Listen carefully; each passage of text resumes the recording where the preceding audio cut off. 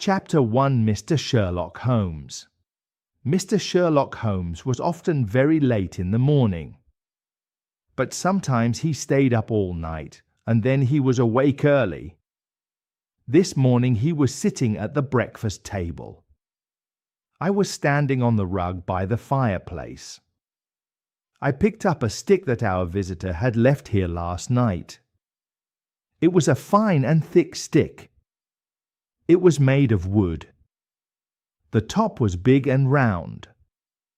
People call this kind of stick a penangloya. Under the top there was a wide silver band, almost 1 inch across. Words were cut into the silver. It said, "To James Mortimer, MRCS, from his friends of the CCH." There was also a date, 1884. It looked like the kind of stick that an old family doctor used to carry. It looked serious and strong. It made you feel safe when you saw it. Holmes spoke from his chair. He was sitting with his back to me. "Well, Watson, what do you make of it?" I was surprised because I had not told him what I was doing. "How did you know what I was doing?" I said, "I think you have eyes in the back of your head." I have, at least, a well-polished, silver-plated coffee-pot in front of me, he said. "Now tell me, Watson, what do you think about our visitor's stick?" We were unlucky. We missed him, and we do not know why he came. So this stick is important. Please try to build a picture of the man by looking at it. Tell me who he is. I tried to copy his method as well as I could. "I think," I said, "that Dr. Mortimer is a successful older doctor. People respect him because his friends gave him this gift." "Good," said Holmes. "Excellent. I think also that he is a country doctor. I think he walks a lot when he visits people." "Why do you think that?" asked Holmes. "Because the stick was once very nice," I said, "but now it is very knocked about. I cannot imagine a town doctor carrying it like this. The iron part at the bottom is worn down. So he must have walked a great deal with it." "Perfectly sound," said Holmes. "And also," I said, "it says Friends of the CCH. I guess that means some kind of hunt club, like the something hunt. Maybe he helped them when someone was hurt, and they gave him this gift to thank him." "Really, Watson, you are doing very well," said Holmes. He pushed back his chair and lit a cigarette. "I must say something," he went on. "In the stories you have written about my small work, you often make your own skill look smaller than it is. You may not shine like a lamp, but you carry light. Some people do not have genius, but they help genius to wake up. My dear fellow, I feel I owe you a lot." He had never spoken like that to me before. I must say it made me very happy. Many times I had felt hurt because he seemed cold when I praised him and when I tried to tell people about his methods. Now I felt proud. I thought I had learned his system well enough to use it in a way that pleased him. He took the stick from my hands. For a few minutes he looked at it with only his eyes. Then he put down his cigarette. He carried the stick to the window. He looked again with a round glass lens. "Interesting," he said, "but easy. Still, there are 1 or 2 signs on the stick. They give us a base for several ideas. Did I miss something?" I asked, feeling a little too proud. "I hope I did not miss anything important." "I am afraid, my dear Watson," he said, "that most of your answers were wrong." When I said you help me, I meant this. When I see your mistakes, they sometimes lead me to the truth. But you are not fully wrong. The man is surely a country doctor, and he walks a good deal. Then I was right, I said. To that extent, said Holmes. But that was all. I asked. No, he said. Not all. For example, a gift to a doctor is more likely to come from a hospital than from a hunt club. And when we see the letters CC before the last letter, Charing Cross comes to mind at once. You may be right, I said. The chance is in that direction, said Holmes. And if we use that idea, we have a new base to build our picture of the visitor. Well, I said, if CCH means Charing Cross Hospital, what more can we say? Do no ideas come to you? He asked. You know my method. Use it. I can only think of the simple thing, I said. He worked in the city before he went to the country. We can go a little farther, said Holmes. Think like this. When would a man get such a gift? When would his friends come together and give him a sign of goodwill? Most likely when he leaves the hospital to start his own work. We know he got a gift. We believe he moved from a city hospital to a country job. Is it too far to say the gift was for that change?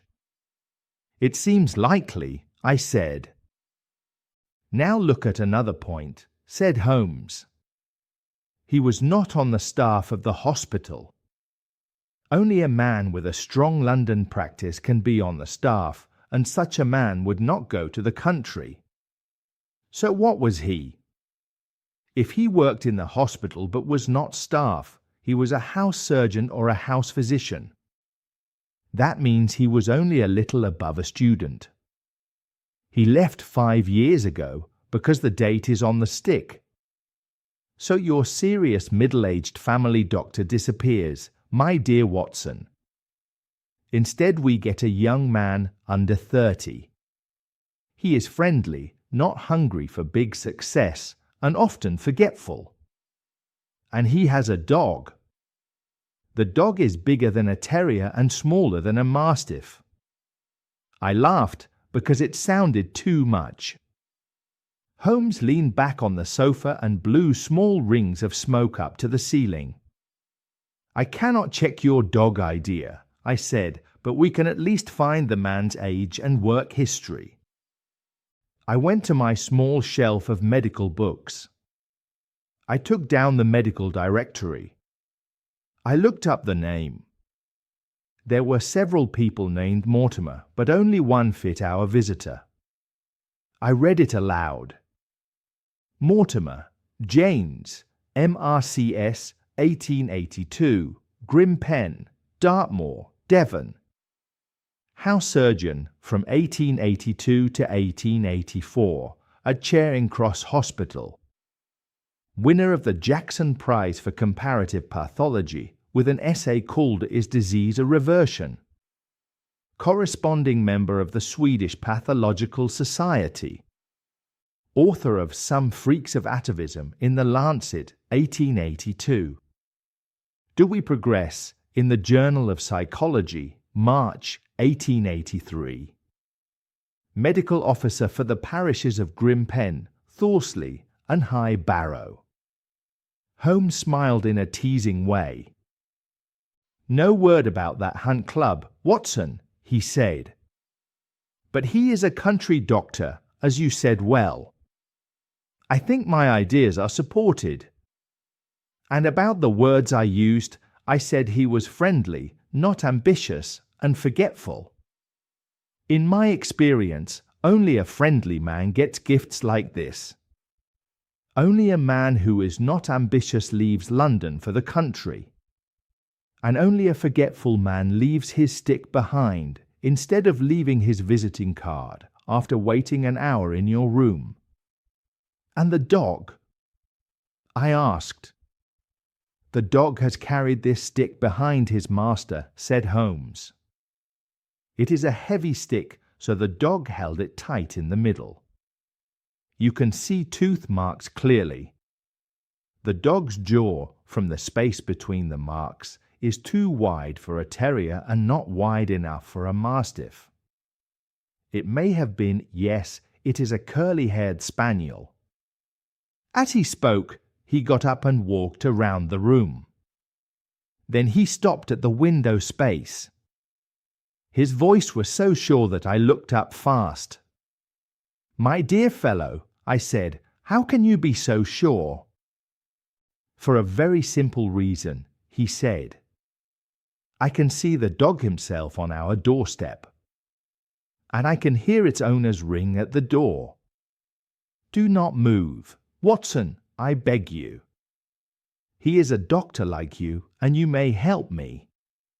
This is the dramatic moment, Watson. You hear a step on the stairs that is walking into your life, and you do not know if it will be good or bad. What does Dr. James Mortimer, the man of science, want from Sherlock Holmes, the man who works with crime? Come in." Our visitor came in, and he surprised me. I had expected a common country doctor, but this man was very tall and very thin. He had a long nose like a bird's beak. His eyes were sharp and grey. They were close together. They shone brightly behind gold-rimmed glasses. His clothes were like a working man's clothes, but not neat. His coat was old and dull, and his trousers were worn at the edges. He was young, but his back was already bent. He walked with his head pushed forward, like a man who is always looking closely at things. There was a kind look on his face, but he also looked very curious. As he entered, his eyes fell on the stick in Holmes's hand. He rushed forward with a happy sound. "I am so very glad," he said. "I was not sure if I left it here or at the shipping office. I would not lose that stick for the world." "A gift, I see," said Holmes. "Yes, sir," said the man. "From Charing Cross Hospital?" asked Holmes. "From one or two friends there, on the day of my marriage," said the man. "Dear, dear," said Holmes, shaking his head. "That is bad." Dr. Mortimer blinked behind his glasses. He looked gently surprised. "Why is it bad?" he asked. "Only because you have broken our little ideas," said Holmes. "Your marriage, you say?" "Yes, sir," said Dr. Mortimer. "I married, and so I left the hospital. And with that I left all hope of a big consulting practice. I had to make a home of my own." "Come, come," said Holmes. "We are not so wrong after all. And now, Dr. James Mortimer, Mr. Sir," said the visitor quickly. "Mr. I am only an MRCS." "And you are a man who likes exact words," said Holmes. "I play with science," said Mortimer. "I pick up small shells on the shore of a great unknown sea. I think I am speaking to Mr. Sherlock Holmes, and not, no," said Holmes. "This is my friend Dr. Watson." "Glad to meet you, sir," said Mortimer. "I have heard your name with your friend's name. You interest me very much, Mr. Holmes. I did not expect a skull so long, or brows so strong. Would you mind if I run my finger along your head here? A cast of your skull, sir, until the real one is available, would look fine in any museum of man. I do not mean to flatter you, but I confess I want your skull." Holmes waved him into a chair. "You love your work," said Holmes, "as I love mine. I also see from your forefinger that you make your own cigarettes. Please feel free to light one." The man pulled out paper and tobacco. He rolled a cigarette with quick skill. He had long fingers that shook a little. They moved fast and never seemed to rest, like the feelers of an insect. Holmes said nothing for a short time, but I could see his small, quick looks. He was very interested in this strange man. At last Holmes spoke. "I think, sir," he said, "that you did not come only to touch my skull. You came last night, and you came again today. It must be for another reason."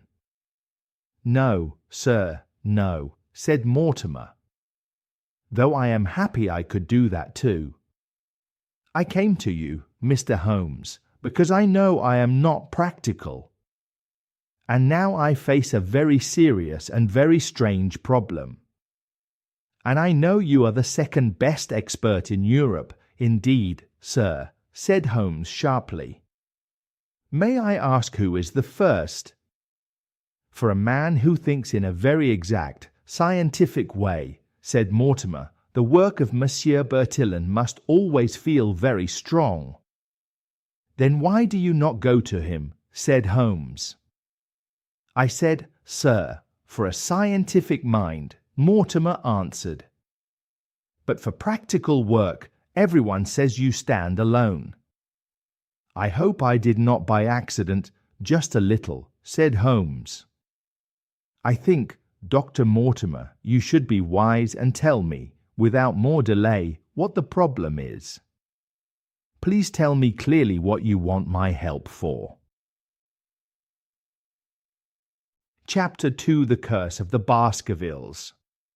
"I have an old manuscript in my pocket," said Dr. James Mortimer. "I saw it when you came in," said Holmes. "It is an old manuscript," said Dr. Mortimer. "Early 18th century," said Holmes, "unless it is a fake." "How can you say that, sir?" asked Dr. Mortimer. "You have shown me a little part of it while you were talking," Holmes said. "A good expert can date a paper within about 10 years. You may have read my small book about this. I would say 1730. The exact date is 1742, said Dr. Mortimer. He took the paper from his breast pocket. Sir Charles Baskerville gave this family paper to me to keep. His sudden and sad death about 3 months ago made a lot of talk in Devonshire. I was his friend and also his doctor. He was a strong man in his mind. He was clever, practical, and not very imaginative, like me. But he took this paper very seriously. He was ready in his mind for a death like the one that came to him." Holmes held out his hand. He took the paper and made it flat on his knee. "You see, Watson," Holmes said, "they used the long S and also the short S. That is one sign that helped me choose the date." I looked over Holmes's shoulder. The paper was yellow. The writing was pale and old. At the top it said Baskerville Hall, and below, in big, rough numbers, it said 1742. "It looks like a statement," I said. "Yes," said Dr. Mortimer. "It is a statement of a family legend. The Baskerville family has told it for a long time. But you want to ask Holmes about something more modern and practical," I said. "Yes," Dr. Mortimer answered. "Very modern. Very practical. It is urgent, and we must decide within 24 hours.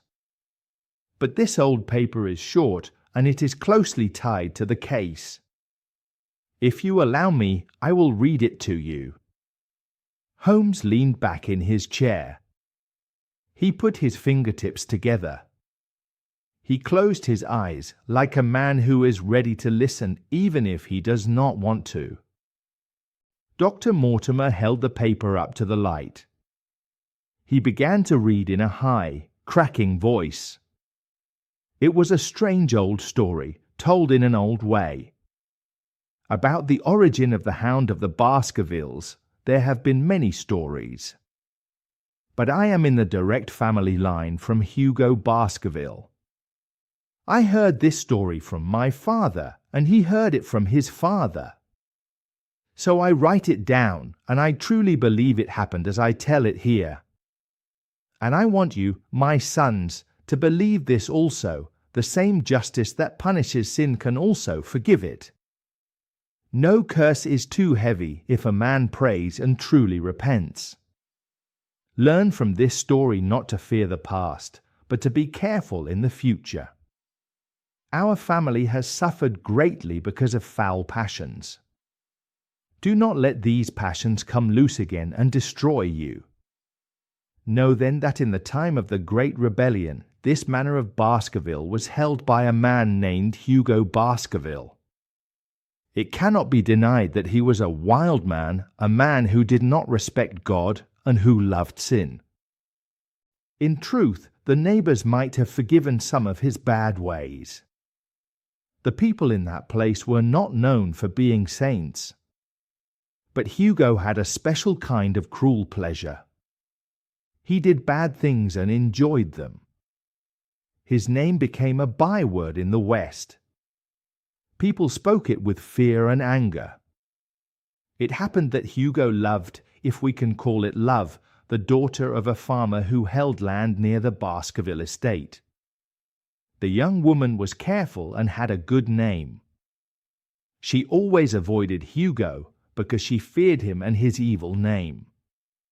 So it came to pass that at one Michaelmas, Hugo and 5 or 6 of his idle and wicked friends went down to the farm. They came like thieves. They carried off the young woman. Hugo knew the father and brothers were away from home. When they brought her to the hall, they put the young woman in a room upstairs. Hugo and his friends sat down to a long night of eating and drinking, as they often did. The poor girl upstairs almost lost her senses. She heard singing, shouting, and terrible swear words from below. People said that when Hugo drank wine, the words he spoke were so bad they could harm the man who spoke them. At last, in her great fear, the young woman did something very brave. Ivy grew on the south wall of the hall, and it still grows there. With the help of the ivy, she climbed down from near the roof. Then she ran home across the moor. The hall was 3 leagues from her father's farm, but she ran in the dark because she was desperate. Some time later, Hugo left his guests. He wanted to bring food and drink to his prisoner, and perhaps worse things too. But when he opened the door, he found the cage empty and the bird gone. Then Hugo became like a man with a devil in him. He rushed down the stairs into the dining room. He jumped onto the great table. Cups and plates flew. He cried out in front of everyone that he would give his body and soul to the powers of evil that very night, if only he could catch the girl. The others stood still with fear, shocked by his fury. But one man, more wicked, or maybe more drunk than the rest, shouted that they should put the hounds on her. At once, Hugo ran out of the house. He cried to his servants to saddle his black horse and bring out the pack of dogs. He took a cloth that belonged to the girl, and he gave it to the hounds to smell. Then he set them on the trail. They ran across the moor in the moonlight, crying as they went. For a time the guests stood there, mouths open. They could not understand what had happened so fast. But soon their dull minds woke up, and they understood what terrible thing might happen on the moor. Then the whole house was in uproar. Some called for pistols. Some called for horses. Some called for more wine. At last, some sense came back to them. 13 men in all got on their horses and rode in pursuit. The moon shone clear above them. They rode fast, side by side. They took the path the girl would have taken to reach her home. They had gone 1 or 2 miles when they saw a night shepherd on the moor. They cried to him and asked if he had seen the hunt. The shepherd was so afraid he could hardly speak. But at last he said he had seen the unhappy girl with the hounds behind her. "But I have seen more than that," said the shepherd. "Hugo Baskerville rode past me on his black horse, and behind him ran a hound of hell, silent and terrible. God forbid that such a thing should ever run at my heels."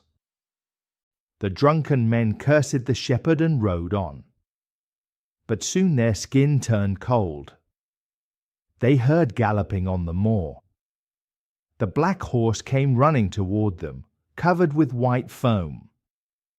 The bridle trailed loose, and the saddle was empty. Then the men rode close together. A great fear was on them now. Still they followed the trail over the moor, though each man, if he were alone, would have been glad to turn back.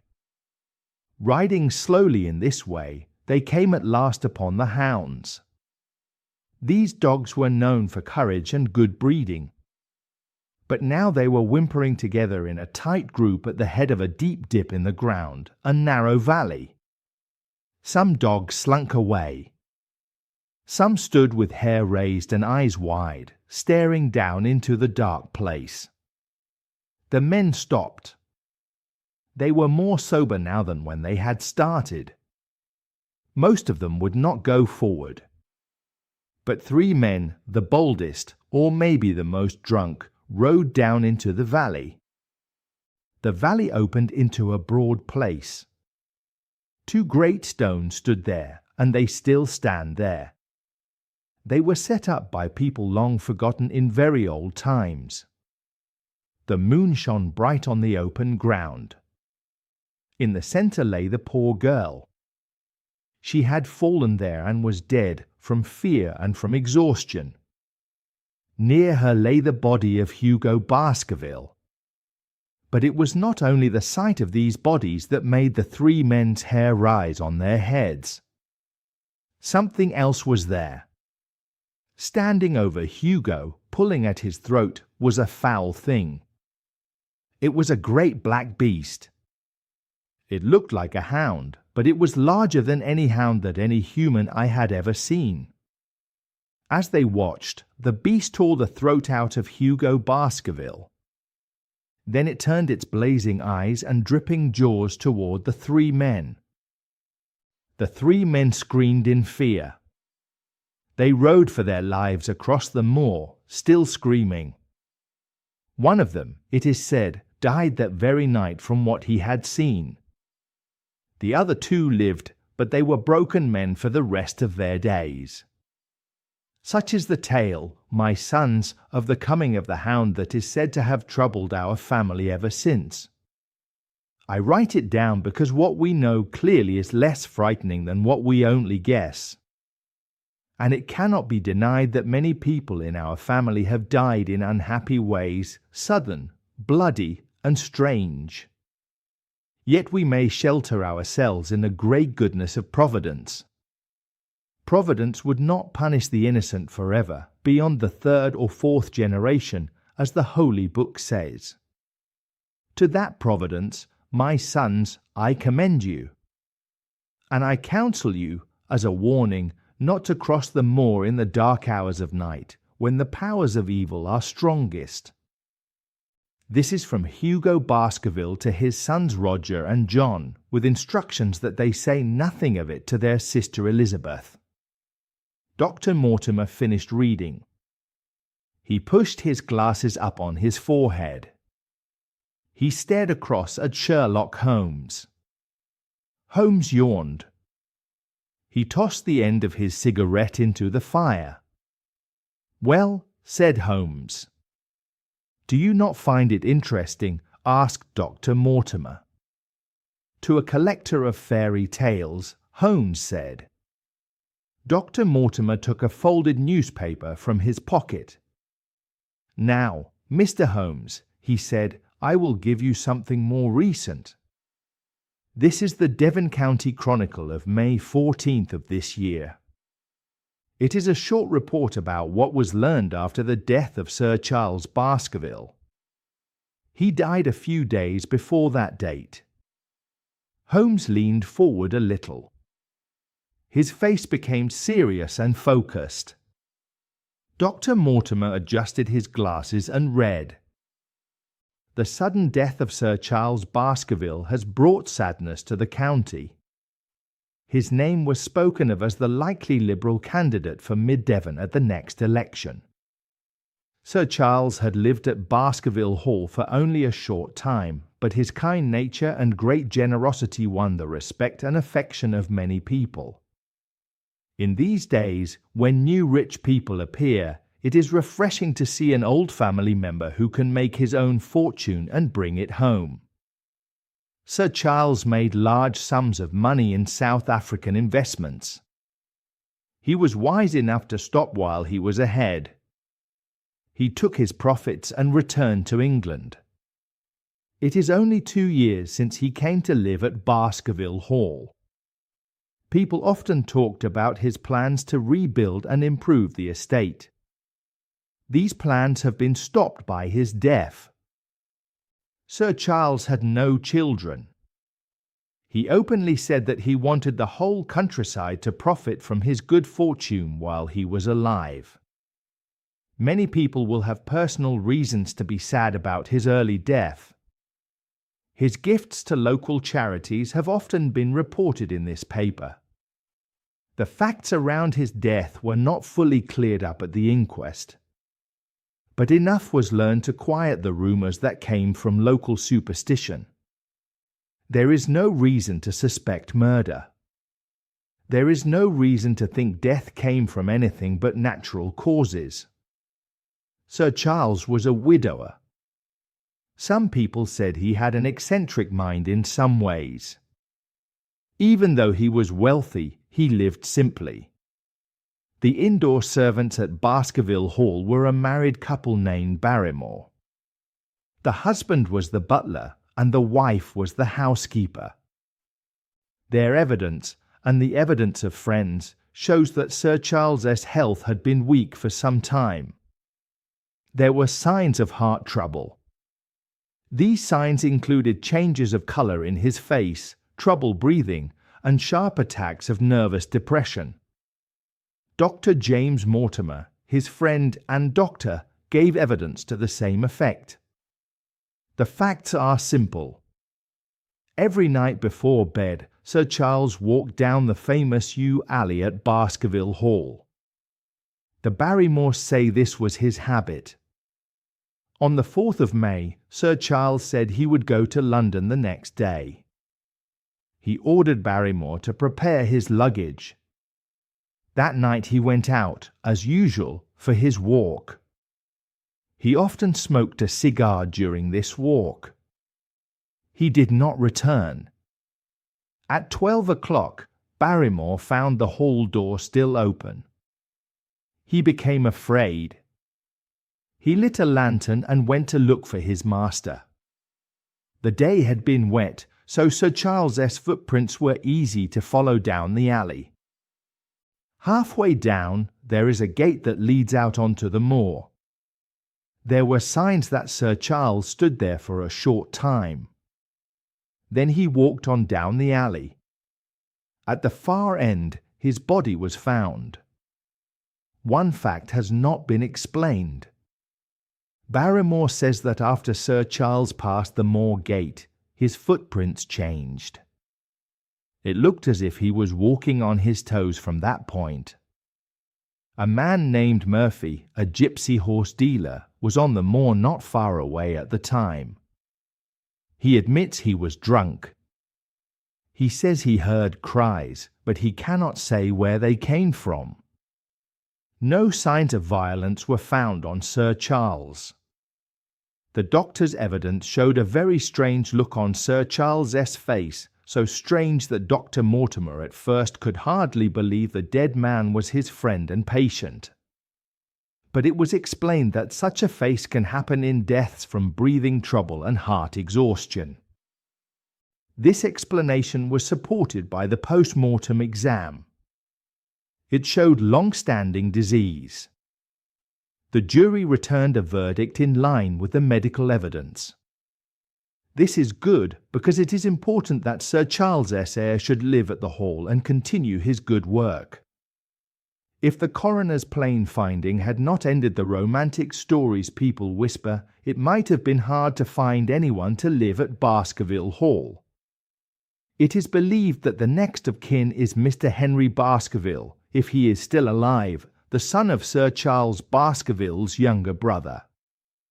The young man was last heard of in America.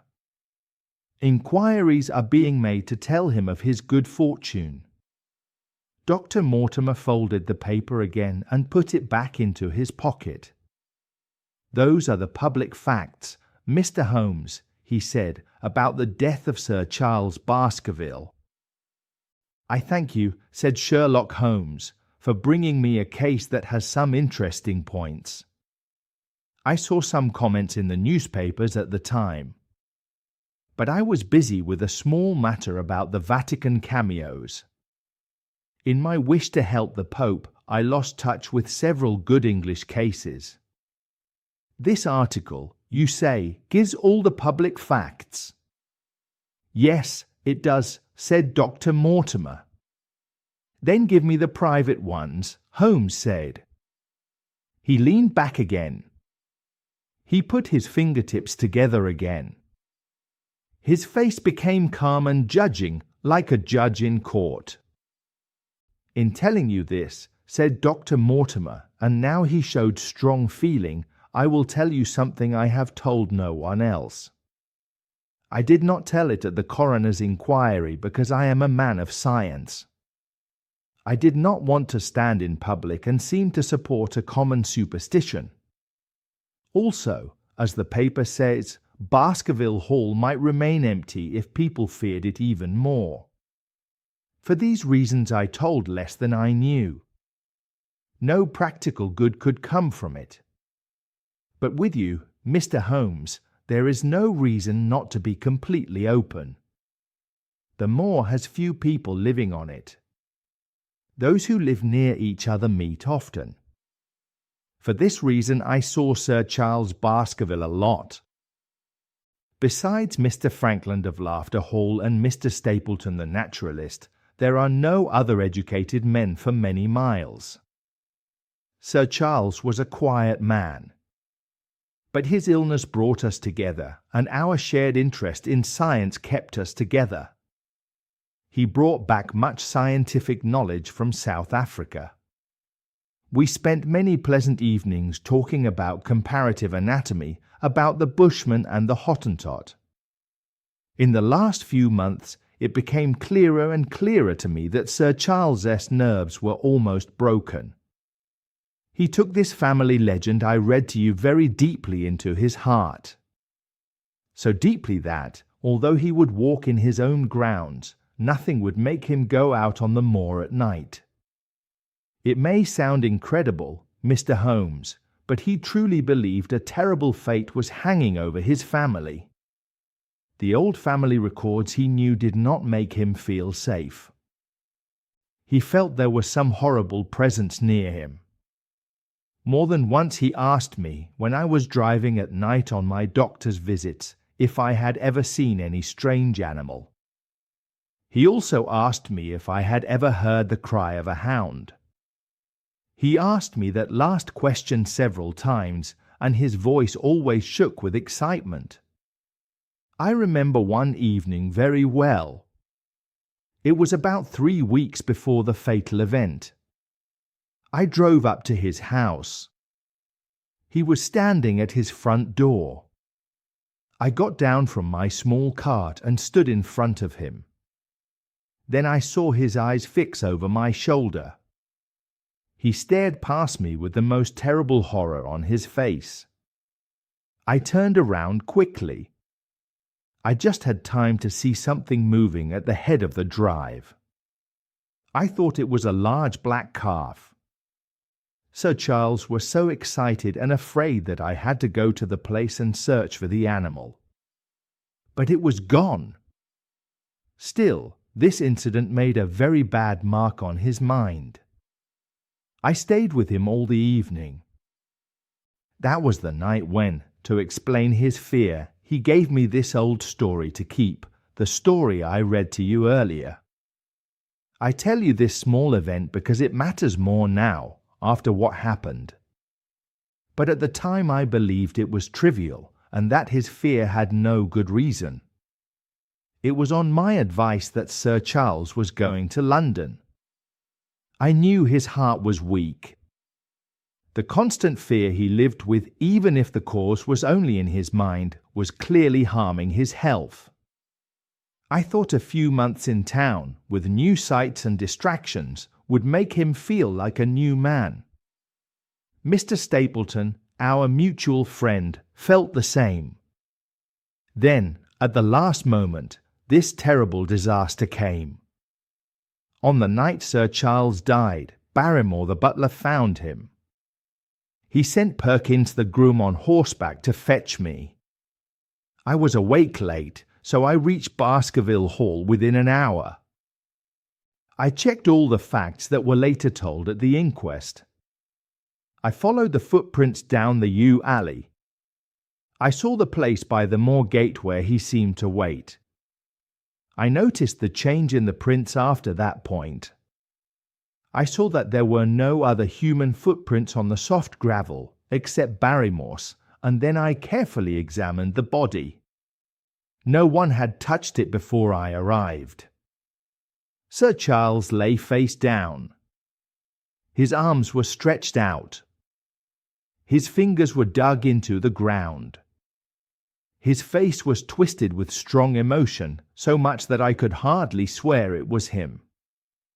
There was no injury on his body. No wound, no blow. But Barrymore said one untrue thing at the inquest. He said there were no marks on the ground near the body. He did not see any. But I did. A little distance away, but fresh and clear. Footprints. Holmes asked. Footprints, Dr. Mortimer answered. A man's or a woman's? Holmes asked. Dr. Mortimer looked at us in a strange way. For a moment he did not speak. Then his voice fell almost to a whisper. Mr. Holmes, he said, they were the footprints of a gigantic hound. Chapter 3 The Problem. I must confess that, when he said these words, I felt a cold shiver. The doctor's voice had a strange sound. I could hear that he was deeply shaken by what he was telling us. Holmes leaned forward. He was very excited. His eyes had that hard, dry shine which I knew so well. It came when something truly caught his interest. You saw this, said Holmes. As clearly as I see you, said the doctor. And you said nothing. What was the use? How was it that no one else saw it? The marks were about 20 yards from the body, he answered. No one thought about them. I do not think I would have noticed them if I had not known the old story. There are many sheepdogs on the moor. No doubt. But this was no sheepdog. You say it was large. Enormous. But it had not come close to the body. No, what sort of night was it? Damp and raw. but not actually raining. No, what is the alley like? There are 2 lines of old yew hedge, said Dr. Mortimer. They are 12 feet high. You cannot get through them. The walk in the middle is about 8 feet wide. Is there anything between the hedges and the walk? Yes.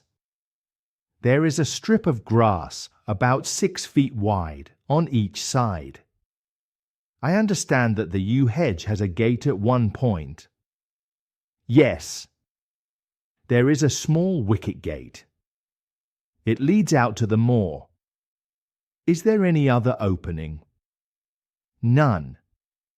So to reach the yew alley, a man must either come down it from the house or enter it by the moor gate. There is also an exit through a summer house at the far end. Had Sir Charles reached that? No. He lay about 50 yards from it. Now tell me, Dr. Mortimer, and this is important. The marks you saw were on the path and not on the grass. No marks could show on the grass.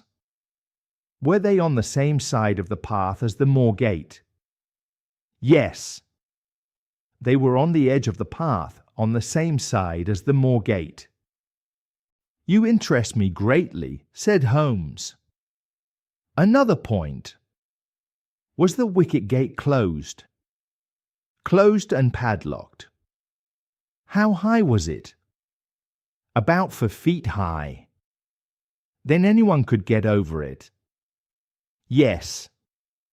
And what marks did you see by the wicket gate? None in particular. Good heaven!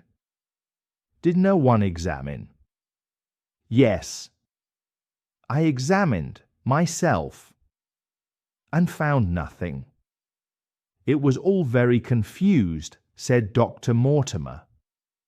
Sir Charles had clearly stood there for 5 or 10 minutes. How do you know that? Because the ash had twice dropped from his cigar. Excellent, cried Holmes.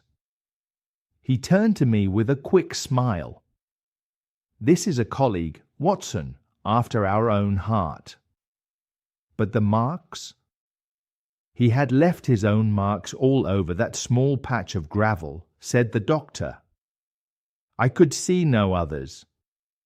Sherlock Holmes struck his hand against his knee. He did it with an angry, impatient movement. If I had only been there, he cried. It is plainly a case of great interest. It was a chance for a scientific expert. That little page of gravel could have told me so much. But now it has been spoiled. Rain has smudged it, and the heavy shoes of curious country people have ruined it. Oh, Dr. Mortimer, Dr. Mortimer! To think that you did not send for me! You have much to answer for. I could not call you in, Mr. Holmes, said Dr. Mortimer, without letting these facts become known. I have already told you why I did not want that. Besides, why do you stop? Basked Holmes. There is a place, said the doctor slowly, where even the sharpest detective is helpless. You mean the thing is supernatural? I did not say that plainly. No, said Holmes, but you think it. Since the tragedy, said Dr. Mortimer, I have heard several things. They do not fit with the usual order of nature. For example, I find that, before the terrible event, several people saw a creature on the moor, he answered. It matched the Baskerville demon in the old story. And it could not possibly be any animal known to science. All of them agreed about it. They said it was huge. They said it was luminous. They said it was ghastly and like a spirit. I questioned these men carefully. One was a hard-headed countryman. One was a farrier. One was a farmer from the moor. They all told the same tale. They described the same dreadful sight. It matched the hellhound in the legend. I assure you there is fear in the district. A man must be brave to cross the moor at night. And you, said Holmes, a trained man of science, you believe it is supernatural. I do not know what to believe, said Dr. Mortimer. Holmes shrugged his shoulders. Up to now, said he, I have kept my work in this world. In my modest way, I have fought evil. But to fight the father of evil himself might be too ambitious. Still, you must admit one thing. The footmark is real. It is something you can touch. The first hound was real enough to tear a man's throat out, said Dr. Mortimer, and yet it was said to be diabolical as well. I see, said Holmes, that you have gone over to the supernatural side. But now, Dr. Mortimer, tell me this. If you truly hold these views, why have you come to me at all? You tell me it is useless to investigate Sir Charles's death, and yet you come here about it. I did not say that I wanted you to do it, said the doctor. Then how can I help you? By advising me, said Dr. Mortimer, what I should do with Sir Henry Baskerville. He arrives at Waterloo Station. He looked at his watch. In exactly 1 hour and a quarter. He is the heir? Asked Holmes. Yes. When Sir Charles died, we searched for this young man. We found that he had been farming in Canada. From what we hear, he is an excellent fellow in every way. I speak now not as a doctor, but as a trustee and executor of Sir Charles's will. There is no other claimant, I suppose. None. The only other kinsman we could trace was Roger Baskerville. He was the youngest of 3 brothers. Poor Sir Charles was the eldest. The second brother died young, and he was the father of this lad Henry. The third brother, Roger, was the black sheep. He had the old strong Baskerville blood. They say he looked like the old family picture of Hugo. He made England too hot for him. He fled to Central America. He died there in 1876 of yellow fever. Henry is the last of the Baskervilles. In 1 hour and 5 minutes, I meet him at Waterloo Station. I had a wire that he arrived at Southampton this morning. Now, Mr. Holmes, what would you advise me to do with him?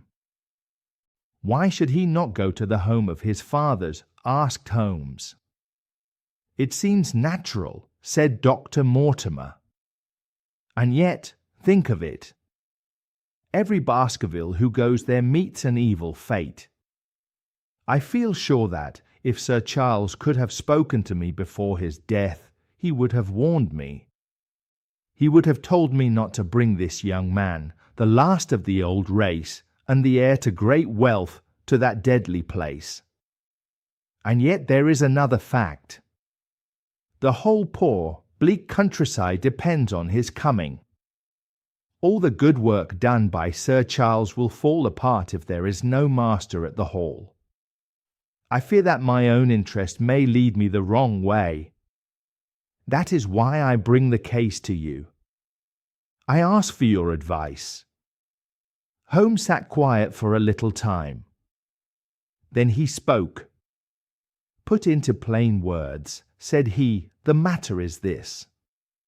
In your opinion, there is a devilish power which makes Dartmoor unsafe for a Baskerville. That is your opinion. At least, said Dr. Mortimer, I can say there is some evidence that it may be so. Exactly, said Holmes.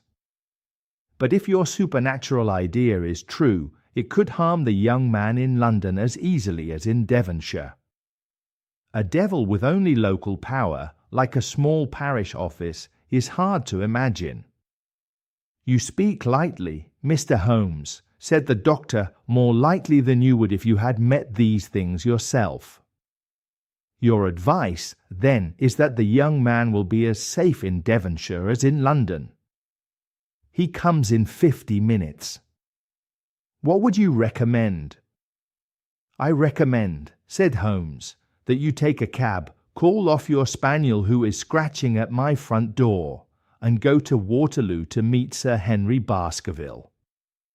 And then? Then you will say nothing to him, said Holmes, until I have made up my mind.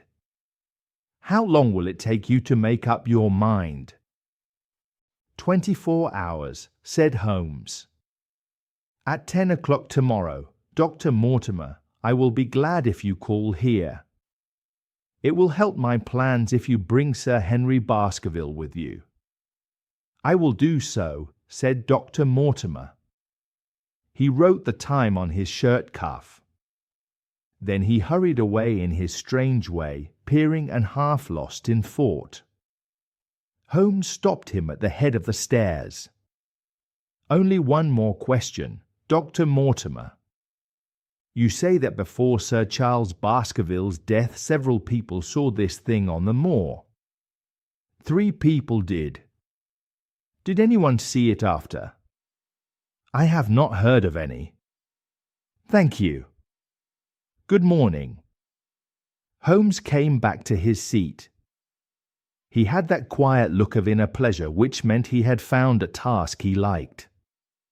Going out, Watson, said he. Unless I can help you. No, my dear fellow, said Holmes. It is at the hour of action that I turn to you for aid. But this case is splendid. It is really unique in some ways. When you pass Bradley's, ask him to send up a pound of the strongest shag tobacco. Thank you. And it would be good if you could arrange not to return before evening.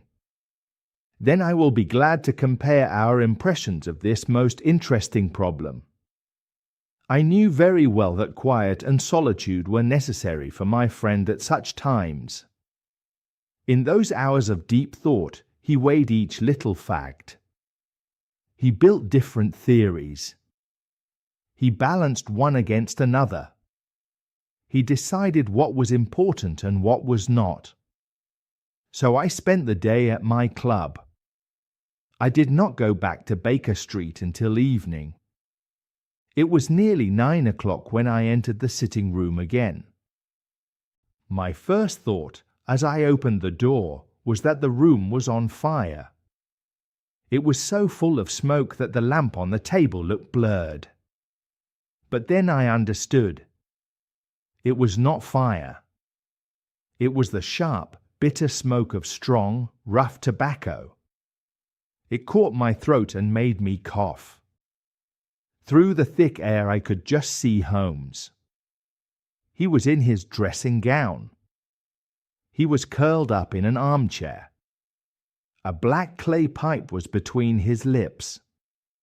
Several rolls of paper lay all around him. Caught cold, Watson, said he. No, said I, it is this poisonous air. I suppose it is pretty thick, he answered, as if he had only just noticed it. Thick? It is unbearable. Open the window, then, said he. You have been at your club all day, I see. My dear Holmes. Am I right? Of course. But how? He laughed when he saw my face. There is a pleasant freshness about you, Watson, said he, and it gives me joy to use my small powers at your expense. A gentleman goes out on a wet, muddy day. He comes back in the evening clean and neat. The shine is still on his hat and boots. So he must have been indoors all day. He is not a man with close friends. Where could he be? Is it not clear? Well, said I, it is rather clear. The world is full of clear things, said Holmes, and yet nobody notices them. Now tell me, where do you think I have been? A fixture also, I said. Here in this chair. On the contrary, said Holmes. I have been to Devonshire. In spirit. Exactly, said he. My body has stayed in this chair. And I regret to say it has, in my absence, used up 2 large pots of coffee and an amazing amount of tobacco. After you left, I sent down to Stamford's for the ordnance map of this part of the moor. I got a very big map, and my spirit has hovered over it all day. I flatter myself I could find my way about. A large-scale map, I suppose. I asked. Very large, said he. He unrolled one part and held it over his knee. Here, said he, is the district we care about. That is Baskerville Hall in the middle, with a wood around it.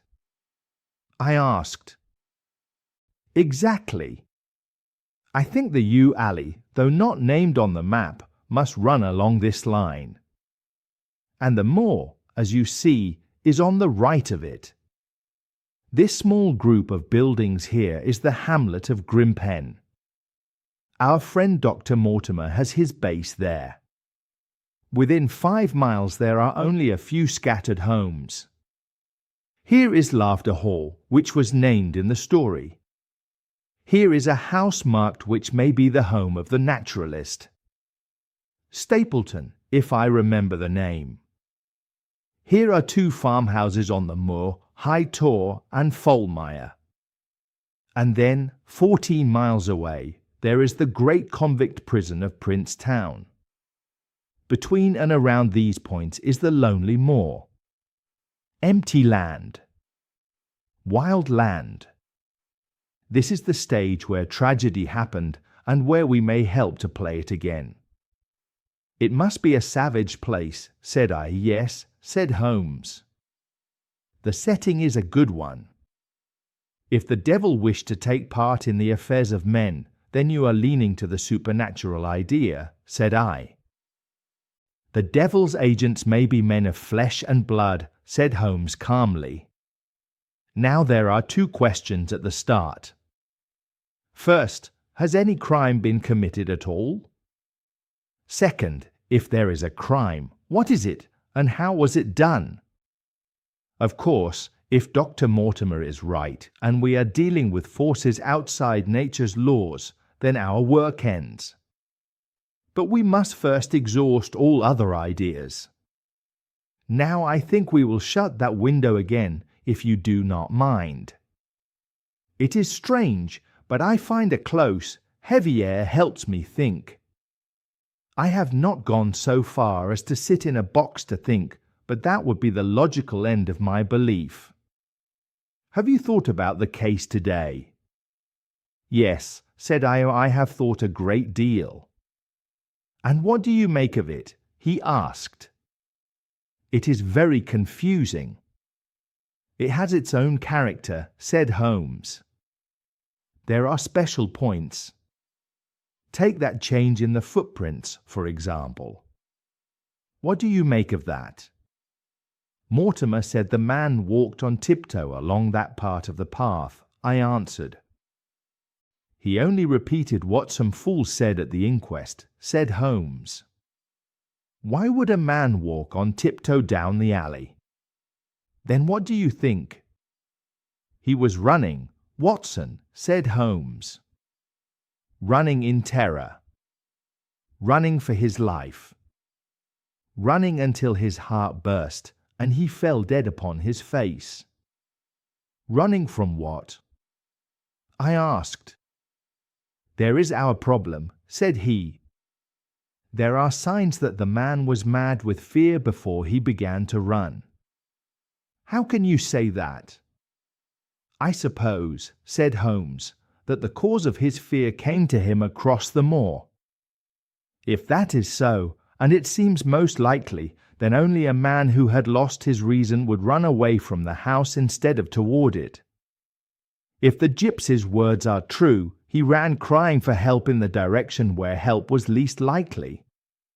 Then we must ask another thing. For whom was he waiting that night? And why was he waiting in the yew alley and not inside his own house? You think he was waiting for someone?" "The man was old and weak," said Holmes.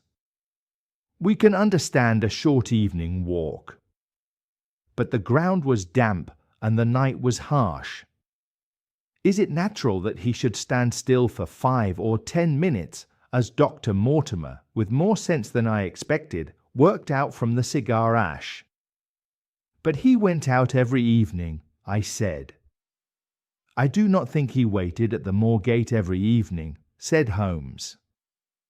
"On the contrary, the evidence is that he avoided the moor. Yet that night he waited there. It was the night before he planned to go to London. The facts begin to take shape, Watson. The matter becomes clearer. Now, please hand me my violin. We will put aside this business for now until we have the advantage of meeting Dr. Mortimer and Sir Henry Baskerville in the morning." Chapter for Sir Henry Baskerville. We finished breakfast early. The table was cleared. Holmes stayed in his dressing gown. He waited for the meeting we expected. Our visitors came on time. The clock just struck 10. Dr. Mortimer came in. A young man came with him. Dr. Mortimer said, "This is Sir Henry Baskerville." Sir Henry was a small man, quick and alert. He had dark eyes. He looked about 30 years old. He was strong and solid. He had thick black eyebrows. His face looked hard and ready to fight.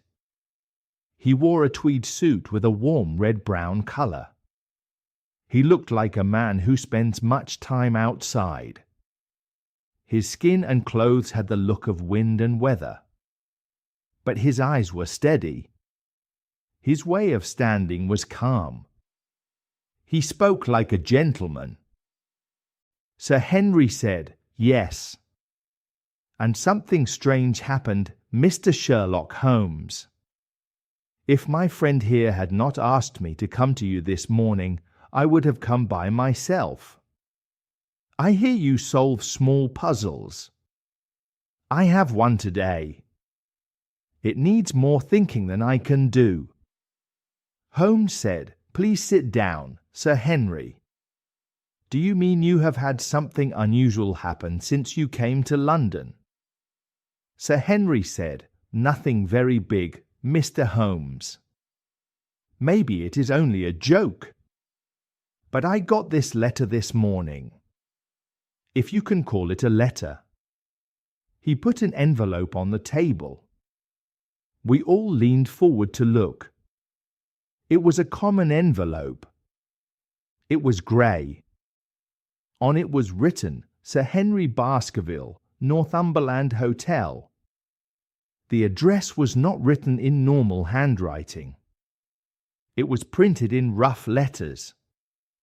The postmark said Charing Cross. The date showed it was posted the evening before. Holmes looked sharply at Sir Henry and asked, "Who knew you were going to the Northumberland Hotel?" Sir Henry said, "No one could know.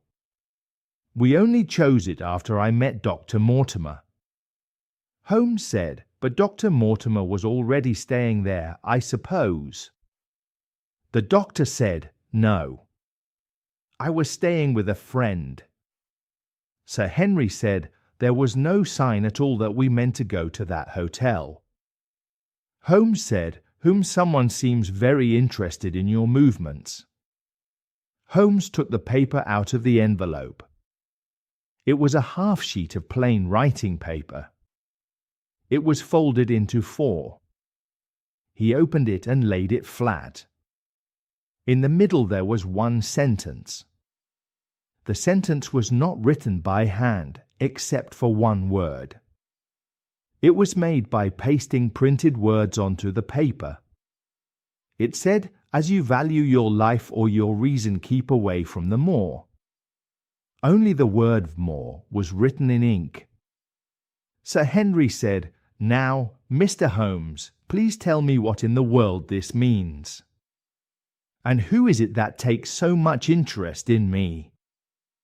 Holmes said, "Dr. Mortimer, what do you think?" You must agree that there is nothing supernatural in this note, at least. Dr. Mortimer said, "No, sir. But it could come from someone who believes the matter is supernatural." Sir Henry said quickly, "What matter? It seems you all know more than I do about my own business." Holmes said, "You will know everything before you leave this room, Sir Henry. I promise you. For now, with your permission, we will look at this document. It was made and posted yesterday evening.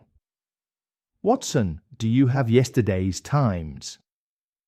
I said, "Yes." "It is there in the corner."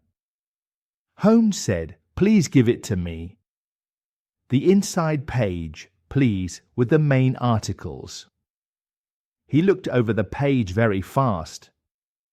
His eyes went up and down the columns. Holmes said, "This is a fine article about free trade. Let me read a part of it." He read a few lines about trade, money, and laws.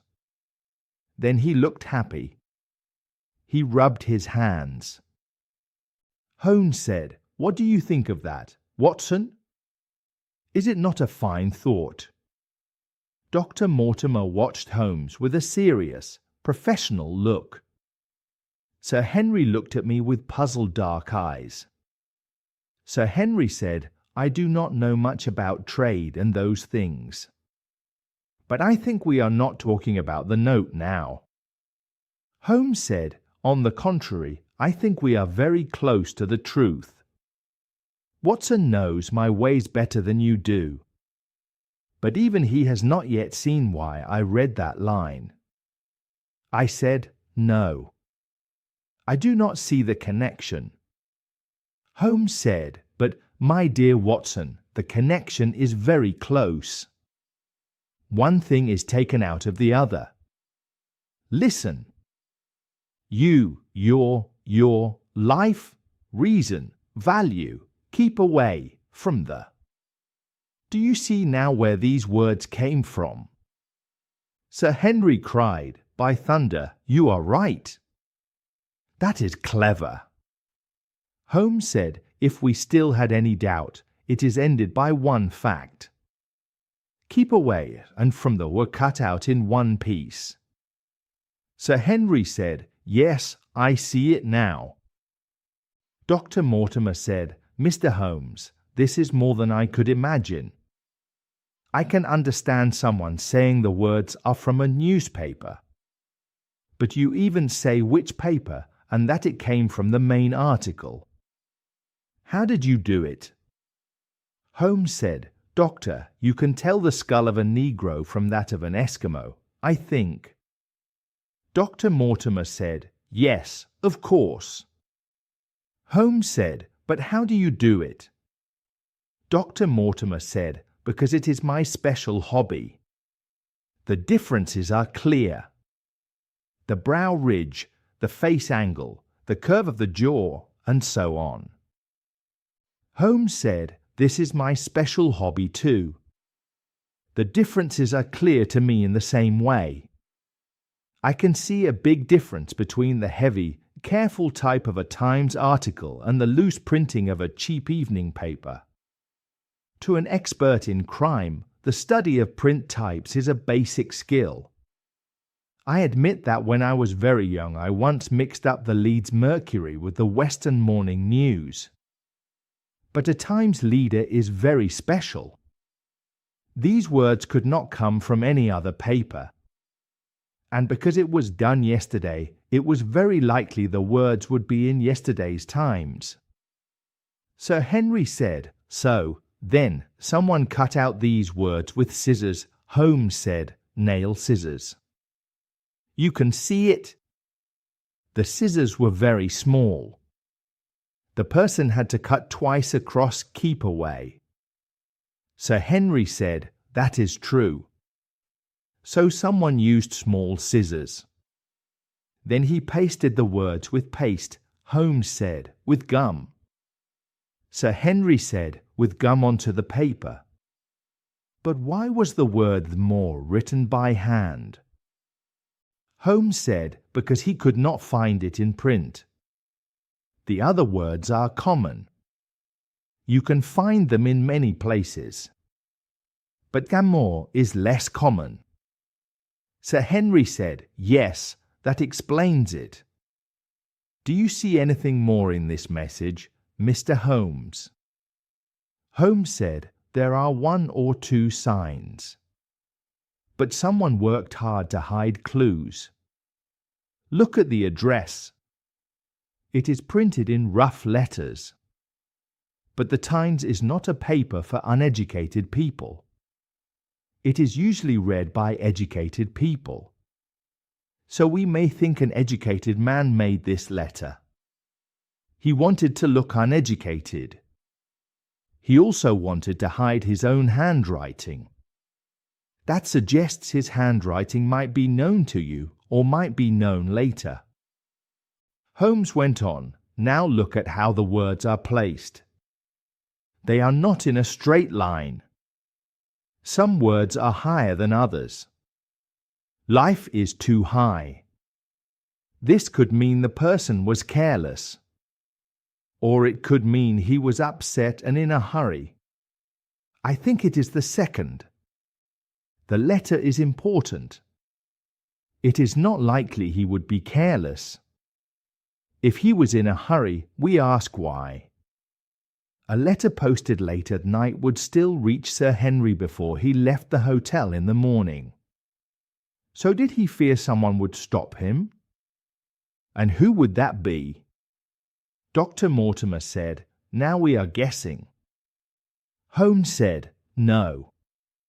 We are weighing chances and choosing what is most likely.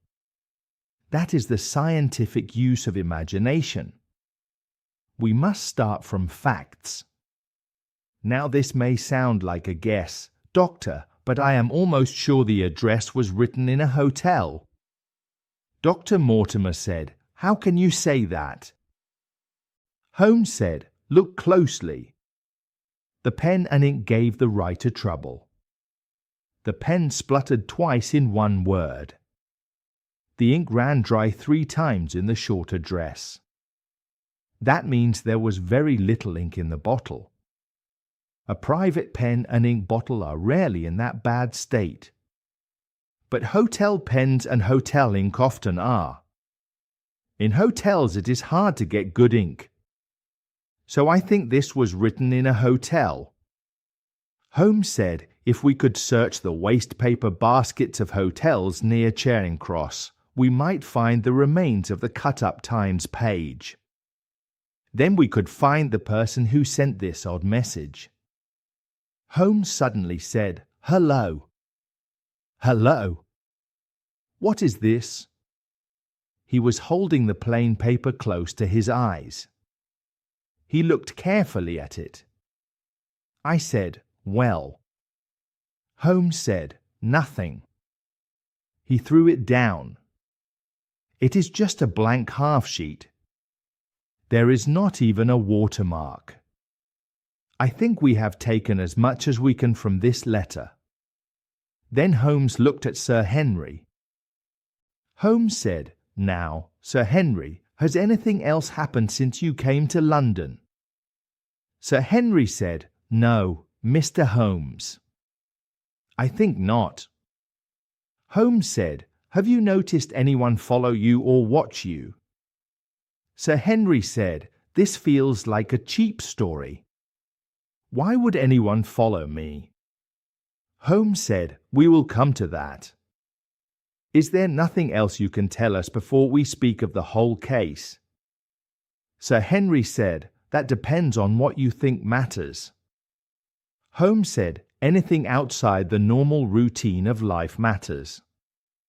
Sir Henry smiled and said, I have not lived in Britain long. I spent almost all my time in the States and in Canada. But I hope it is not normal here to lose one of your boots. Holmes said, You lost a boot. Sir Henry said, I lost it, or it was taken. I put both boots outside my door last night. In the morning, only one was there. The man who cleans them could not explain it. The worst part is I bought them last night in the Strand. I have never even worn them. Dr. Mortimer said, My dear sir, it is only mislaid. You will find it when you go back. Why trouble Mr. Holmes with such a small thing? Sir Henry said he asked for anything outside the routine. Holmes said, Exactly. Even if it seemed silly. Tell me, you lost one boot. Sir Henry said, Yes. I put them out. Only one came back. Holmes said, If you have never worn them, why did you put them out to be cleaned? Sir Henry said they were tan boots. They had not been made shiny. That is why I put them out.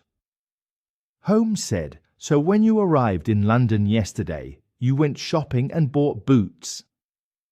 Sir Henry said, Yes. I did a lot of shopping. Dr. Mortimer went with me. If I will be the landowner there, I must dress the part. Out west I got a bit careless. I bought these brown boots too.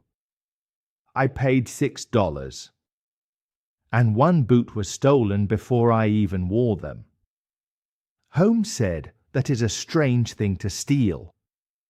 I agree with Dr. Mortimer. I think the missing boot will be found soon.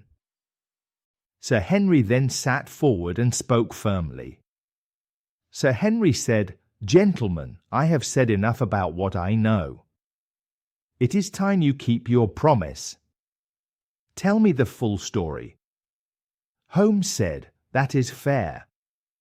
Dr. Mortimer, please tell your story as you told it to us yesterday. Dr. Mortimer took papers from his pocket. He told the whole case again, as before. Sir Henry listened very closely. Sometimes he made a small cry of surprise. When the long story ended, Sir Henry said, Well, I have come into an inheritance in a hard way. I have heard of the Hound since I was a child. It is a family story.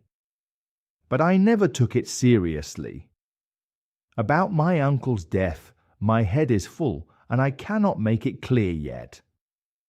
You do not seem sure if we need a policeman or a clergyman. Holmes said, Exactly.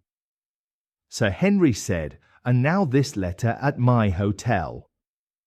I suppose it is part of it. Dr. Mortimer said, It seems to show someone knows more than we do about what happens on the moor. Holmes said, And it may show someone is not against you because they warn you. Sir Henry said, Or they want to scare me away for their own reasons. Holmes said, Yes, that is also possible. I thank you, Dr. Mortimer, for bringing me a problem with several possible answers. But now we must decide one practical thing, Sir Henry. Should you go to Baskerville Hall or not? Sir Henry said, Why should I not go? Holmes said, There seems to be danger. Sir Henry said, Do you mean danger from the family monster or danger from people? Holmes said, That is what we must find out. Sir Henry said, Either way, my answer is fixed. "There is no devil in hell, Mr. Holmes. And there is no man on earth who can stop me from going to the home of my family. That is final." His black brows pulled together. His face became red and dark. We could see the strong temper of the Baskervilles still lived in him. Sir Henry said, "But I have not had time to think about all this. It is a lot for one sitting. I want a quiet hour alone to think. It is 11:30 now. I will go back to my hotel. You and Dr. Watson can come to lunch with us at 2. Then I can tell you more clearly what I think." Holmes looked at me. Holmes said, "Is that good for you, Watson?" I said, "Yes, perfectly." Holmes said, "Then we will come. Do you want a cab?" Sir Henry said, "I would rather walk. This has made me upset." Dr. Mortimer said, "I will walk with you." Sir Henry said, "Then we meet again at 2. Goodbye and good morning." We heard them go down the stairs. We heard the front door close loudly. At once Holmes changed. A moment before he was calm and lazy. Now he was quick and ready. Holmes said, "Your hat and boots, Watson." "Quick!" Not a second to lose. He ran into his room. He came back in a few seconds. He was still in his dressing gown, but now he wore a proper coat over it. We rushed down the stairs and out to the street. Dr. Mortimer and Sir Henry were still in sight, about 200 yards ahead, walking toward Oxford Street. I said, "Should I run and stop them?" Holmes said, "Not for the world, my dear Watson. I am happy with your company, if you will accept mine. Our friends are right. It is a fine morning for a walk." He walked faster until we were closer. We stayed about 100 yards behind them.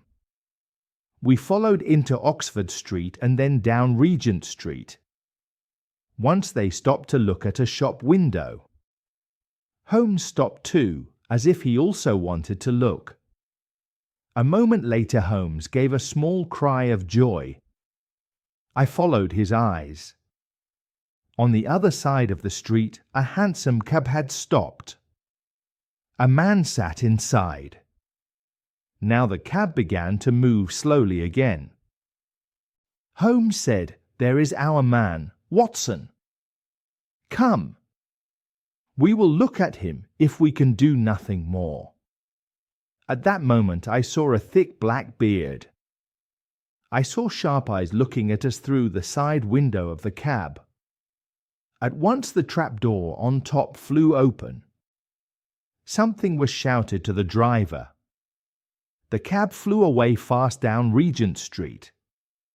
Holmes looked around for another cab, but there was none free. He ran after it into the stream of traffic. But the cab had too much of a start. It was soon out of sight. Holmes stopped. He was breathing hard. His face was white with anger. Holmes said, "There. Was there ever such bad luck and such bad work? Watson, if you are honest, you will write this down too, and put it against my successes." I said, "Who was the man?" Holmes said, "I have no idea." I said, "A spy." Holmes said, "It is clear that Sir Henry has been watched since he came to town. How else could someone know so fast that he chose the Northumberland Hotel? If they followed him on the first day, I thought they would follow him again today." Holmes said, "Did you notice that I went to the window twice while Dr. Mortimer read the family story?" I said, "Yes, I remember." Holmes said, I looked for men standing in the street. I saw none. We face a clever man, Watson.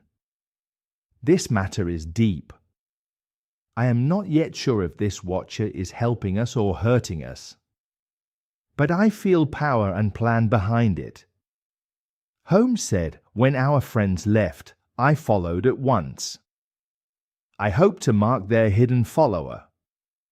The man was careful. He did not follow on foot. He used a cab. In a cab he could stay behind them or pass them, and they might not notice. Also, if they took a cab, he was ready to follow at once. But his plan has one clear weakness. I said it puts him under the power of the cab driver. Holmes said, exactly. I said, what a pity we did not get the number. Holmes said, my dear Watson, do you really think I failed to get the number? No. The number is 2704. That is our man. But it does not help us right now. I said, I do not see what more you could do. Holmes said, when I saw the cab, I should have turned and walked the other way at once. Then I could calmly hire a second cab and follow the first from a safe distance. Or better, I could drive to the Northumberland Hotel and wait. When the unknown man finished following Sir Henry, we could follow the unknown man and learn where he went. Holmes said, but I was too eager. Our opponent was quick and strong. He saw my move. Now we have shown ourselves and lost him. We walked slowly as we spoke. Dr. Mortimer and Sir Henry were now far ahead and gone from sight. Holmes said, there is no reason to follow them now. The shadow is gone and will not return. We must use the other cards we have. Tell me, Watson, could you swear to that man's face in the cab? I said I could only swear to the beard. Holmes said, I am the same. So I think it was a false beard. A clever man on such a job does not need a beard unless it hides his face.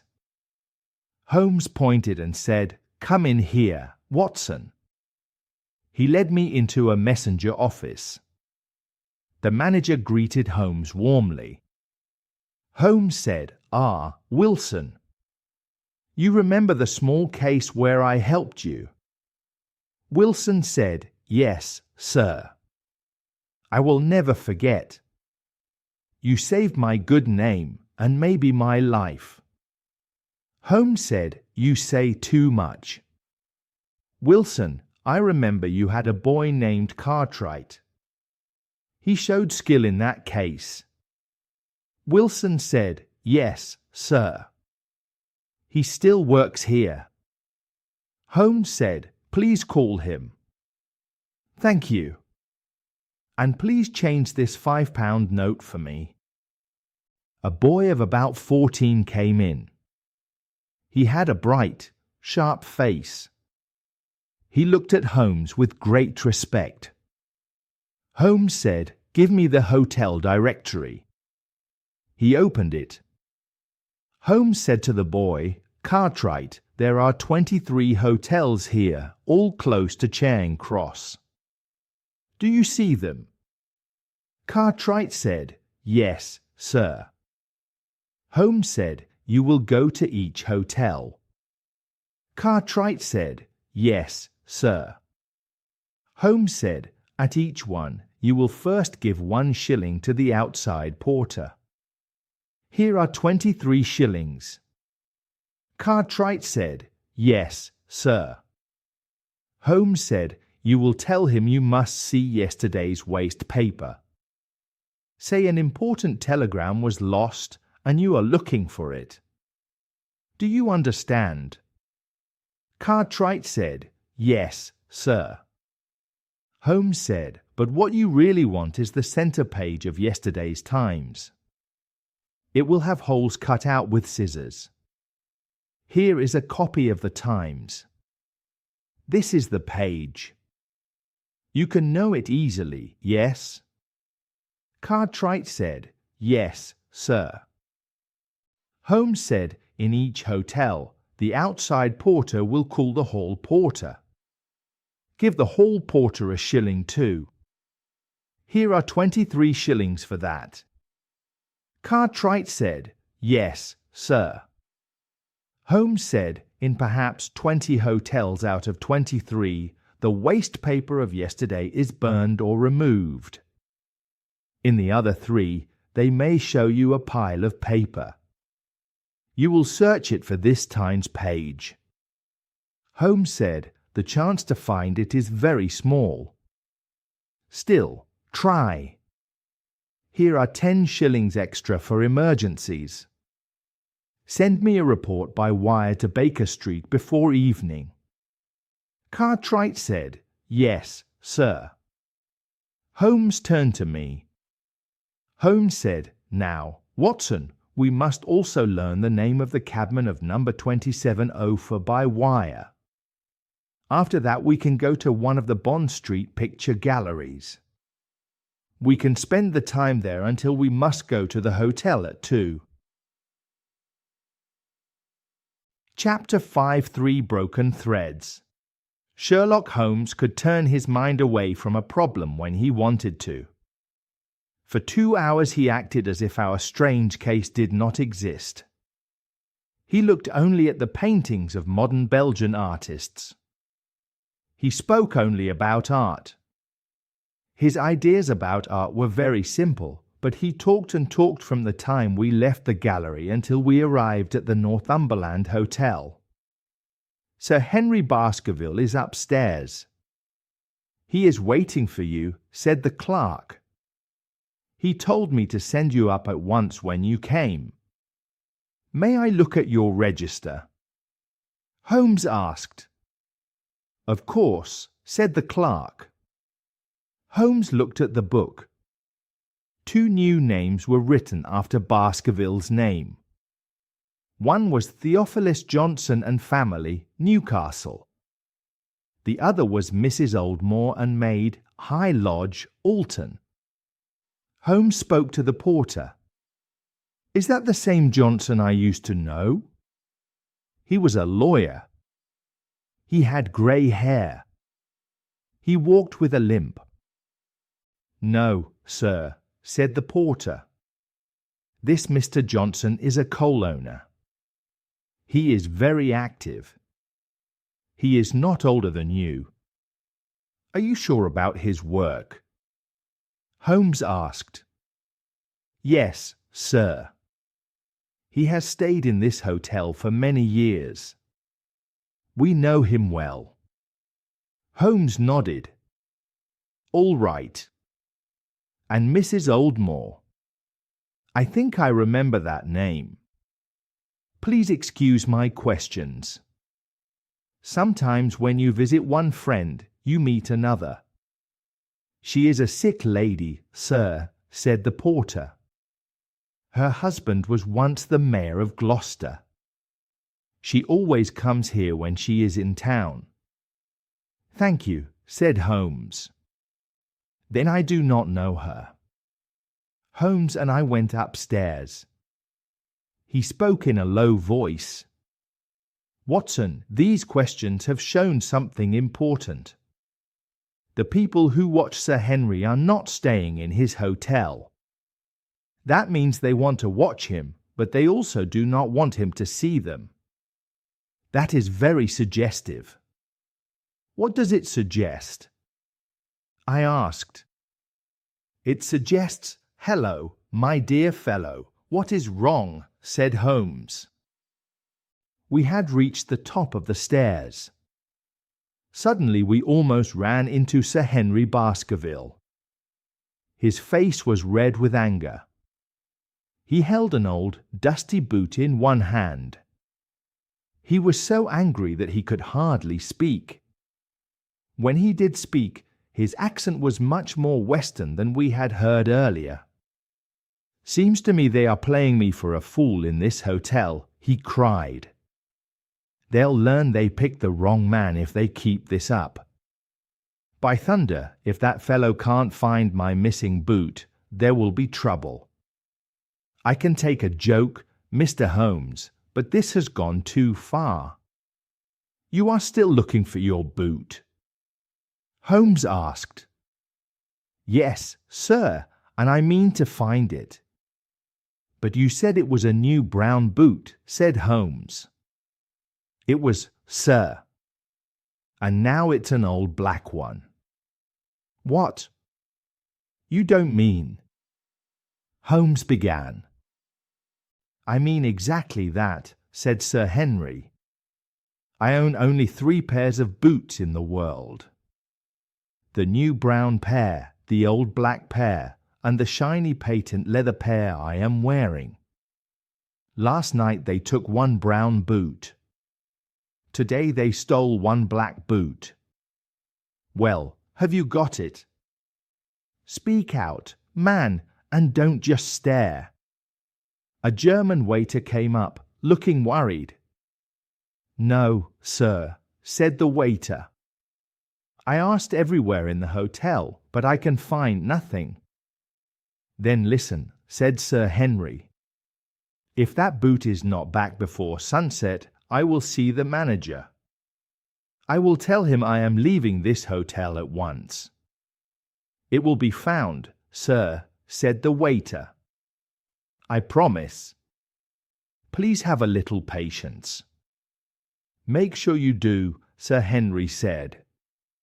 It is the last thing of mine I will lose in this den of thieves. Well, Mr. Holmes, sorry to bother you over such a small thing. I think it is worth bothering about, Holmes said. Sir Henry stared at him. You look very serious. How do you explain it? Holmes asked. I don't explain it, said Sir Henry. It is the strangest, maddest thing that ever happened to me.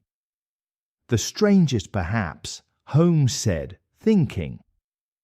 What do you make of it? Sir Henry asked. I do not claim to understand it yet, Holmes said. Your case is very complex, Sir Henry. When we add it to your uncle's death, I am not sure there is any case among the 500 great cases I have handled that goes so deep. But we hold several threads in our hands. Most likely one thread will lead us to the truth. We may waste time on the wrong one, but sooner or later we will find the right one. We had a pleasant lunch. We did not talk much about the case. Afterward we went to a private sitting room. There Holmes asked Sir Henry about his plans. I will go to Baskerville Hall, said Sir Henry. And when? Holmes asked. At the end of the week.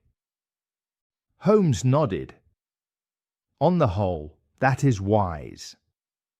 I have strong proof that someone is following you in London. In a city of millions it is hard to find who these people are and what they want. If they mean harm, they could hurt you, and we might not be able to stop it. Dr. Mortimer, did you know you were followed this morning from my house? Dr. Mortimer jumped. Followed? By whom? That is what I cannot tell you, Holmes said. Do you know anyone on Dartmoor who has a full black beard? No, said Dr. Mortimer. Then he paused. Wait, yes. Barrymore, Sir Charles S. Butler, has a full black beard. Ha, said Holmes. Where is Barrymore now? He is in charge of the hall, said Mortimer. Then we must find out if he is really there, said Holmes, or if he could be in London. How can we do that? Asked Mortimer. Holmes took a telegraph form. We will send a message. Is all ready for Sir Henry? That is enough. Address it to Mr. Barrymore, Baskerville Hall. What is the nearest telegraph office? Grimpen, said Mortimer. Good. Now we send a second message to the postmaster in Grimpen, telegram to Mr. Barrymore to be delivered into his own hand. If absent, please return wire to Sir Henry Baskerville, Northumberland Hotel. Then before evening we should know if Barrymore is at his post in Devonshire. That's right, said Sir Henry. Then he turned to Mortimer. By the way, who is this Barrymore? He is the son of the old caretaker, who is dead, Mortimer said. His family has cared for the Hall for 4 generations. As far as I know, he and his wife are honest and respectable. Still, said Sir Henry, it is clear that while no family is living at the Hall, those two have a fine house and nothing much to do. That is true, said Mortimer. Did Barrymore gain anything from Sir Charles's will? Holmes asked. He and his wife got £500 each, Mortimer answered. Did they know they would get it? Holmes asked. Yes, said Mortimer. Sir Charles liked to talk about what was in his will. That is very interesting, said Holmes. I hope you do not suspect everyone who got money, Mortimer said. I also was left £1,000. Indeed, said Holmes. Anyone else? Many people got small sums, Mortimer said, and many charities got money. The rest went to Sir Henry. How much was the rest? Holmes asked. £740,000, said Mortimer. Holmes lifted his eyebrows. I did not know the sum was so huge, he said. Sir Charles was known to be rich, said Mortimer, but we did not know how rich until we checked his papers. The whole estate was close to £1 million. Holmes leaned back. Dear me, he said. That is a prize worth playing a desperate game for. And one more question, Dr. Mortimer. If something happened to our young friend here, please forgive me for saying it, who would inherit the estate? Since Roger Baskerville, Sir Charles's younger brother, died unmarried, Mortimer said the estate would go to the Desmonds, distant cousins. James Desmond is an old clergyman in Westmoreland. Thank you, said Holmes. That matters. Have you met Mr. James Desmond? Yes, said Mortimer. He once visited Sir Charles. He looked very noble, and he lived a very good life. I remember he refused money that Sir Charles wanted to give him. And this man of simple life would become heir to Sir Charles's great wealth, Holmes said. He would inherit the estate because it is tied to the family line, Mortimer said. He would also inherit the money unless the present owner gives it to someone else in his own will. Holmes turned to Sir Henry. Have you made your will, Sir Henry? No, Mr. Holmes, said Sir Henry. I have had no time. I only learned all this yesterday. But in any case, I feel the money should go with the title and the estate. That was my poor uncle's idea. How can the owner restore the family glory without enough money to keep the property? House, land, and dollars must go together. Quite so, said Holmes. Well, Sir Henry, I agree you should go to Devonshire soon. But I must add one rule. You must not go alone. Dr. Mortimer will come with me, said Sir Henry. Holmes shook his head. Dr. Mortimer has patience. His home is miles from yours. Even with good will, he may not be able to help you at the right moment. No, Sir Henry. You must take someone who will stay with you always, a man you can trust. Sir Henry looked at him. Could you come yourself, Mr. Holmes? If the matter becomes a crisis, I will try to come, Holmes said. But you understand my work in London is heavy. Many people come to me for help. Right now a very famous name in England is being stained by a blackmailer, and only I can stop a terrible scandal. So I cannot go to Dartmoor for an unknown length of time. Then whom do you advise? Sir Henry asked. Holmes put his hand on my arm. If my friend will do it, there is no better man to have at your side in danger. No one can say that more surely than I. I was very surprised. Before I could answer, Sir Henry grabbed my hand and shook it hard. Well, that is real kind, Dr. Watson, he said. You see my trouble, and you know as much about it as I do. If you will come to Baskerville Hall and help me through, I will never forget it. Adventure always pulled at me. Also, Holmes's words pleased me, and Sir Henry wanted me with him. I will come with pleasure, I said.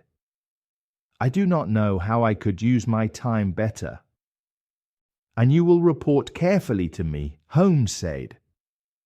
When the crisis comes, and it will come, I will tell you what to do. By Saturday, all should be ready, I think. Sir Henry looked at me. Would Saturday suit you, Dr. Watson? Perfectly, I said. Then on Saturday, said Sir Henry, unless we hear something different, we meet at the 10:30 train from Paddington. We stood up to leave. Then Sir Henry gave a shout of joy. He rushed to a corner of the room and pulled out a brown boot from under a cabinet. My missing boot, he cried. May all our troubles vanish so easily, said Holmes. But this is very strange, Dr. Mortimer said. I searched this room carefully before lunch. And so did I, said Sir Henry. I searched every inch. There was no boot here then, said Mortimer. Then the waiter must have put it there while we were at lunch, said Sir Henry. The German waiter was called. He said he knew nothing. No one could explain it. This was another piece of that strange chain of small mysteries that kept happening. And these were only in 2 days. We had the printed letter, the black-bearded spy in the cab, the missing new brown boot, the missing old black boot, and now the return of the new brown boot. Holmes sat quiet in the cab as we went back to Baker Street. I could see from his hard face and drawn brows that he was thinking deeply. My own mind was also working. We both tried to make one clear plan that could explain all these strange events. All afternoon and late into the evening Holmes sat in his chair. He smoked and he thought. He said little. Just before dinner, 2 telegrams came. The first said, "Have just heard that Barrymore is at the Hall." Baskerville. The second said, "Visited 23 hotels as directed, but sorry to report unable to trace cut sheet of Times." Cartwright. There go 2 of my threads. Watson, Holmes said. There is nothing more exciting than a case where everything goes against you. We must look for a new scent. We still have the cabman who drove the spy, I said. Exactly, said Holmes. I sent a message to get his name and address from the official office. I would not be surprised if the answer comes soon. At that moment the bell rang. It was more useful than any letter. The door opened and a rough-looking man came in. I could see at once he was a cab driver. "I got a message from the head office," he said. "A gentleman at this address asked about cab number 2704. I have driven 7 years and never had a complaint. I came here from the yard to ask you, face to face, what you have against me." "I have nothing against you at all, my good man," said Holmes. "On the contrary, I will give you half a sovereign if you answer my questions clearly." "Well, I've had a fine day," the cabman said with a grin. "What do you want to ask, sir?" "First, your name and address," said Holmes, "in case I need you again." "John Clayton," said the man. 3 Turpey Street, the Borough. My cab comes from Shipley's Yard, near Waterloo Station. Holmes wrote it down. "Now, Clayton," he said, "tell me about the fare who watched this house at 10 o'clock this morning and then followed 2 gentlemen down Regent Street." Clayton looked surprised and uneasy. "There's no point telling you," he said. "You seem to know most of it already. The truth is, the gentleman told me he was a detective and I was not to say a word about him to anyone." "My good fellow," said Holmes, "this is serious.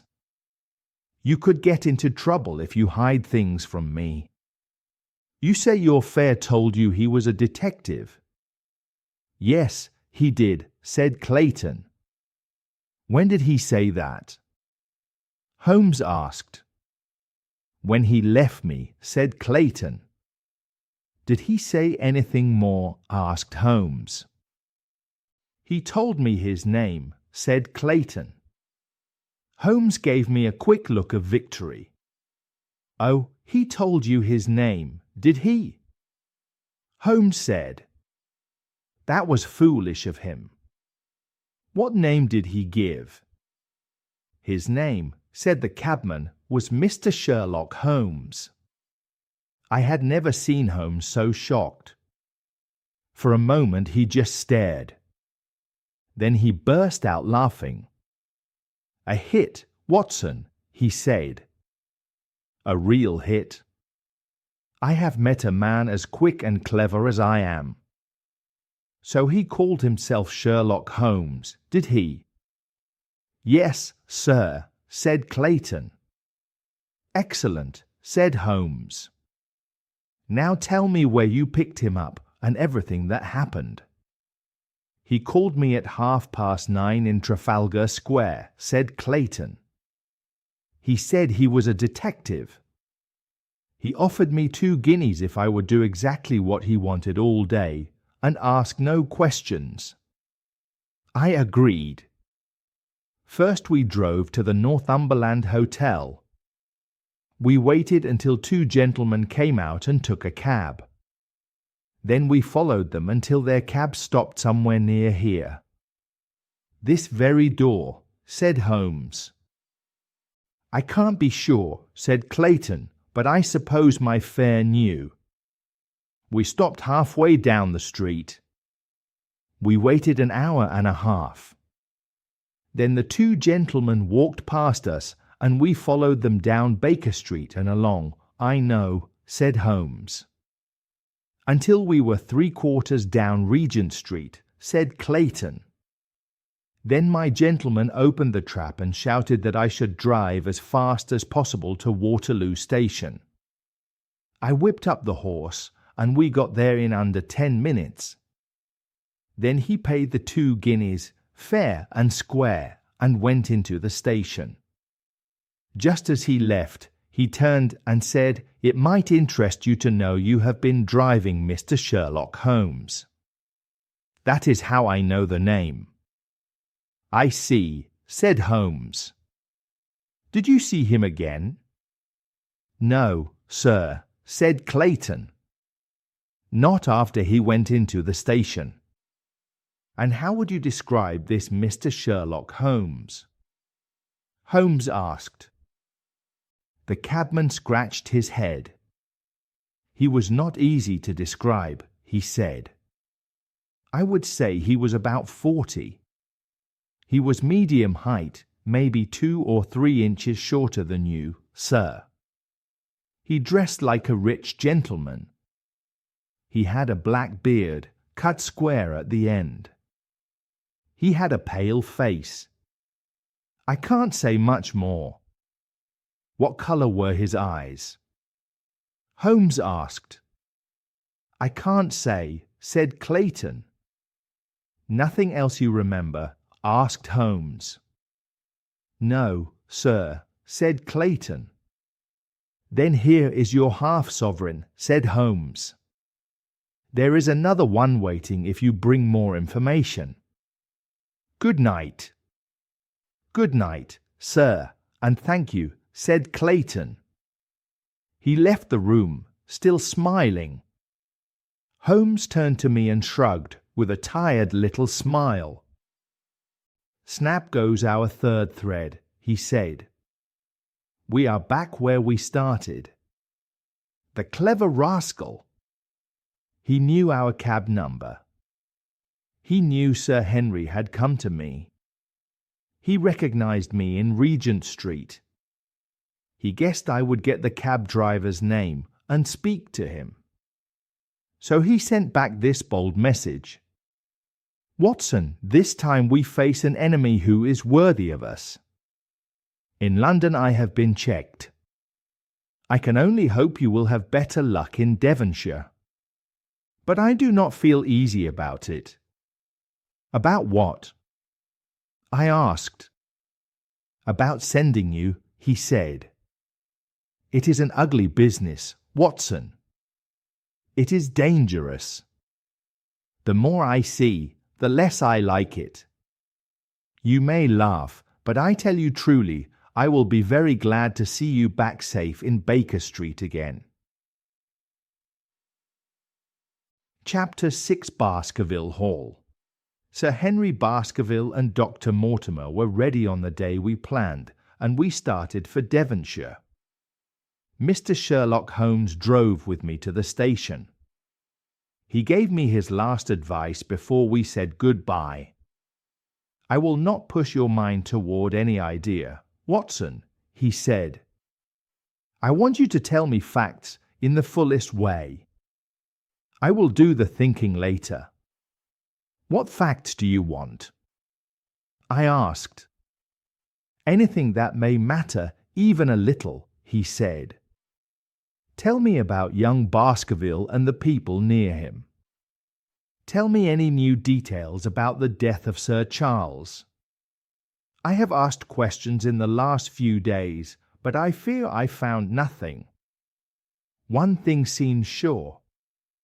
Mr. James Desmond is the next heir. He is an old man and very kind. So this danger does not come from him. We can leave him out.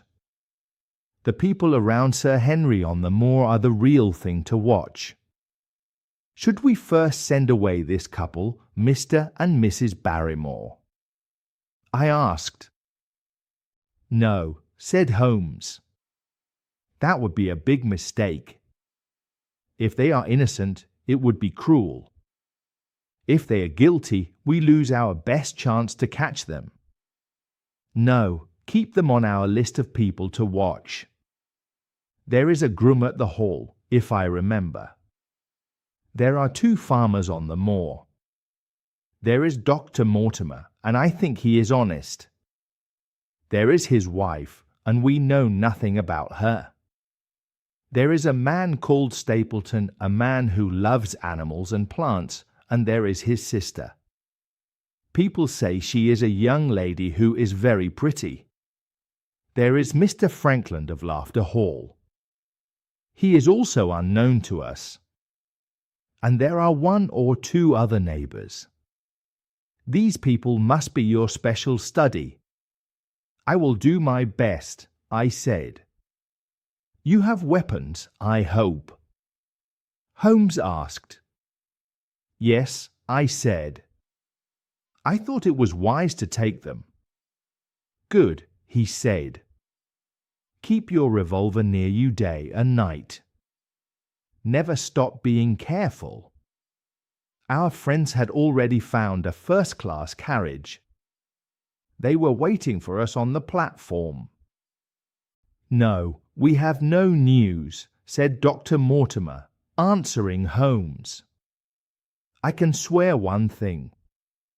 No one has followed us in the last 2 days. We have watched all the time. No one could hide from us. You stayed together, I think. Holmes asked. Except yesterday afternoon, said Dr. Mortimer. When I come to town, I keep one day for pure fun. I spent it at the Museum of the College of Surgeons. And I went to look at the people in the park, said Baskerville. But we had no trouble, Dr. Mortimer said. It was still not wise, said Holmes. He shook his head. His face was very serious. Please, Sir Henry, do not go out alone. A great bad thing may happen if you do. Did you get your other boot back? No, sir, said Sir Henry. It is gone forever. Indeed, said Holmes. That is very interesting. Well, goodbye. The train began to move down the platform. Remember one line from that strange old story Dr. Mortimer read to us. Stay away from the moor in the dark hours when the powers of evil are strong. I look back when we were far from the platform. I saw Holmes. He was tall and strict. He stood still and looked after us. The trip was fast and pleasant. I used the time to know my 2 friends better. I also played with Dr. Mortimer's small dog, his spaniel. In a few hours the land changed. The brown earth became more red. The brick buildings became granite buildings. Red cows ate grass in green fields with strong hedges. The grass was thick and rich. It showed that the land here was more wet and the plants grew more. Young Baskerville looked out of the window with bright eyes. He cried out with joy when he saw the Devon places he knew. I have been in many parts of the world since I left this place, Dr. Watson, he said. But I have never seen a place like this. I never saw a man from Devonshire who did not love his county, I said. It depends on the men as much as on the land, said Dr. Mortimer. One look at our friend shows the round head of the Celt. This kind of man has strong love for home and strong feeling. Poor Sir Charles had a rare kind of head, half Gaelic and half Ivernian in its nature. But you were very young when you last saw Baskerville Hall, were you not? I was a boy in my teens when my father died, said Sir Henry, and I had never seen the hall. My father lived in a small house on the south coast. From there I went straight to a friend in America. So this is all new to me, just like it is new to Dr. Watson. I want very much to see the moor. Do you? Said Dr. Mortimer. He pointed out of the window. Then you can see it now. There is your first sight of the moor. Past the green fields and a low line of trees, I saw it. Far away, a grey hill rose up. It looked sad and lonely. Its top was strange and sharp. It was not clear in the distance. It looked like a dream place. Baskerville looked at it for a long time. His eyes did not move. I could see on his face how much it meant to him. This was the first sight of that strange land where his family had lived for so long and where they had ruled for many years. He sat there in the corner of an ordinary train carriage. He wore a tweed suit.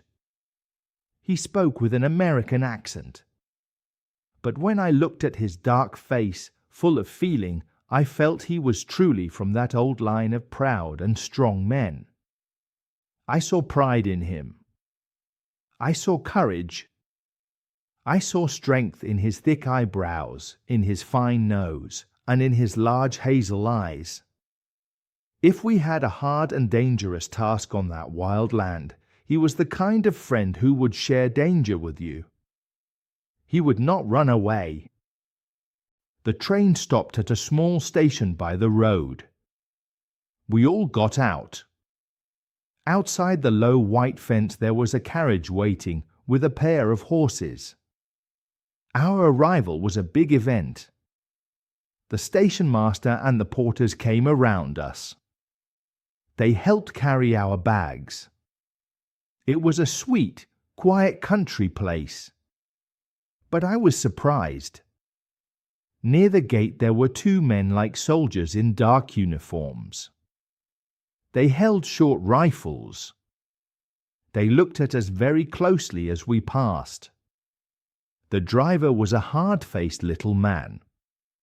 He looked old and tough. He greeted Sir Henry. A few minutes later we were moving fast down a wide white road. Green pastures went up on both sides. Old houses with pointed roofs showed themselves between thick green leaves. The country looked peaceful, with sun on it. But behind it, dark against the evening sky, the long curve of the moor rose up. It looked gloomy. Sharp hills broke the line, and the hills looked dangerous. The carriage turned into a side road. We went up through deep lanes. Wheels had made these lanes for hundreds of years. The banks were high on both sides. They were heavy with wet moss and thick ferns. Brown plants and dark bushes shone in the light of the sinking sun. We kept going up. We crossed a narrow granite bridge. We went beside a loud stream. The water rushed down fast. It foamed and roared among grey rocks. The road and the stream turned through a valley full of small oak trees and fir trees. At every turn Sir Henry cried out in delight. He looked everywhere. He asked many questions. To him all of it was beautiful. To me the land felt a little sad. It showed the end of the year. Yellow leaves covered the lanes. More leaves fell down on us as we passed. Our wheels became quiet when we drove through piles of rotting plants. It felt like a sad gift from nature thrown in front of the new master of the Baskerville family. "Hello!" cried Dr. Mortimer. "What is that?" In front of us was a steep rise of land covered in heath, like a piece of the moor pushing out. On the top, clear against the sky, was a man on a horse. He looked like a statue on a stone base. He was dark and stern. He held his rifle ready on his arm. He watched the road we were on. "What is this, Perkins?" asked Dr. Mortimer. The driver turned half around in his seat. "There is a man who ran away from the prison at Princetown, sir," he said. "He has been out for 3 days now. The guards watch every road and every station. But they have not seen him yet. The farmers here do not like it, sir." "That is true." "Well," said Dr. Mortimer, "I understand they get £5 if they give information." "Yes, sir," said the driver, "but £5 is a small thing next to the danger of having your throat cut. This is not like an ordinary prison man. This is a man who will do anything." "Who is he, then?" I asked. "It is Selden, the Notting Hill murderer," said the driver. I remembered that case well. Holmes had cared about it because the crime was very cruel and the man was very brutal. His death sentence had been changed because people had doubts about his full sanity. His actions were so terrible. Our carriage went over the top of a rise. Then the moor opened in front of us. It was huge and empty. It was covered with rough stones and strange rock piles. A cold wind swept down from it. It made us shake. Somewhere out there on that lonely land, this evil man was hiding. He hid like a wild animal in a hole. His heart was full of hate for the people who had thrown him out. The empty land, the cold wind, and the dark sky already felt grim. This story made it feel even worse. Even Sir Henry became quiet. He pulled his coat tight around him. We had left the rich country behind us. It was now below us. We looked back. The low sun turned the streams into thin lines of gold. The sun shone on the red earth that had been turned by the plough. The woods also glowed. But the road in front grew more wild.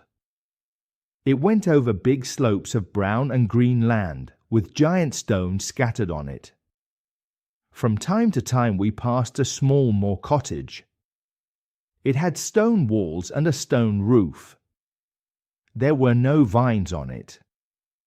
It looked hard and plain. Then we looked down into a bowl-shaped valley. Small oaks and firs grew there. They were short and bent. The storms of many years had twisted them. Two tall, narrow towers rose above the trees. The driver pointed with his whip. "Baskerville Hall," he said. Sir Henry stood up. He stared at it. His cheeks were red. His eyes shone. A few minutes later we reached the lodge gates. The gate was made of iron with strange patterns. The stone pillars were old and worn by weather. They had pale patches of lichen. On top were the boar's heads of the Baskerville family. The lodge itself was a ruin. It was black granite and broken wood beams. But opposite it was a new building, not finished yet. It was the first result of Sir Charles S. Gold from South Africa. We passed through the gate into the long drive. Leaves lay on the ground, so the wheels became quiet again. Old trees reached their branches over us. They made a dark tunnel. Sir Henry shivered. He looked up the long dark drive. Far ahead the house showed itself faintly, like a ghost. "Was it here?" he asked in a low voice. "No," I said. "The yew path is on the other side." Sir Henry looked around with a dark face. "No wonder my uncle felt trouble coming in a place like this," he said. "It can scare any man. I will put electric lamps along this drive within 6 months. Then you will not know it. I will have 1,000 candle power, Swan and Edison, right in front of the hall door." The drive opened into a wide space of grass. The house stood before us. In the fading light I saw the shape. The center was a heavy block of stone with a porch coming out. Ivy covered the front. In places it was cut back and there a window showed or a coat of arms. Above the center rose 2 old towers. They had square tops. They had many small openings. To the right and left were newer wings, also black granite. A dull light shone through thick windows. From the tall chimneys on the steep roof, one black line of smoke rose into the air. "Welcome, Sir Henry. Welcome to Baskerville Hall." A tall man stepped out from the shadow by the porch. He opened the carriage door. Behind him I saw the shape of a woman against the yellow hall light. She came out and helped him lift down our bags. "You don't mind if I drive straight home, Sir Henry," said Dr. Mortimer. "My wife is waiting for me." "Surely you will stay and eat dinner with us," said Sir Henry. "No, I must go," said Dr. Mortimer. "I will probably find work waiting. I would stay to show you the house, but Barrymore will guide you better than I can. Goodbye. Never fear to send for me, night or day, if I can help you." The carriage wheels faded away down the drive. Sir Henry and I went into the hall. The door shut with a heavy sound behind us. We stood in a fine room. It was large and high. Big dark wooden beams crossed above us. The fireplace was great and old. Behind the high iron bars, a log fire burned. It cracked and snapped. Sir Henry and I held out our hands to the fire. We were cold from the long ride. Then we looked around. There was a high thin window with old coloured glass. There were wooden wall panels. There were deer heads. There were coats of arms on the walls. The light from the lamp was low, so all looked dark and serious. "It is just as I imagined," said Sir Henry. "Is it not the picture of an old family home? To think this is the same hall where my people have lived for 500 years. It feels very serious to me." I saw his face light up like a boy's face. He looked around with excitement. The lamplight shone on him. But long shadows went down the walls. They hung above him like a black roof. Barrymore came back. He had taken our bags to our rooms. He stood in front of us. He was calm like a trained servant. He was a striking man. He was tall and handsome. He had a square black beard. His face was pale and fine. "Would you like dinner at once, sir?" he asked. "Is it ready?" Sir Henry asked. "In a few minutes, sir," said Barrymore. "You will find hot water in your rooms. My wife and I will be happy, Sir Henry, to stay with you until you make new plans. But you will understand that under new conditions this house will need more staff." "What new conditions?" asked Sir Henry.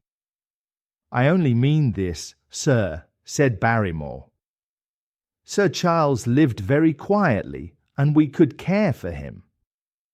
You will likely want more company, so you will need changes in your household." "Do you mean you and your wife want to leave?" Sir Henry asked. "Only when it is convenient for you, sir," said Barrymore. "But your family has been with ours for generations, has it not?" said Sir Henry. "I would be sorry to begin my life here by breaking an old family tie." I saw a sign of feeling on the butler's white face. "I feel that too, sir, and so does my wife," said Barrymore. To tell the truth, we were very close to Sir Charles. His death shocked us. These rooms are painful to us now. I fear we will never feel easy in our minds at Baskerville Hall again. But what will you do?" Sir Henry asked. "I think we will start some business, sir," said Barrymore. Sir Charles was generous. He gave us enough money to do it. And now, sir, Perhaps I should show you to your rooms." A square gallery ran around the top of the old hall. A double stair led up to it. From that centre, 2 long corridors ran the length of the building. All the bedrooms opened from them. My room was in the same wing as Sir Henry's room, almost next to it. These rooms looked more modern than the old hall. The bright paper on the walls and the many candles helped remove some of the dark feeling from my mind. But the dining room, which opened from the hall, was a place of shadow. It was a long room. A step separated the raised end, where the family sat, from the lower part, where servants sat in old times. At one end there was a small gallery above, like a place for musicians. Black beams crossed above us. The ceiling above them was dark from old smoke. If the room had torches and loud people, like a feast long ago, it could feel warm and bright. But now 2 men in black sat in a small circle of light from a shaded lamp. In such a room a man spoke softly, and a man felt quiet inside. Along the walls, in the dim light, I could see a line of old family pictures. Men in many kinds of clothes looked down at us. There was an old knight from Elizabeth's time. There was also a fine man from the Regency. They stared down in silence, and their silent faces made us feel small. We spoke little at dinner. I was glad when it ended. Then we could go into the modern billiard room and smoke a cigarette. "My word, this is not a cheerful place," said Sir Henry. "I think one can get used to it, but right now I feel out of place. I do not wonder my uncle became a little nervous if he lived alone in a house like this. Still, if it suits you, we will go to bed early tonight. Maybe the morning will feel better." Before I went to bed, I pulled my curtain aside and looked out. My window looked onto the grass in front of the hall door. Beyond it, 2 groups of trees moved and moaned in the rising wind. A half-moon came out between fast clouds. In its cold light I saw rocks beyond the trees, broken and sharp, and behind them the long low curve of the sad moor. I closed the curtain. That view fit the feeling of the whole day. And yet it was not quite the end of my thoughts. I was tired, but I could not sleep. I turned from side to side in bed. Far away, a clock struck the quarters of the hours. Other than that, the old house was silent, like death.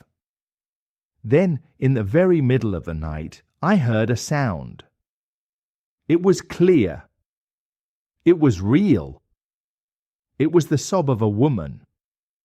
It was a muffled gasp, like someone crying with pain that she could not stop. I sat up in bed and listened hard. The sound was not far away. It was inside the house. For half an hour I waited, every nerve ready. But no other sound came. Only the clock chimed again, and I heard the ivy rustle on the wall.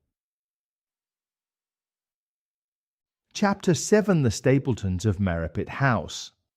The morning after that was bright and fresh. It helped us forget the dark and grey feeling we had from our first night at Baskerville Hall. Sir Henry and I sat at breakfast. Sunlight came in through the high windows. The windows had coats of arms on them, and the light made soft patches of colour on the floor. The dark wood on the wall shone like bronze in the gold light. It was hard to believe this was the same room that felt so sad the night before. "I think the trouble was in us, not in the house," Sir Henry said. "We were tired from our trip. We were cold from the drive. So we saw everything in a grey way. Now we are rested and warm, so the place feels cheerful again. Still, it was not only our thoughts, I said. Did you hear someone in the night? I think it was a woman. It sounded like crying. That is strange, he said. When I was half asleep, I thought I heard something like that. I listened for a long time. Then it stopped. So I thought it was only a dream. I heard it clearly, I said. I am sure it was real. It was a woman's sob. Then we must ask about it at once, said Sir Henry. He rang the bell. Barrymore came in. Sir Henry asked him if he could explain what we heard. As Barrymore listened, I thought his pale face became even paler. There are only 2 women in this house, Sir Henry, he said. One is the kitchen girl. She sleeps in the other wing. The other is my wife. I can say for sure that the sound did not come from her. But he lied. After breakfast, I met Mrs. Barrymore in the long hallway. The sun was on her face. She was a big woman. She looked calm and heavy in her face, with a hard mouth. But her eyes told the truth. They were red. Her lids were swollen. She had been crying. So it was she who cried in the night. And if she cried, her husband must know it. Yet he had said it was not her. He took a clear risk because I could see her eyes. Why did he do that? Why did she cry so bitterly? Already there was a feeling of mystery and gloom around Barrymore, the pale butler with the handsome face and black beard.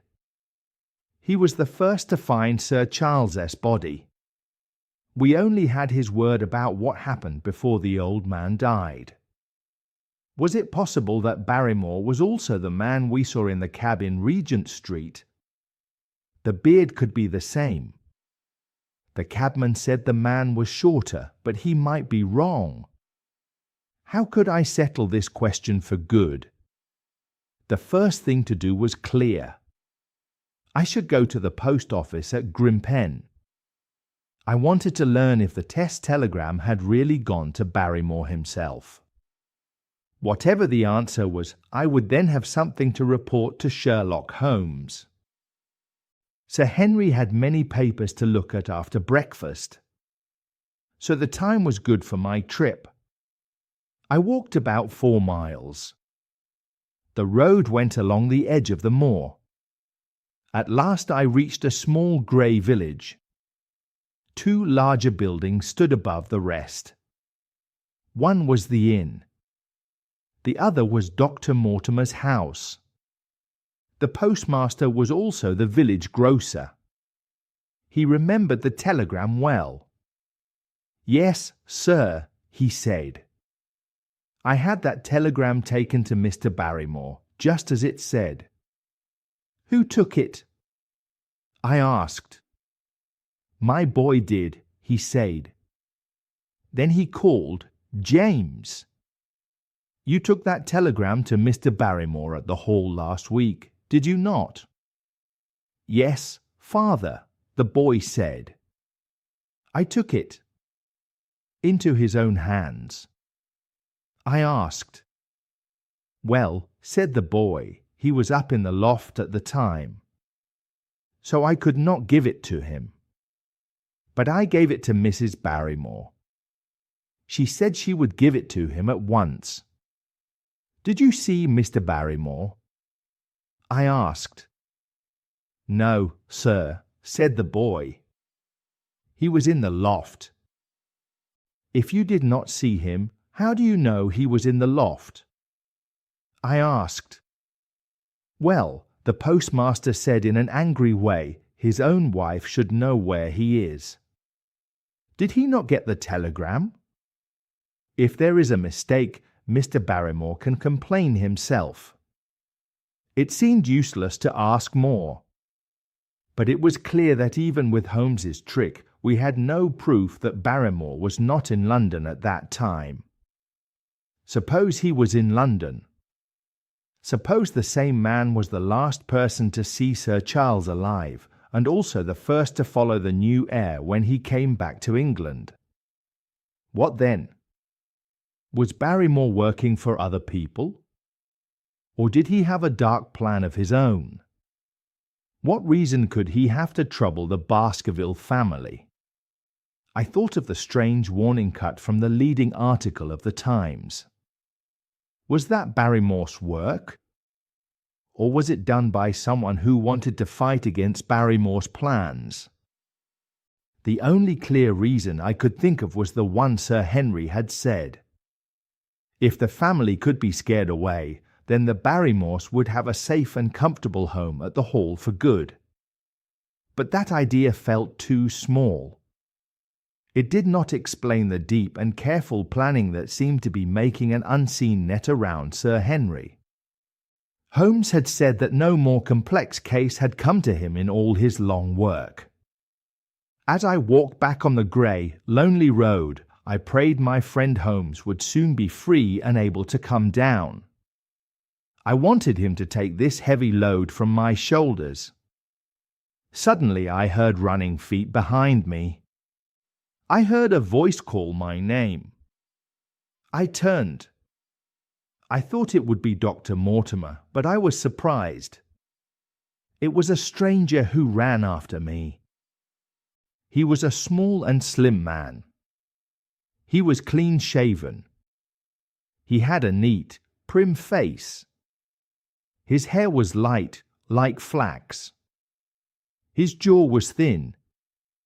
He looked between 30 and 40 years old. He wore a grey suit and a straw hat. A tin box for plants hung over his shoulder. He carried a green butterfly net in one hand. "Please excuse me, Dr. Watson," he said as he came up, breathing hard. "Here on the moor we are simple people. We do not wait for a formal meeting.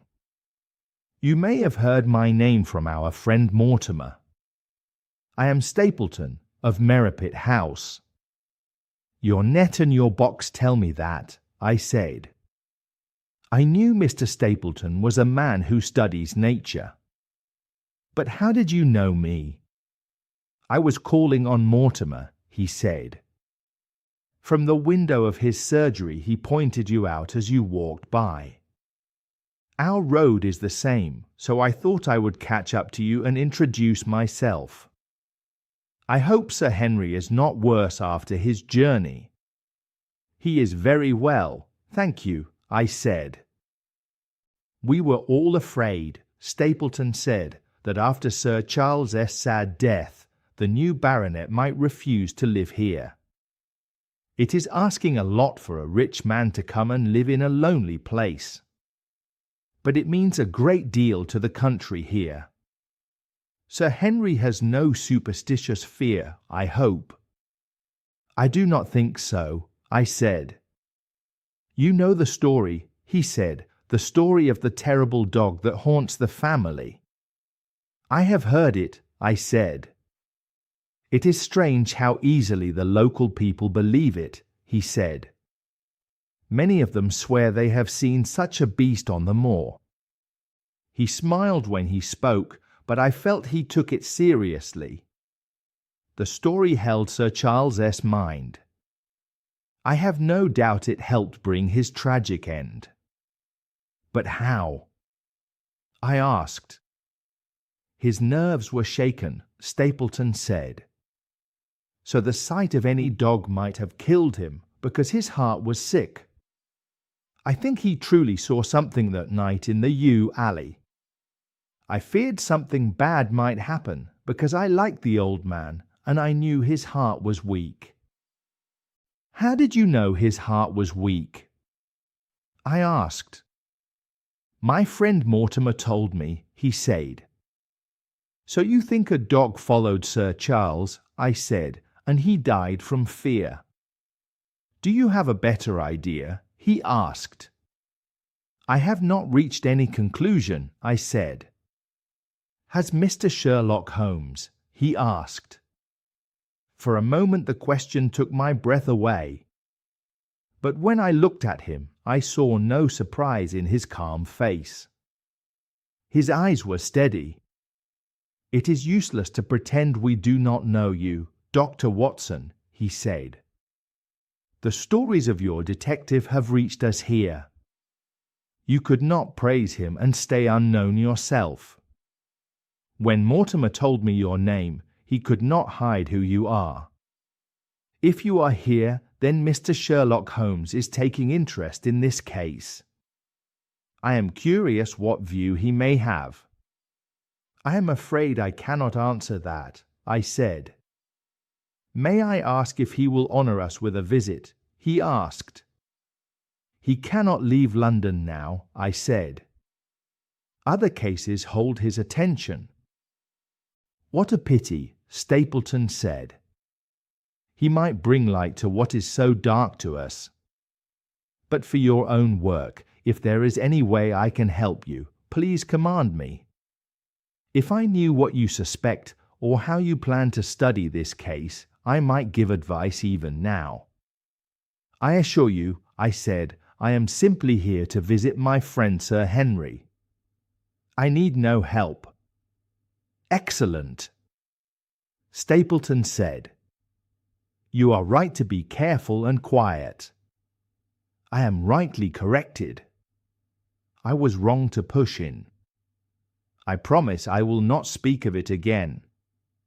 We reached a place where a narrow grassy path left the road and went across the moor.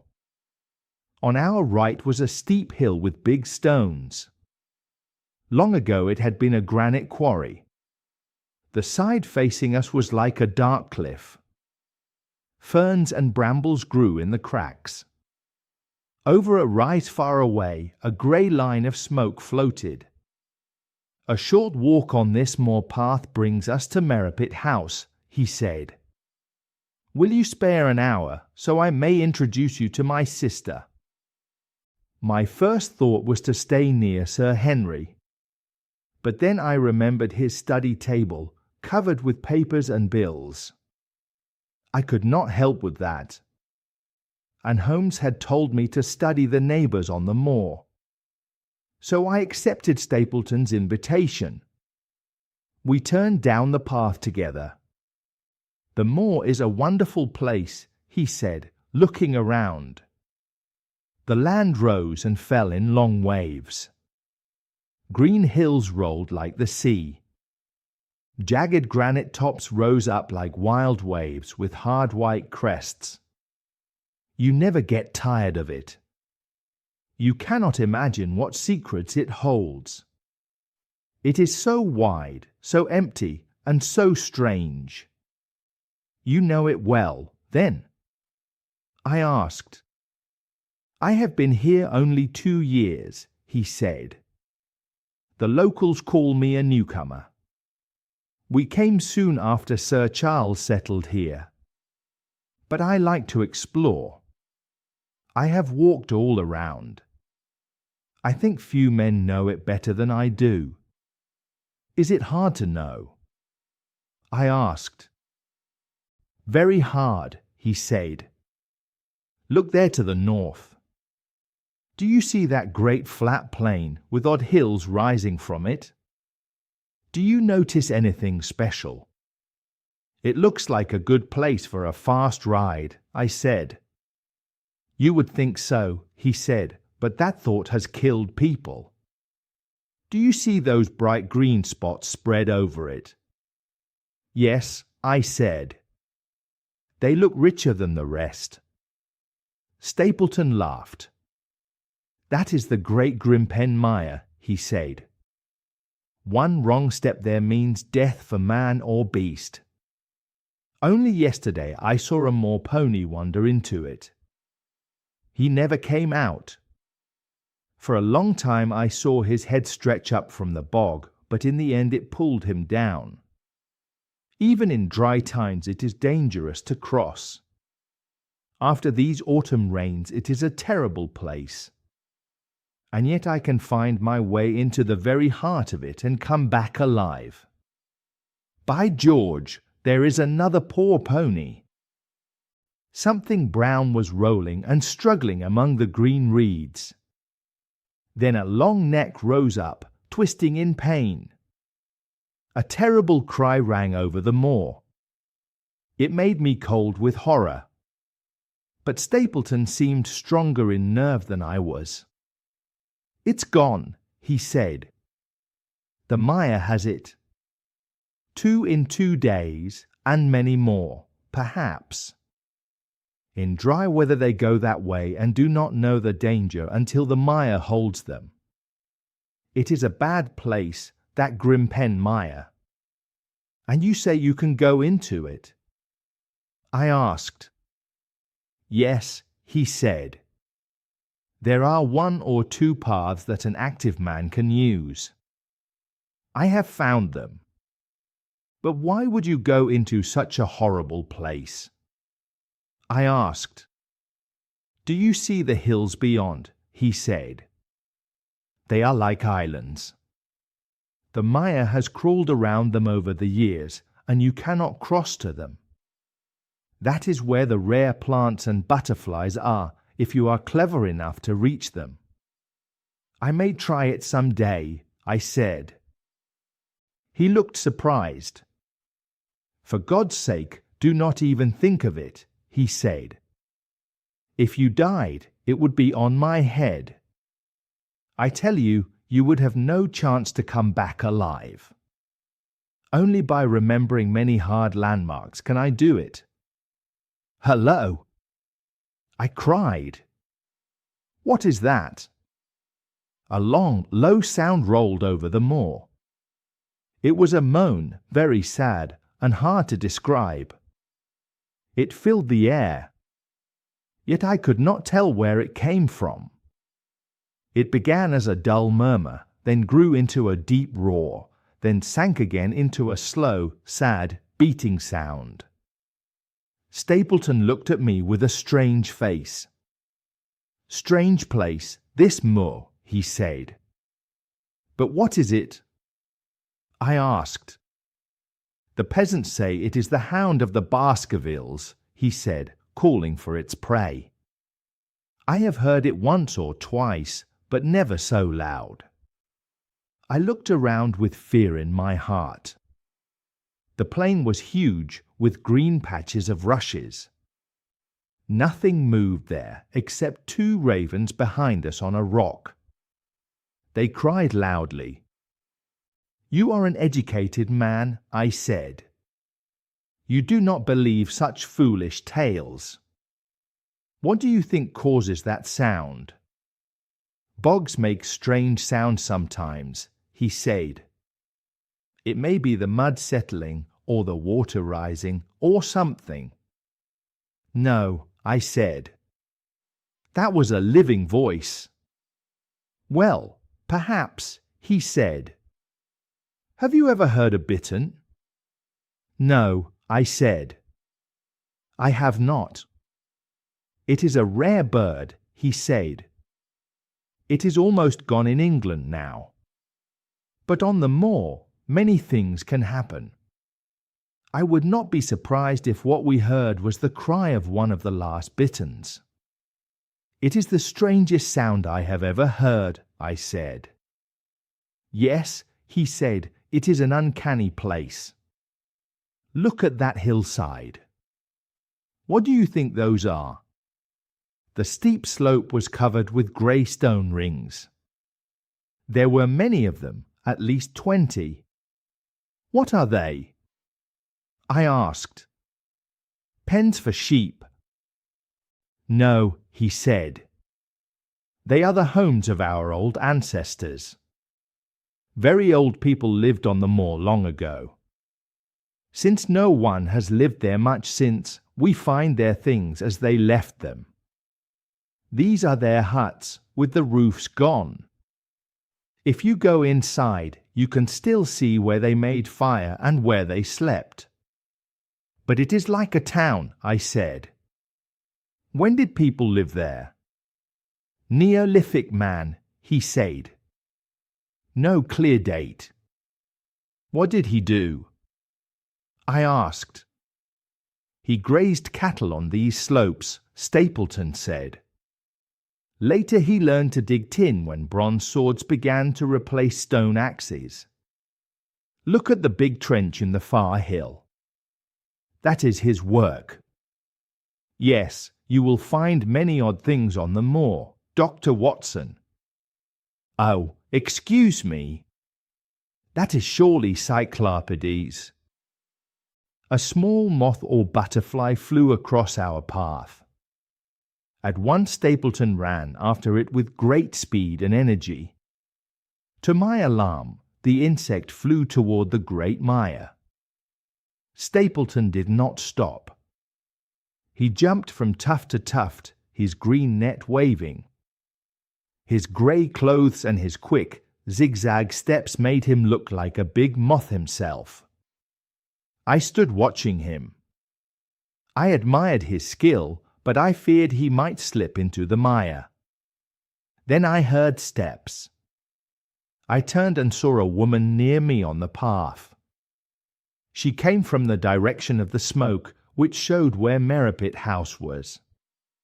The dip of the land had hidden her until she was close. I had no doubt this was Miss Stapleton.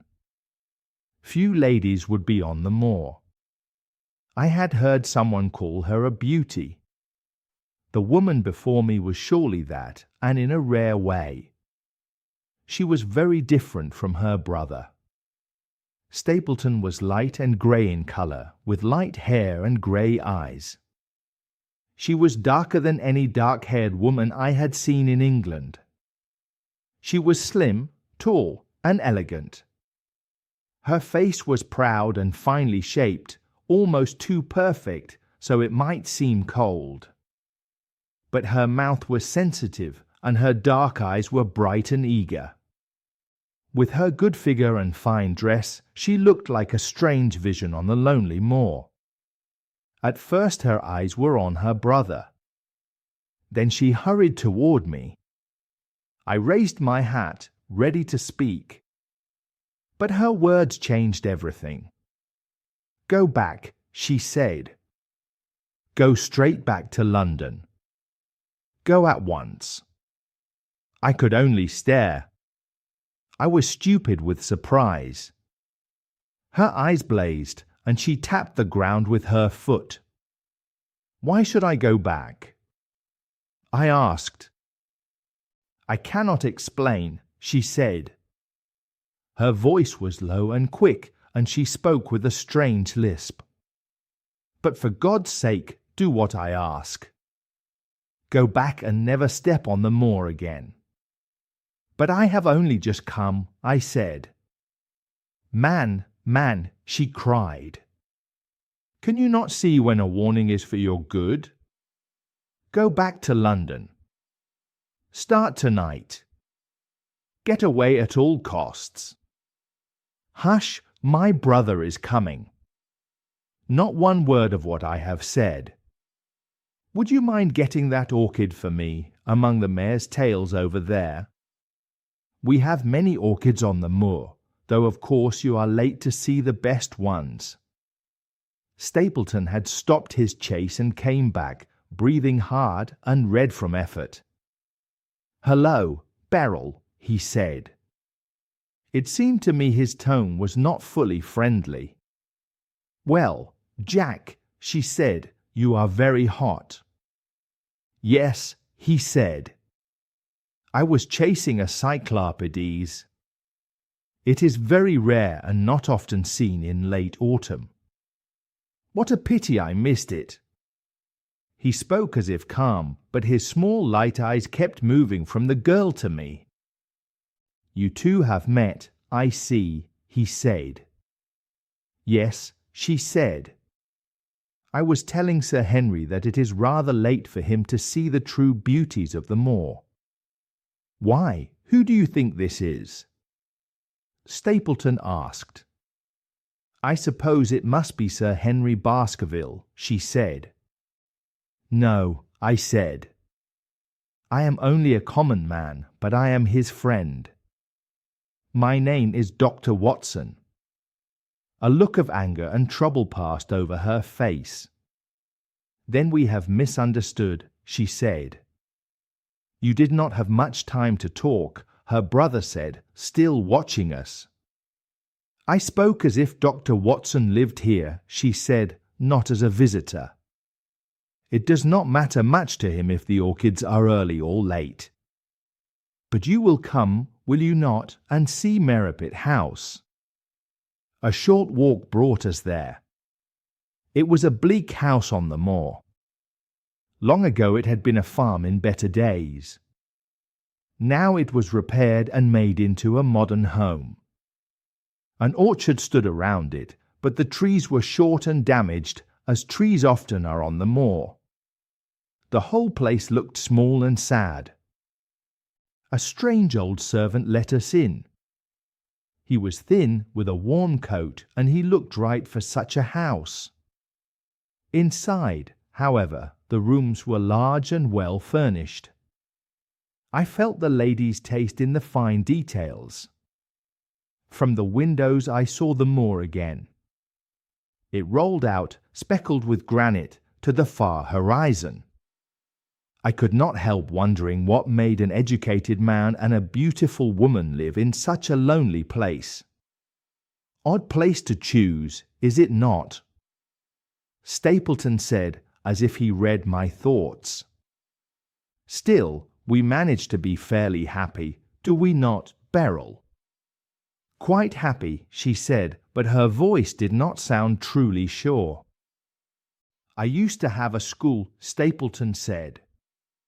It was in the north. The work became dull and like a machine to a man like me. But I loved living with the young. I loved helping to shape their minds and putting my own ideals into them. That was dear to me. But fate was against us. A serious sickness came to the school. 3 boys died. The school never recovered, and much of my money was lost for good. Yet if it were not for losing the boys' company, I could almost be glad of my bad luck. I love plants and animals, and here I have endless work. My sister loves nature too. All this, Dr. Watson, comes from the look on your face as you stared at the moor from our window. It did cross my mind, I said, that it might be dull, less for you, perhaps, than for your sister. No, no, I am never dull, she said quickly. We have books, Stapleton said. We have our studies. We have interesting neighbours. Dr. Mortimer is a learned man in his own line. Poor Sir Charles was also fine company. We knew him well. We miss him more than I can say. Do you think I would intrude if I called this afternoon to meet Sir Henry? I am sure he would be pleased, I said. Then please tell him I will come, Stapleton said. In our humble way, we may help make things easier for him until he grows used to this place. Will you come upstairs, Dr. Watson, and see my butterfly collection? I think it is the most complete in the southwest of England. By the time you look at them, lunch will be almost ready. But I wanted to get back to Sir Henry. The sadness of the moor, the death of the pony, the strange sound tied to the old legend, all of it coloured my thoughts with gloom. Above all, there was Miss Stapleton's warning. She had spoken with such strong feeling that I could not doubt she had a deep reason. I refused lunch. I left at once. I took the grass path back the way we came. But there must have been a shorter path for those who knew it. Before I reached the main road, I was shocked to see Miss Stapleton sitting on a rock beside the track. Her face was red from running. She held her hand to her side. I ran all the way to catch you, Dr. Watson, she said. I did not even have time to put on my hat. I must not stop long, or my brother may miss me. I wanted to tell you I am sorry for the foolish mistake. I thought you were Sir Henry.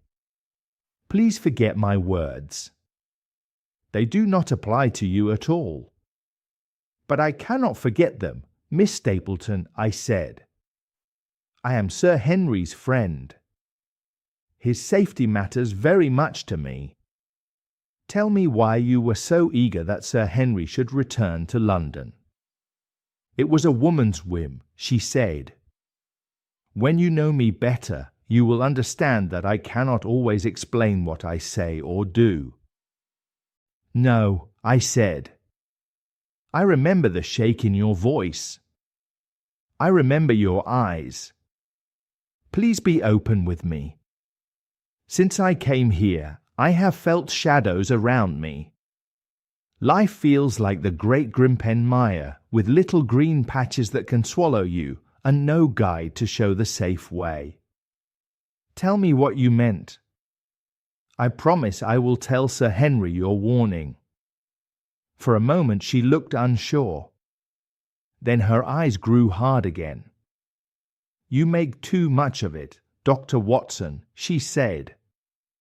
My brother and I were deeply shocked by Sir Charles's death. We knew him well.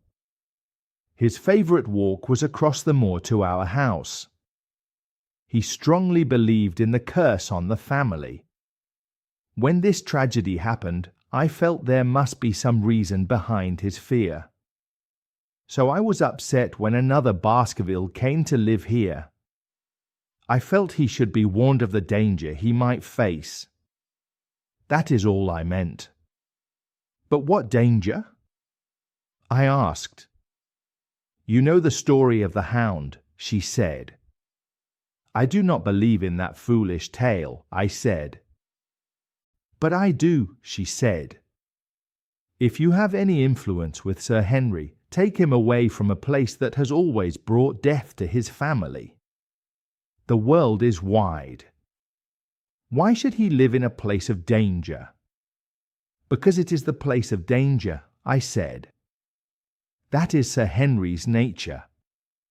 I fear that unless you tell me something more clear than this, it will be impossible to make him leave. I cannot tell you anything clear, she said, because I know nothing clear. Then I ask one more thing, I said. If you meant only this when you first spoke to me, why did you not want your brother to hear? There is nothing wrong in these words. No one could object. My brother wants the hall to be lived in, she said. He thinks it helps the poor people on the moor. He would be angry if he knew I said anything that might make Sir Henry go away. But I have done my duty now. I will say no more. I must go back, or he will miss me and think I have seen you. Goodbye. She turned and was gone in a few minutes among the scattered rocks. I went on toward Baskerville Hall, my mind full of fear that I could not yet name.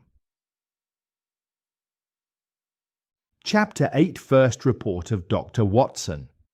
From here I will go on by copying my own letters to Mr. Sherlock Holmes. The letters are on the table in front of me. One page is missing, but all the other pages are just as I wrote them.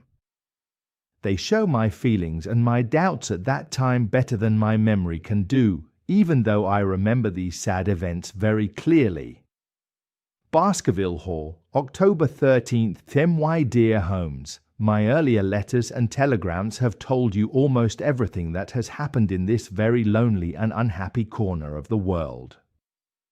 The longer a person stays here, the more gets into his mind.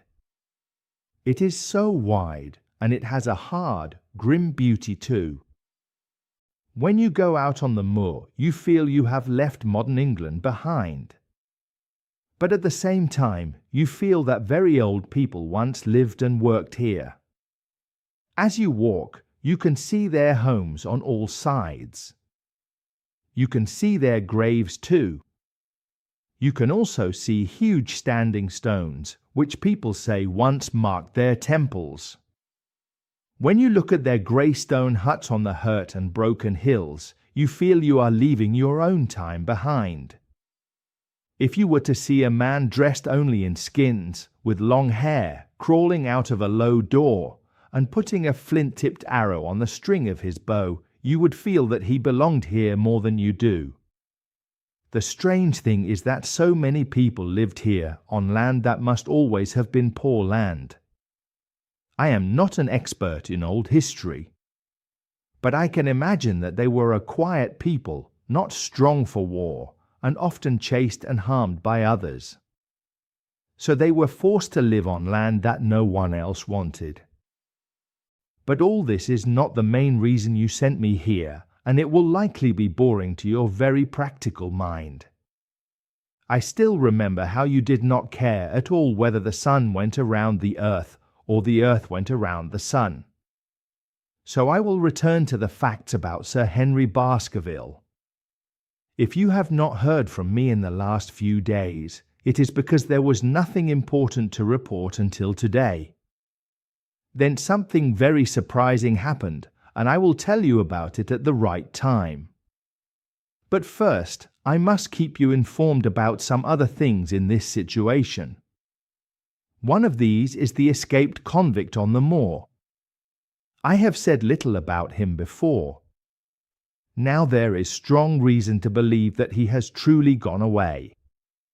This is a great relief to the lonely people who live in this district.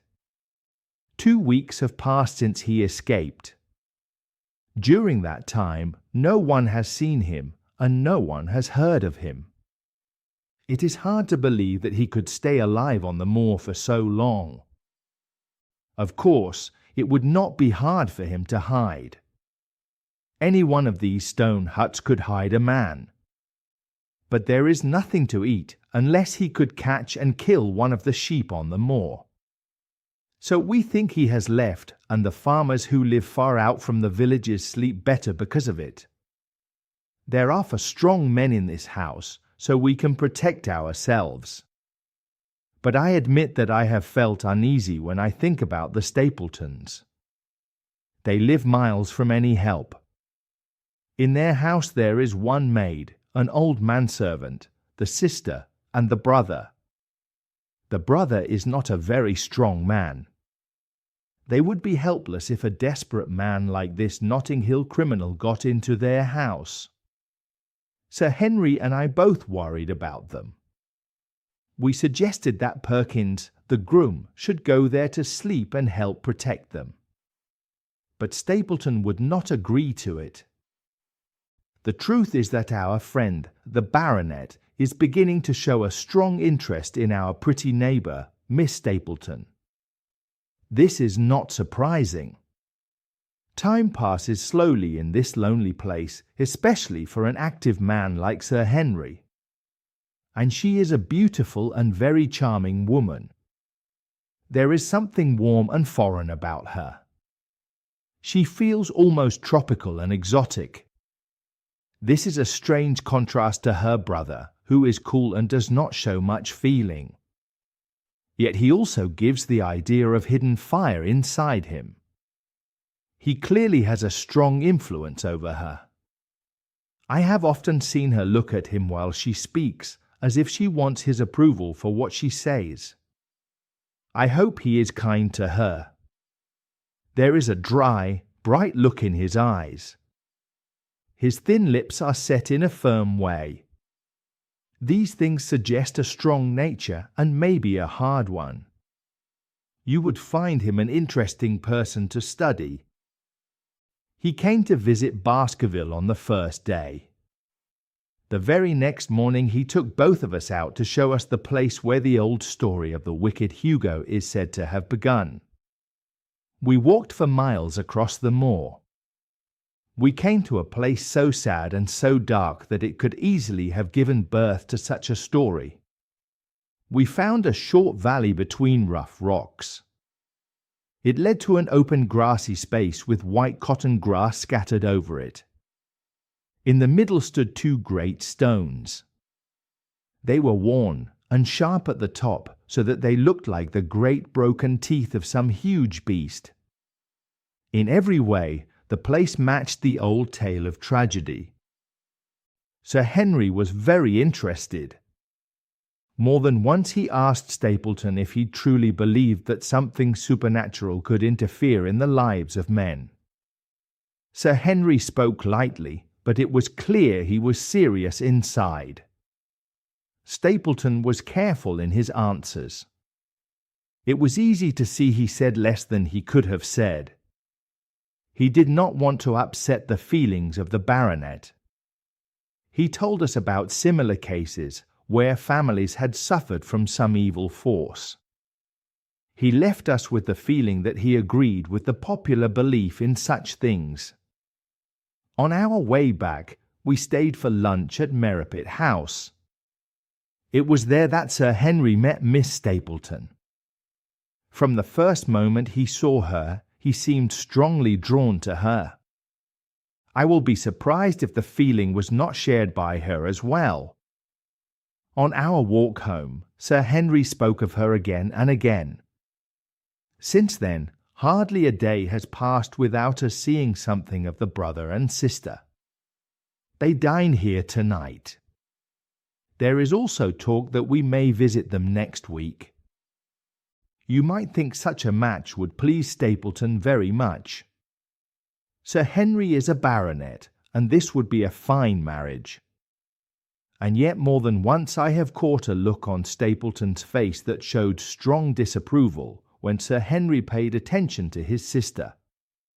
Stapleton is very attached to her, no doubt. He would be lonely without her.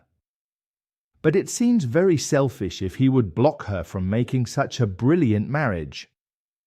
Still, I am sure he does not want their closeness to grow into love. I have seen several times that he tries to stop them from being alone together. He takes care to prevent them from being tete-a-tete. By the way, your orders that Sir Henry must never go out alone will become much harder to follow if a love affair adds to our other problems. Sir Henry would soon be angry with me if I followed your orders in every detail. The other day, Thursday to be exact, Dr. Mortimer lunched with us. He has been digging in a burial mound at Long Down.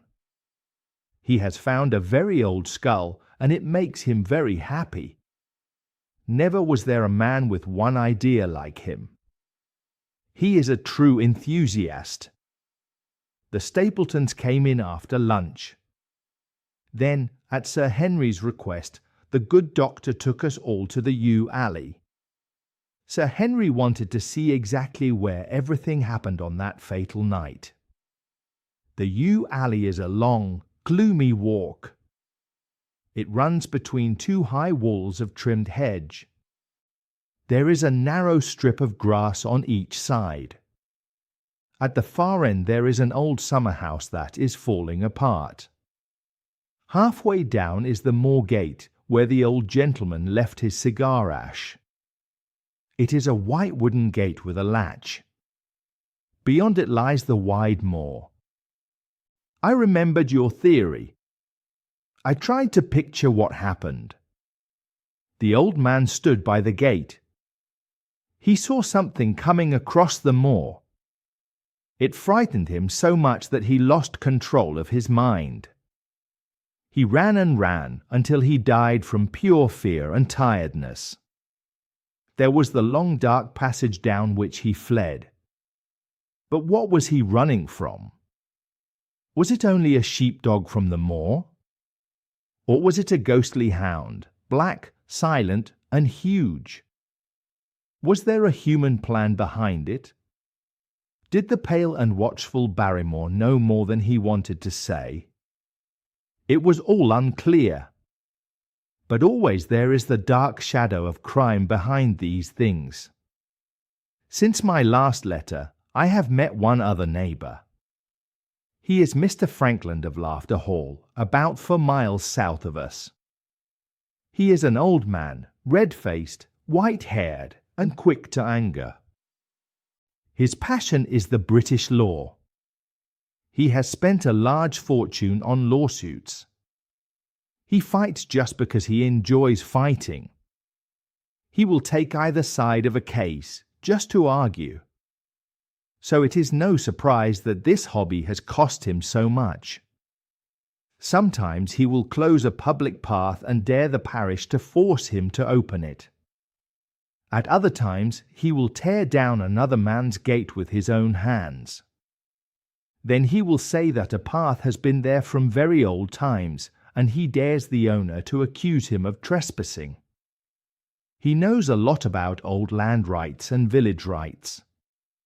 Sometimes he uses that knowledge to help the villagers of Fernworthy. Sometimes he uses it against them. So at times the villagers carry him in triumph down the street.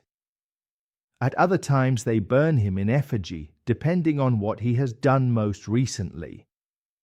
People say he has about 7 lawsuits going on right now.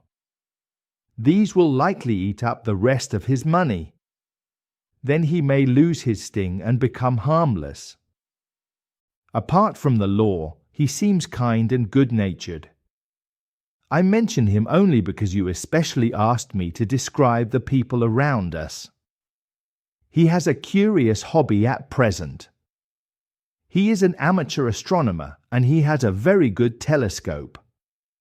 He lies on the roof of his house and looks over the moor all day. He hopes to catch sight of the escaped convict. If he only did that, it would be fine. But there are rumours that he plans to prosecute Dr. Mortimer. He says the doctor opened a grave without permission from the next of kin because he dug up the very old skull from the burial mound at Longdown. Mr. Frankland helps keep our lives from becoming too dull. He provides comic relief when we badly need it. And now, after telling you about the escaped convict, the Stapletons, Dr. Mortimer, and Frankland of Laughter Hall, I will end with what matters most. I will tell you more about the Barrymores, and especially about the surprising thing that happened last night. First, about the test telegram you sent from London to check if Barrymore was truly here. I have already explained that the postmaster's evidence shows the test was worthless. So we still have no proof either way. I told Sir Henry how the matter stood.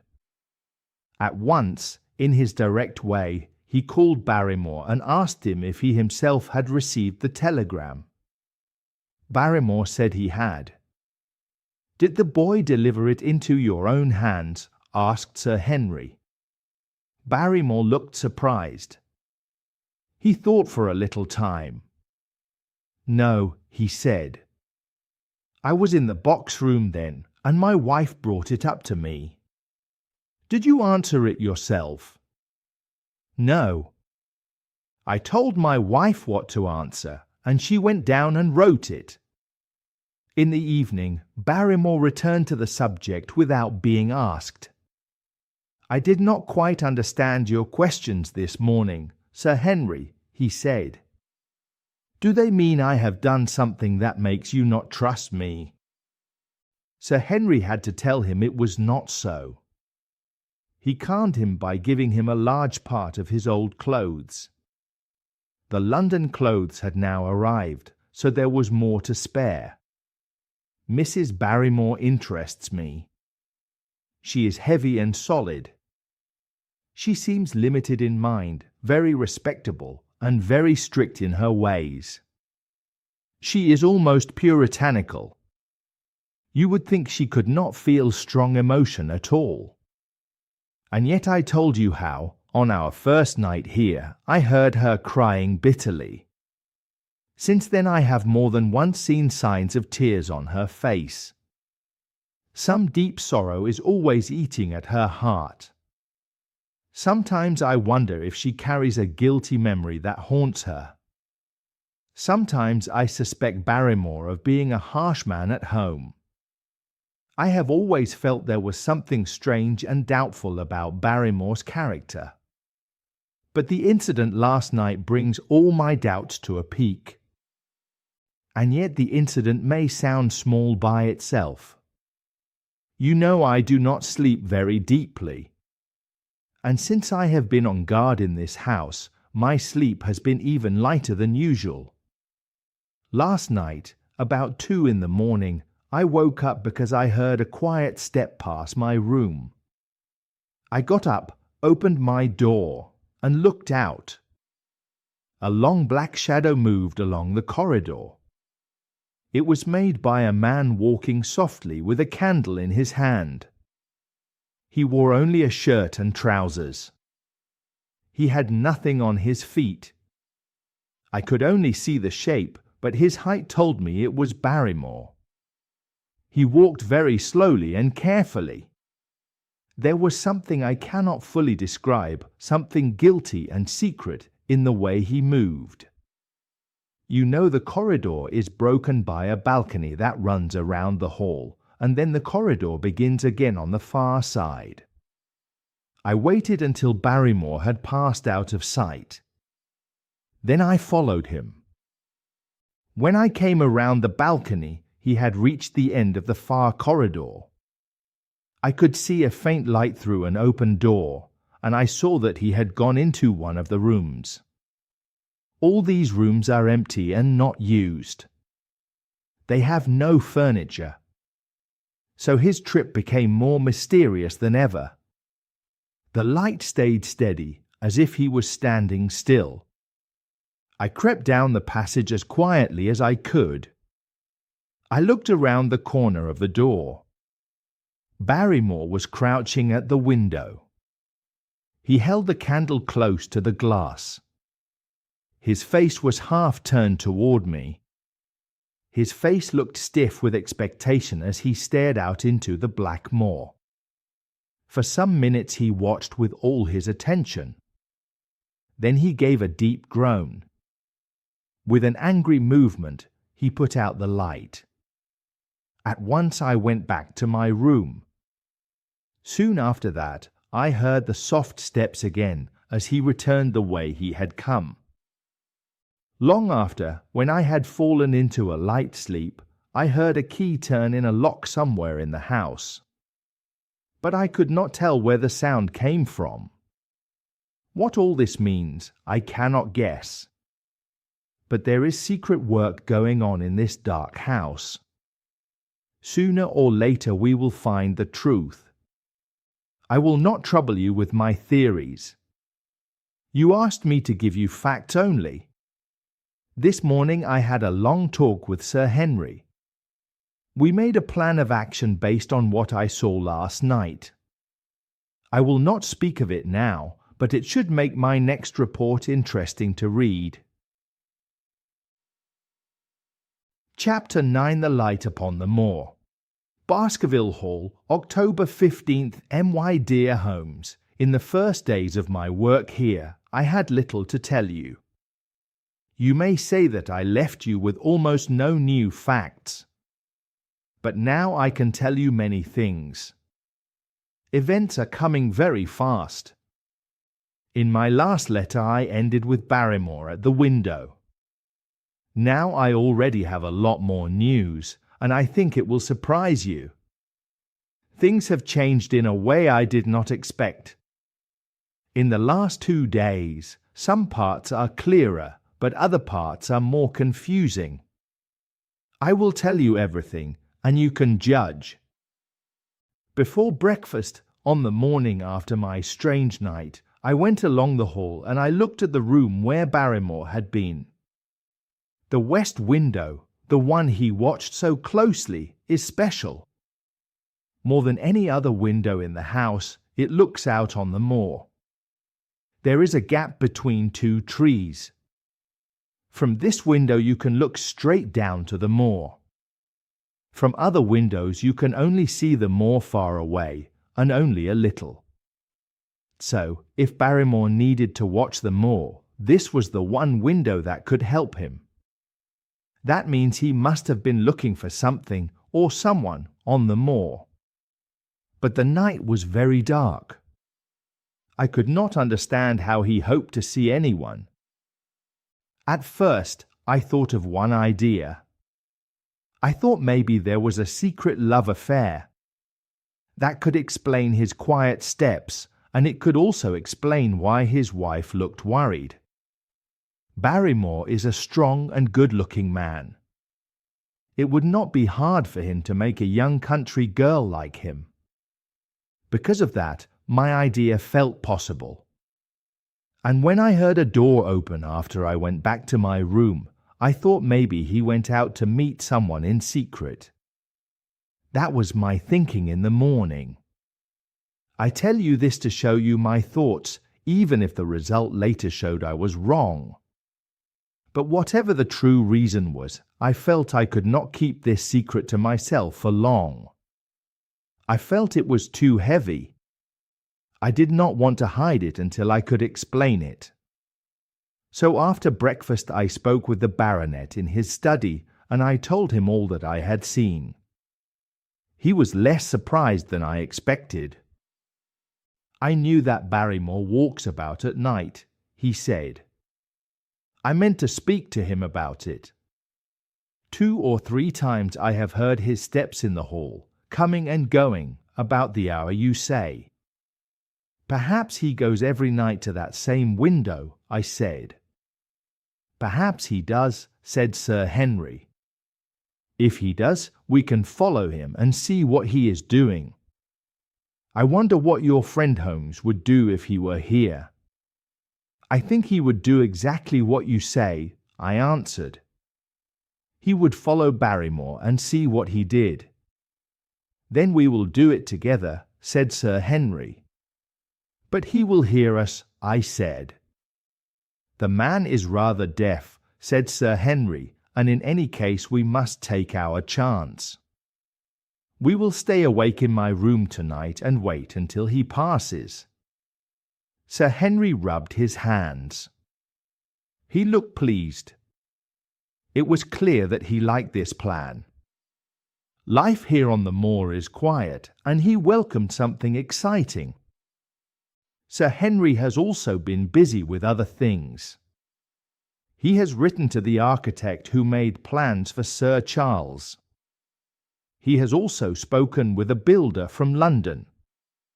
So we may soon see big changes here. Decorators and people who sell furniture have come from Plymouth. It is clear that Sir Henry has big plans, and he has money, and he wants to bring back the old greatness of the family house.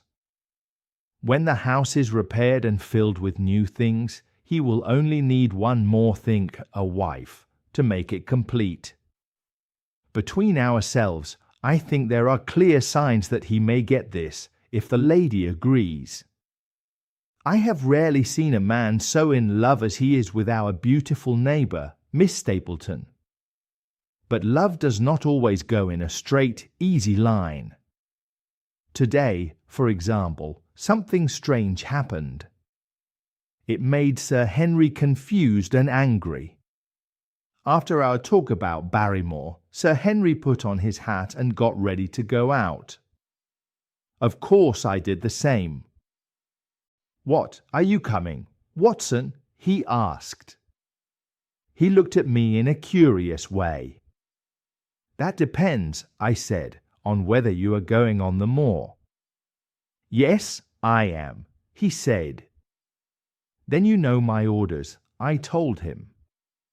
"I am sorry to bother you, but you heard how strongly Holmes told me not to leave you. He especially told me that you must not go alone on the moor." Sir Henry put his hand on my shoulder and smiled in a friendly way. "My dear fellow," he said, "Holmes is very wise, but he did not know some things that have happened since I came here. You understand? You are the last man who would want to spoil another man's plan. I must go out alone." This put me in a very hard place. I did not know what to say. I did not know what to do. Before I could decide, he took his stick and went away. But then I thought about it, and I felt very guilty. I felt bad that I had let him go out of my sight for any reason. I imagined how I would feel if I had to go back to you and say that something terrible happened because I did not follow your orders. My face grew hot when I thought of it.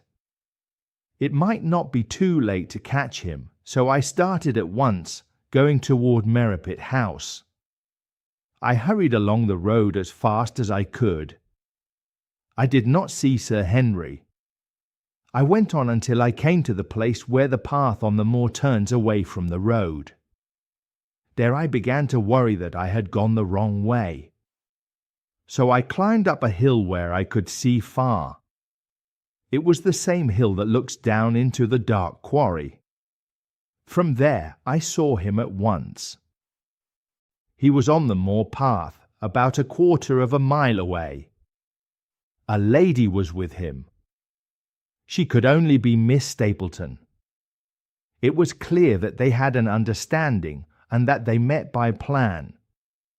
They walked slowly and talked deeply. I saw her hands move quickly, as if she was speaking with strong feeling. He listened very closely. Once or twice he shook his head, as if he did not agree with her. I stood among the rocks and watched them. I was very unsure what to do next. If I went down to them and broke into their private talk, it would be rude. It would be an outrage. And yet my duty was clear. I must not let him out of my sight. To watch a friend like a spy felt hateful. Still, I could see no better plan. So I stayed on the hill. I told myself that later I would confess to him what I had done, so that my conscience would be cleaner. It is true that if danger came suddenly, I was too far away to help. But I believe you will agree that my position was very hard, and there was nothing better I could do. Sir Henry and Miss Stapleton stopped on the path. They stood still, talking closely. Then I saw that I was not the only person watching them. A piece of green moving in the air caught my eye. I looked again and saw it was carried on a stick by a man walking among the rough ground. It was Stapleton with his butterfly net. He was much closer to them than I was, and he seemed to be going toward them. At that moment, Sir Henry suddenly pulled Miss Stapleton closer. His arm went around her. But it seemed to me that she was trying to move away. Her face turned away from him. He bent his head down to hers, and she lifted one hand like she was saying no.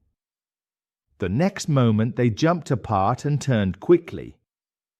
Stapleton had reached them. He ran wildly toward them. His foolish net swung behind him. He waved his arms. He almost danced with anger. I could not understand what it meant. But it looked to me as if Stapleton was shouting at Sir Henry. Sir Henry tried to explain. He grew angry when Stapleton did not accept the words. The lady stood beside them in proud silence. At last Stapleton turned away and made a sharp sign to his sister like an order. She looked at Sir Henry for a moment, unsure, and then she walked away beside her brother. Stapleton's angry movement showed that he was angry with her too. Sir Henry stood and watched them go. Then he walked back slowly the way he came, his head down, looking very sad. I could not understand any of this. I felt ashamed that I had seen such a private scene without my friend knowing. So I ran down the hill and met Sir Henry at the bottom. His face was red with anger. His brows were tight, like a man who does not know what to do. "Hello, Watson," he said. "Where did you come from?" You don't mean you followed me in spite of what I said?" I told him everything, that I could not stay behind, that I had followed him, and that I had seen all that happened. For a moment his eyes burned with anger. But I spoke honestly, and this took away his anger. At last he gave a sad little laugh. "You would think the middle of that wide empty land would be private enough," he said, "but by thunder, the whole countryside seems to have been out to watch me try to win a lady, and it was very poor work too." "Where did you sit to watch it?" "I was on that hill," I said. "In the back row, eh?" he said. "But her brother was close to the front." "Did you see him come in on us?" "Yes," I said. "Did he ever seem crazy to you, this brother?" he asked. "I cannot say he did," I answered. "I suppose not," said Sir Henry. "I always thought he was sane enough until today. But you can take it from me that either he or I should be in a place for madmen. What is wrong with me? You have lived near me for weeks, Watson. Tell me straight. Is there anything that would stop me from being a good husband to a woman I love?" "I should say no," I answered. "He cannot be against my money or my place in the world," said Sir Henry. "So it must be me. What is his problem with me? I have never hurt man or woman in my life, as far as I know. And yet he would not even let me touch the tips of her fingers." "Did he say that?" I asked. "That and much more," said Sir Henry. "Watson, I have only known her for a few weeks, but from the first I felt she was made for me. And she was happy with me, I swear. There is a light in a woman's eyes that speaks louder than words. But he never lets us be together.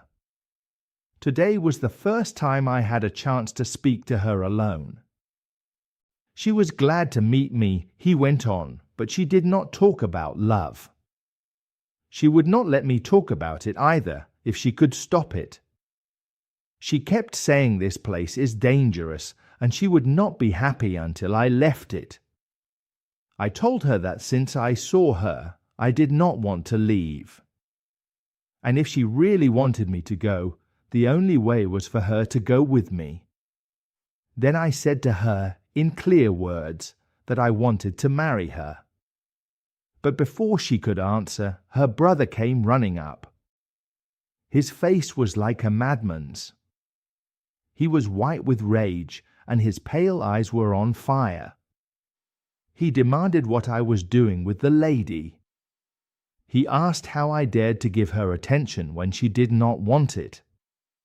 He asked if I thought that because I am a baronet I can do what I like. If he was not her brother, I would have answered in a different way.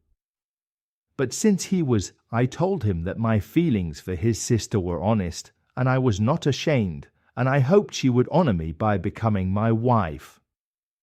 That did not make it better. Then I lost my temper and spoke too hotly, perhaps, because she was standing there. So it ended with him taking her away, as you saw. And now I am as puzzled as any man in this county. Tell me what it means, Watson, and I will owe you more than I can ever pay. I tried 1 or 2 ideas, but I was puzzled too. Sir Henry's title is good. His money is good. His age is fine. His character seems good. His looks are good. I know nothing against him, except this dark fate that seems to follow his family. That his offer should be pushed away so hard, with no care for the lady's own wishes, was strange. And that she went away without protest was also very strange. But later that same day Stapleton came to the hall himself. He came to say sorry for what he did in the morning. He had a long private talk with Sir Henry in the study. After that, everything was settled. The break between them was healed. We are to dine at Merripit House next Friday, as a sign that all is well. I still do not say he is not crazy, said Sir Henry. I cannot forget the look in his eyes when he ran at me. But I must say that no man could make a better apology than he did. Did he explain why he acted so? I asked. He said his sister is everything in his life, Sir Henry answered. That is natural enough. They have always been together. He says he has been very lonely, with only her for company. So the thought of losing her was terrible. He said he did not understand at first that I was growing attached to her. But when he saw it with his own eyes, and saw that she might be taken from him, it shocked him so much that for a time he was not responsible for what he said or did. He said he was sorry for all that happened. He said he knew it was foolish and selfish to think he could keep a beautiful woman like his sister for his whole life. If she must leave him, he would rather it be to a neighbour like me than to anyone else. But even so, it was a blow to him, and he would need time to prepare himself. He said he would stop opposing me if I promised that for 3 months I would let the matter rest. I must be content to build her friendship in that time, without asking for her love. I promised, and so the matter stands. So one small mystery is now clear. It is good to touch solid ground anywhere in this bog where we are sinking. Now we know why Stapleton looked badly on Sir Henry as a man who wanted his sister, even though Sir Henry is so fit for her. And now I move to another thread that I have pulled out of this tangled knot. It is the mystery of the sobs in the night, the tear-stained face of Mrs. Barrymore, and the secret trips of the butler to the west window. Congratulate me, my dear Holmes. Tell me I have not failed you as your man here.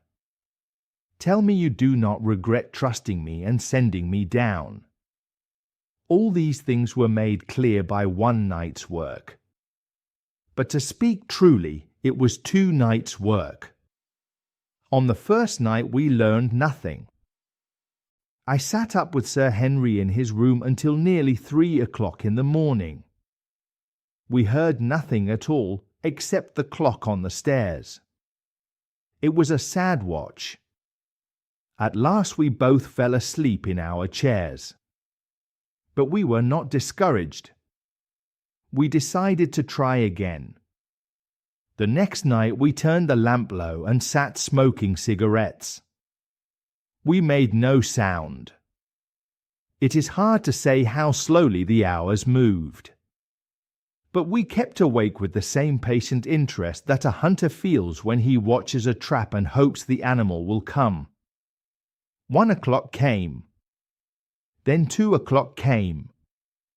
We were almost ready to give up again. Then, in one instant, we both sat straight up. Our tired senses became sharp again. We heard the creak of a step in the hall. Very quietly we listened as it moved along and then faded away in the distance. Then Sir Henry gently opened his door, and we went out to follow. Our man had already turned around the gallery. The hall was dark. Softly we moved until we came to the other wing of the house. We were just in time to see the tall figure with a black beard. His shoulders were bent as he walked on tiptoe. Then he went through the same door as before. A candle lighted the doorway. It threw one single yellow line across the dark hall. We had left our boots behind us. Even so, the old boards made small snaps and creaks under our steps. We moved slowly. We tested each plank before we put full weight on it. Many times I felt it was impossible that he would not hear us. But the man is rather deaf, and he was busy with what he was doing. At last we reached the door and looked through. There he was, bent down at the window, candle in hand, his white face pressed to the glass. He was exactly as I had seen him 2 nights before. We had not made any plan, but Sir Henry is a man who likes the most direct way. He walked straight into the room. Barrymore jumped up from the window with a sharp breath. He stood before us, pale and shaking. His dark eyes were wide. He looked from Sir Henry to me, full of fear and surprise. "What are you doing here, Barrymore?" asked Sir Henry. "Nothing, sir," said Barrymore. He was shaking so much he could hardly speak. The candle shook and the shadows jumped up and down. "It was the window, sir. I go around at night to see the windows are locked." "On the 2nd floor?" asked Sir Henry. "Yes, sir, all the windows," said Barrymore. "Listen, Barrymore," said Sir Henry in a hard voice. "We want the truth, and you will save yourself trouble if you tell it now. No lies. What were you doing at that window?" He looked at us like a man with no way out. He wrung his hands like someone in great pain and doubt. "I was doing no harm, sir," he said. "I was holding a candle to the window." "And why were you holding a candle to the window?" asked Sir Henry. "Do not ask me, Sir Henry, do not ask me." Barrymore cried. "I swear it is not my secret, and I cannot tell it. If it was only about me, I would not hide it from you." Then an idea came to me. I took the candle from his shaking hand. "He must be using it as a signal," I said. "Let us see if there is an answer." I held it as he had done, and I looked out into the night. I could faintly see the dark line of trees and the lighter space of the moor because the moon was behind clouds. Then I cried out in joy because I saw something. A tiny yellow point of light suddenly appeared in the darkness. It glowed steadily in the middle of the black square of the window. "There it is!" I cried. "No, no, sir, it is nothing, nothing at all." Barrymore broke in. "I assure you, sir, move your light across the window, Watson," cried Sir Henry. "See, the other light moves too. Now, you man, do you deny it is a signal? Speak! Who is with you out there, and what is this secret plan?" Barrymore's face became hard. "It is my business, not yours," he said. "I will not tell." "Then you will leave my work at once," said Sir Henry. "Very good, sir," said Barrymore. "If I must, I must." "And you will go in shame," said Sir Henry. "By thunder, you should be ashamed. Your family has lived with mine under this roof for more than 100 years, and now I find you in some dark plan." "No, no, sir, no, not against you," said a woman's voice. Mrs. Barrymore stood at the door. She was paler than her husband and full of fear.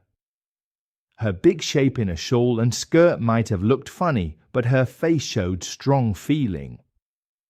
"We have to go, Eliza," said Barrymore. "This is the end. You can pack our things." "Oh, John, John, have I brought you to this?" she cried. Then she turned to Sir Henry. "It is my doing, Sir Henry, all mine. He has done nothing except for me, because I asked him." "Then speak," said Sir Henry. "What does it mean?" "My unhappy brother is hungry on the moor," she said. "We cannot let him die at our gate. The light is a signal to tell him that food is ready. And his light out there shows the place where we will bring it." "Then your brother is," said Sir Henry. "The escaped convict, sir," she said. "Selden, the criminal." "That is true, sir," said Barrymore. "I said it was not my secret, and I could not tell you. But now you have heard it, and you can see that if there was a plan, it was not against you. So this was the reason for the quiet trips at night and the light at the window." Sir Henry and I stared at the woman. Could it be that this steady, respectable person was the sister of one of the worst criminals in England? "Yes, sir," she said. "My name was Selden. He is my younger brother. We spoiled him too much when he was a boy. We gave him his own way in everything. He began to think the world was made for his pleasure, and he could do anything he liked. When he grew older, he met bad friends. Then evil came into him. He broke my mother's heart, and he pulled our name into the dirt. From one crime to another he fell lower and lower, until only God's mercy kept him from death. But to me, sir, he was always the little boy with curly hair, the little boy I cared for and played with. That is why he broke out of prison. He knew I was here, and he knew we could not refuse to help him. When he came here one night, tired and hungry, with men chasing him close behind, what could we do? We took him in. We fed him. We cared for him. Then you came back, sir. My brother thought he would be safer out on the moor until the search was over, so he hid there. But every second night we made sure he was still alive by putting a light in the window. If we saw an answer, my husband took bread and meat out to him. Every day we hoped he was gone. But while he was there, we could not leave him. That is the whole truth. I am an honest Christian woman. If there is blame, it is not my husband's blame. It is mine, because he did it for me." She spoke with such deep truth that it was hard not to believe her. "Is this true, Barrymore?" asked Sir Henry. "Yes, Sir Henry," said Barrymore. "Every word is true." "Well," said Sir Henry, "I cannot blame you for standing with your wife. Forget what I said. Go to your room, both of you, and we will speak more of this in the morning."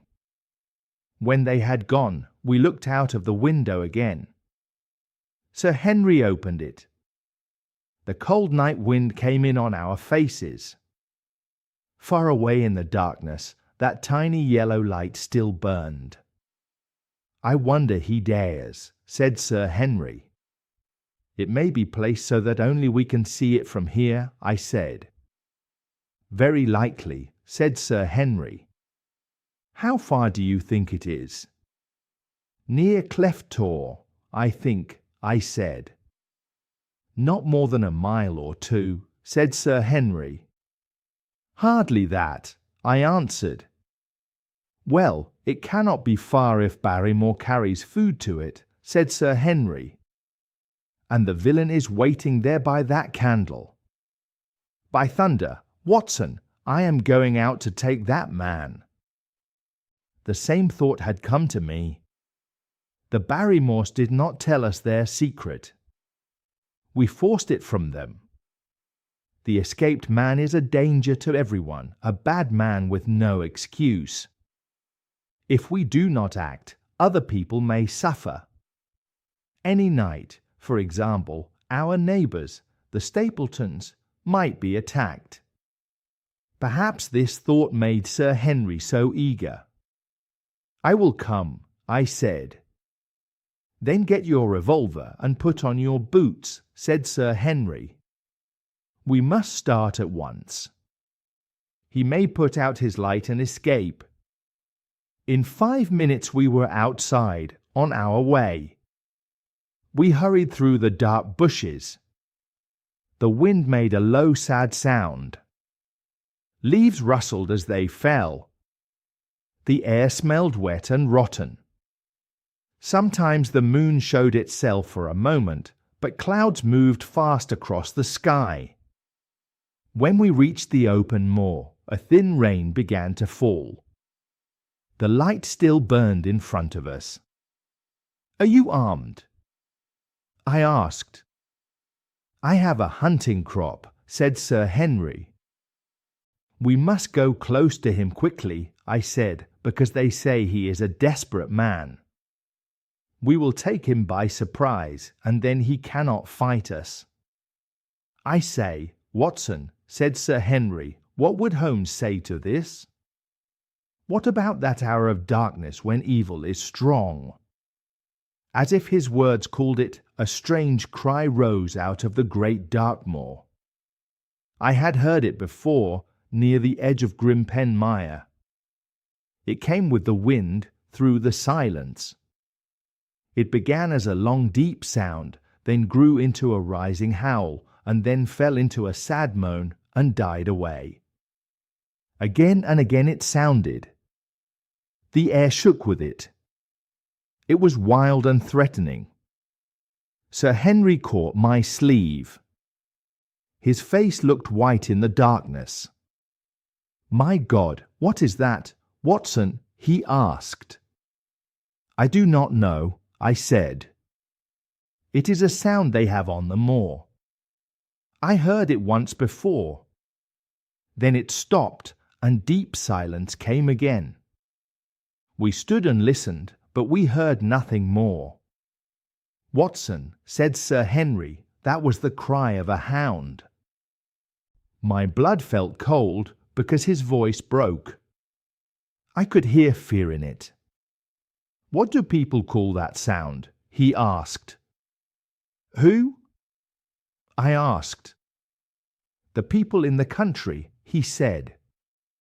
"Oh, they are ignorant people," I said.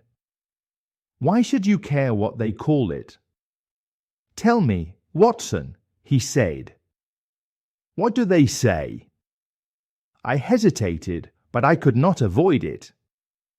"They say it is the cry of the hound of the Baskervilles," I said. He made a low sound of pain, and he was silent for a short time. "A hound it was," he said at last, "but it seemed far away, miles away, over there." It was hard to say where it came from, I said.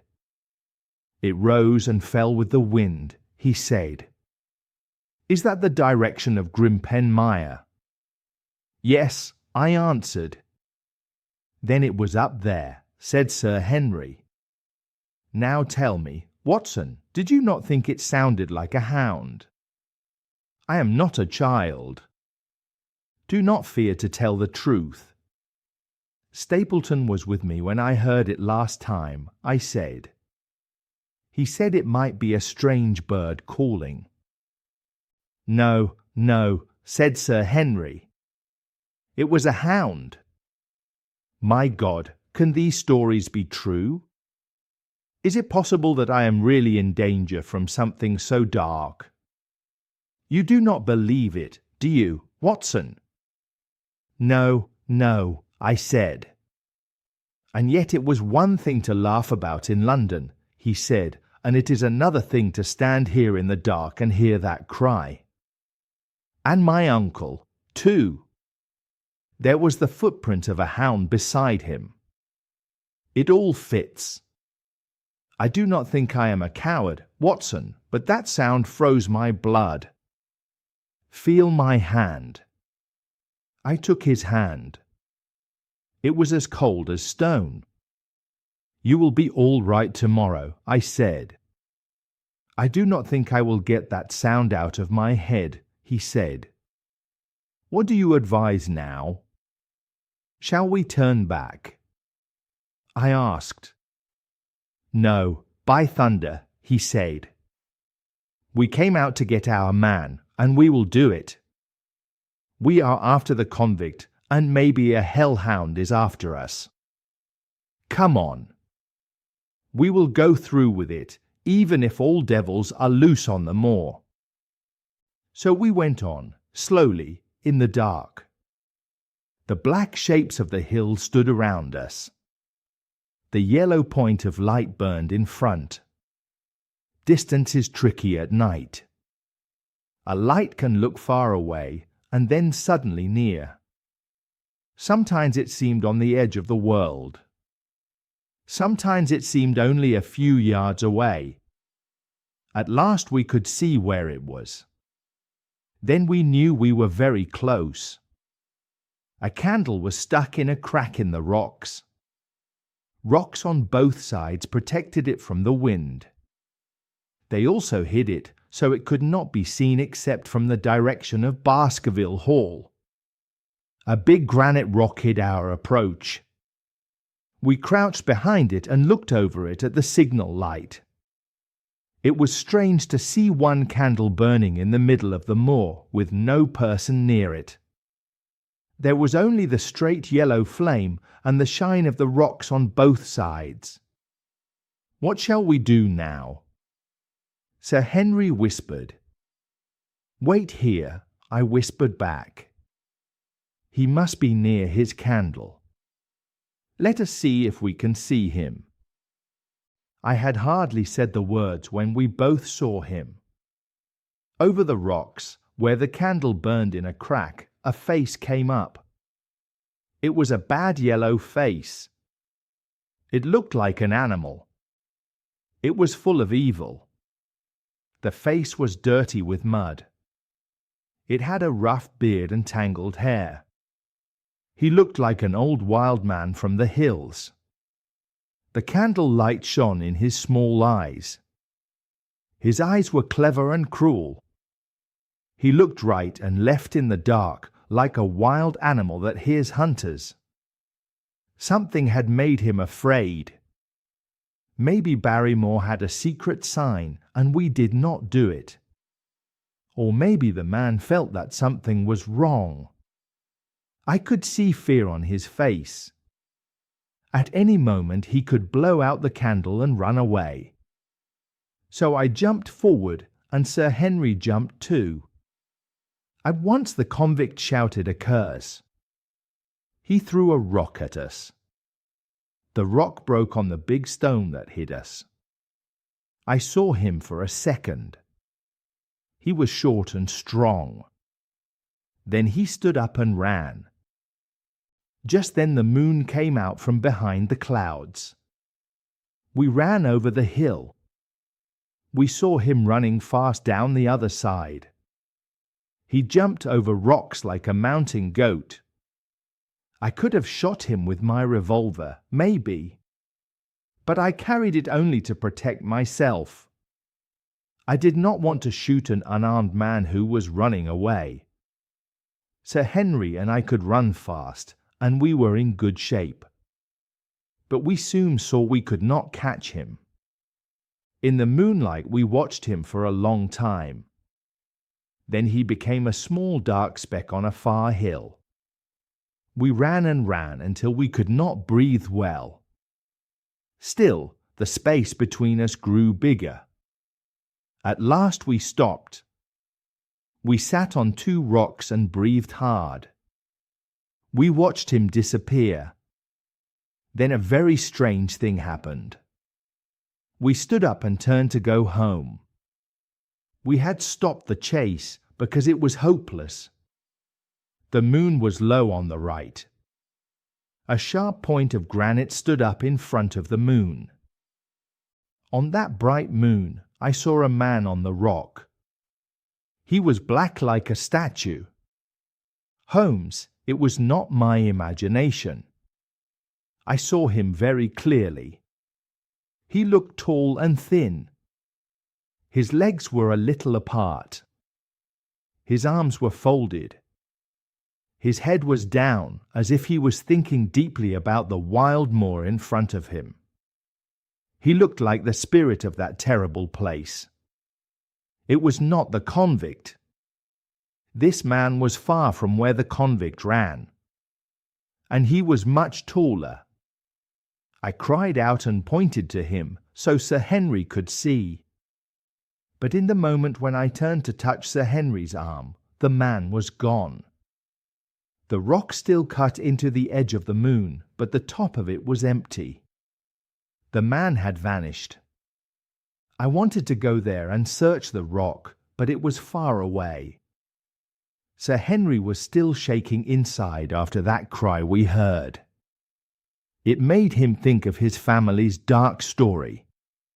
He did not want a new adventure. He did not see the man on the rock, so he did not feel what I felt. A prison guard, no doubt, he said. There have been many on the moor since the convict escaped. Maybe he is right, but I want better proof. Today we plan to tell the people at Princetown where they should look for the escaped man. But it is sad that we did not catch him ourselves. These are the events of last night. You must admit, my dear Holmes, that my report is good. Some things I tell you may not matter, but I think it is best to give you all the facts. Then you can choose what is useful for your conclusions. We are making progress. About the Barrymores, we now know why they acted as they did. That makes things much clearer. But the moor, with its mysteries and strange people, is still hard to understand. Perhaps in my next letter I can explain more. Best of all would be if you could come here to us. In any case, I will write again in the next few days. Chapter 10 Extract from the Diary of Dr. Watson. Up to now, I have been able to copy parts from the reports that I sent to Sherlock Holmes in these first days. But now I am at a place in my story where I cannot keep doing that. Now I must stop using the old reports. I must write from my own memory again, helped by the small diary that I kept at that time. If I copy a few parts from that diary, it will take me forward to the next events, which I still remember very clearly. So I will go on now from the morning after our failed chase of the convict and after the other strange things we saw on the moor. October 16th. It is a grey day. There is fog and there is light rain. The house is covered by moving clouds. Sometimes the clouds lift a little. Then we can see the sad curves of the moor. We can see thin bright lines on the hills, like silver.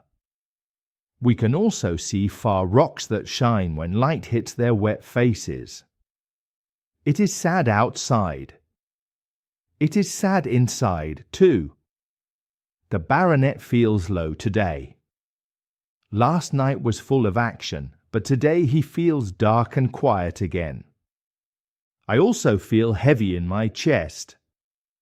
I feel that danger is coming. It feels like danger is always near us. It is worse because I cannot say clearly what it is. And do I not have a reason to feel this? Think of all the events that point to something bad working around us. Sir Charles died in a way that fits the old family story so well. Also, country people keep saying they have seen a strange creature on the moor. And twice I have heard, with my own ears, a sound like a far hound barking. It is hard to believe. It seems impossible that it can be outside normal nature. A ghost hound that leaves real footprints and fills the air with howling is not something I can accept. Stapleton may believe such a thing. Dr. Mortimer may believe it too. But if I have one strong quality, it is plain common sense. Nothing will make me believe in a ghost dog.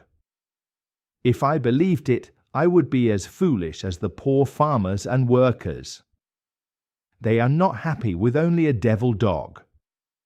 They also say it has fire coming out of its mouth and eyes. Holmes would not listen to such ideas, and I am his man here. Still, facts are facts. I have heard that crying on the moor 2 times. So I must think about it. What if there is a very large real hound on the moor? That could explain many things. But then more hard questions come. Where could such a huge dog hide? Where could it get food? Where did it come from? Why does no one see it in the day? I must say that the natural answer is also very hard. And always, apart from the hound, there is another fact, a human hand in London. There was the man in the cab. There was the letter warning Sir Henry not to go on the moor. That part was real. But even that could be from a friend trying to protect him, not only from an enemy. So where is that friend or enemy now? Is he still in London, or did he follow us here? Could he be the stranger whom I saw on the tour, black against the moon? It is true that I only saw that man for a moment. Still, there are things I feel sure about. He is not anyone I have met here, and now I have met all the neighbours. The man I saw was much taller than Stapleton. He was much thinner than Frankland. It could perhaps have been Barrymore, but we left Barrymore behind us that night, and I am sure he could not have followed us there. So it seems there is still a stranger who follows us here, just as a stranger followed us in London. We have never been free of him. If I could catch that man, if I could put my hands on him, then maybe we would finally reach the end of our trouble. From now on I must put all my strength into this one goal. My first wish was to tell Sir Henry all my plans. My second wish, and the wiser one, was different. I will play my own game, and I will talk as little as I can to anyone. Sir Henry is quiet and far away in his mind today. His nerves have been shaken by that sound on the moor. I will say nothing that can make him more worried.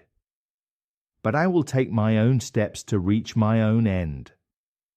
We had a small trouble this morning after breakfast. Barrymore asked to speak with Sir Henry.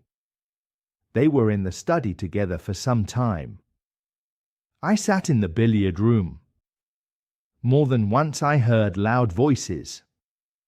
I had a good idea what they were arguing about. After a while, the baronet opened the door and called me. Barrymore thinks he has a complaint, said Sir Henry. He thinks it was not fair that we tried to catch his wife's brother when he told us the secret. The butler stood before us. He was very pale, but he was calm. I may have spoken too strongly, sir, said he. If so, I ask your pardon. But I was very surprised this morning. I heard you gentlemen came back, and I learned you had chased Selden. The poor man has enough trouble already. I did not want more men on his track. If you had told us freely, it would have been different, said Sir Henry. But you only told us, or rather your wife told us, when the truth was forced from you, and you could not hide it. I did not think you would use it that way, Sir Henry, said Barrymore. Indeed I did not. The man is a public danger, said Sir Henry. There are lonely houses on the moor. He is the kind of man who would do anything. You only need to see his face to know it. Look at Mr. Stapleton's house, for example. It is lonely, and he is almost alone there. No one is safe until Selden is locked up again. He will not break into any house, sir, said Barrymore. I give you my serious word. But he will never trouble anyone here again. I promise you, Sir Henry, that in a few days the needed plans will be ready, and he will be on his way to South America. For God's sake, sir, do not tell the police that he is still on the moor. They have stopped looking there. He can stay quiet until the ship is ready. You cannot tell on him without bringing trouble on my wife and me. I beg you, sir, say nothing to the police. What do you say, Watson? Asked Sir Henry. I lifted my shoulders a little. If he is safely out of England, it will save the public money, I said. But what about the danger that he may rob someone before he goes? Asked Sir Henry.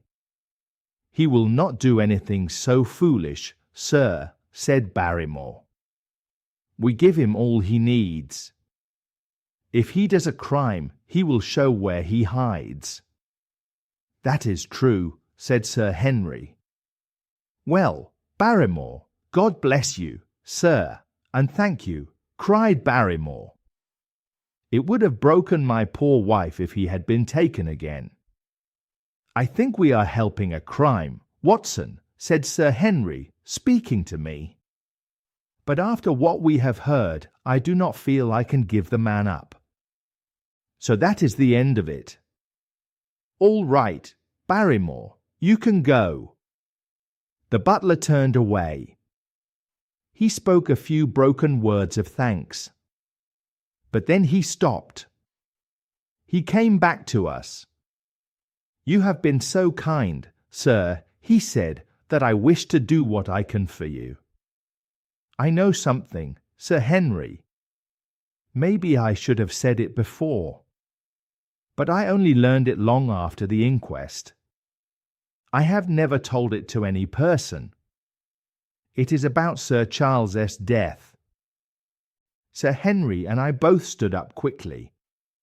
Do you know how he died? We asked. No, sir, I do not know that, said Barrymore. What then? Asked Sir Henry. I know why he was at the gate at that hour, said Barrymore. He was there to meet a woman. To meet a woman? Said Sir Henry. Yes, sir, said Barrymore.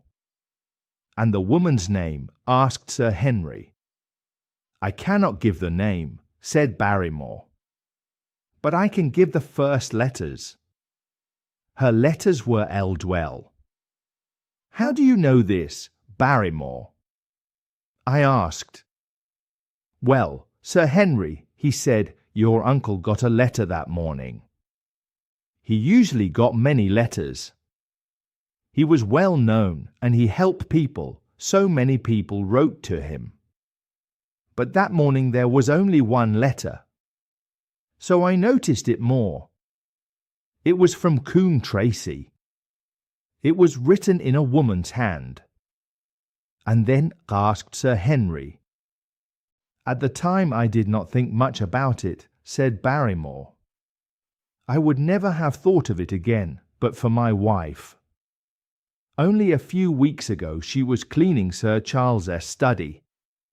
No one had touched it since his death. She found the ashes of a burned letter at the back of the fireplace. Most of it was burned to dust, but one small piece stayed together. The writing could still be read, though it was grey on black. It looked like the last line of the letter.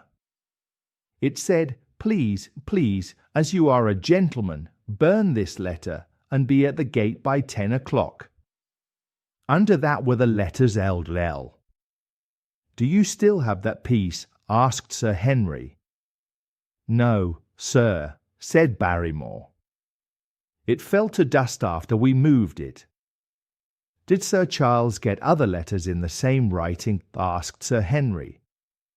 I did not watch his letters closely, said Barrymore. I would not have noticed this one, except it came alone. And you do not know who L.F.L. is? Asked Sir Henry. No, sir, said Barrymore. No more than you do. But I think if we could find that lady, we might learn more about Sir Charles's death. I do not understand, Barrymore, said Sir Henry, why you hid this important thing. Well, sir, said Barrymore, soon after that our own trouble came. And also, sir, we were both very fond of Sir Charles, as we should be, because he did so much for us. Digging this up could not help our poor master. And it is best to walk carefully when a lady is part of it. Even the best of us, you thought it might hurt his good name? Asked Sir Henry. Yes, sir, said Barrymore. I thought no good could come from it. But now you have been kind to us. I feel it would be unfair to you not to tell you all I know. Very good, Barrymore, said Sir Henry. You can go. When the butler left us, Sir Henry turned to me. Well, Watson, he said, what do you think of this new light? It makes the darkness even darker, I said. I feel the same, he said. But if we can find L.L., it should make everything clear. We have gained something. We know there is someone who may have the facts if we can find her. What should we do? We must tell Holmes at once, I said. This may be the clue he wants. I will be very surprised if it does not bring him down here. I went at once to my room. I wrote my report for Holmes about our talk this morning. It was clear to me that Holmes has been very busy lately. The notes I got from Baker Street were few, and they were short. He gave almost no comments on what I told him. He hardly spoke about my work here. No doubt his blackmail case takes all his mind. Still, this new fact must catch his eye and wake his interest again. I wish he were here. October 17th. All day the rain fell. It rustled on the ivy and dripped from the roof. I thought of the convict out on the Coldmoor with no shelter. Poor devil! Whatever his crimes, he has suffered much, and that counts for something. Then I thought of the other one, the face in the cab, and the man on the tour against the moon. Was he also out in that storm? That hidden watcher, that man of darkness? In the evening I put on my raincoat. I walked far on the wet moor. I had dark thoughts in my head. Rain hit my face. Wind whistled by my ears. God help anyone who walks into the great mire now, because even the higher ground is turning soft and wet. I found the dark tor where I had seen the lone watcher. I climbed to its rough top. From there I looked out across the sad open land. Strong rain swept across the brown face of the hills. Heavy grey clouds hung low. They dragged long grey lines down the sides of the strange hills. In a far hollow to the left, half hidden by mist, I could see the two thin towers of Baskerville Hall above the trees. They were the only signs of human life that I could see, except for the very old stone huts that lay thick on the hill slopes. But there was no sign at all of the lonely man I had seen there 2 nights before. As I walked back, Dr. Mortimer came up behind me in his small cart. He drove along a rough track from a far farmhouse called Folmire. He has been very kind to us. Almost every day he comes to the hall to see how we are doing. He made me climb into the cart, and he drove me part of the way home. He was very worried about his little dog, his spaniel. It had wandered onto the moor and had not come back. I tried to comfort him, but I thought of the pony on the Grimpen Mire. I do not think he will see his little dog again. By the way, Mortimer, I said as we bumped along the rough road, you know most people who live within driving distance of here, do you not? Almost all, he said. Then can you tell me the name of any woman with the letters L?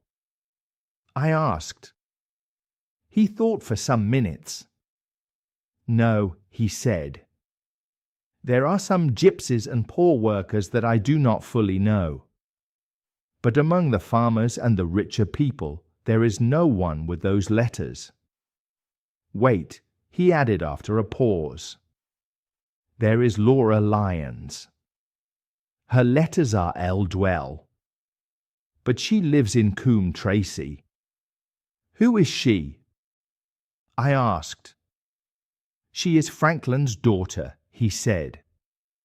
What old Frankland, the strange man? I said. Yes, said Mortimer. She married an artist named Lyons. He came here to draw pictures of the moor. He turned out to be a bad man, and he left her. From what I hear, the blame may not have been only on one side. Her father refused to see her because she married without his permission, and maybe for one or two other reasons too. So, between the old sinner and the young one, the girl has had a hard life. How does she live? I asked.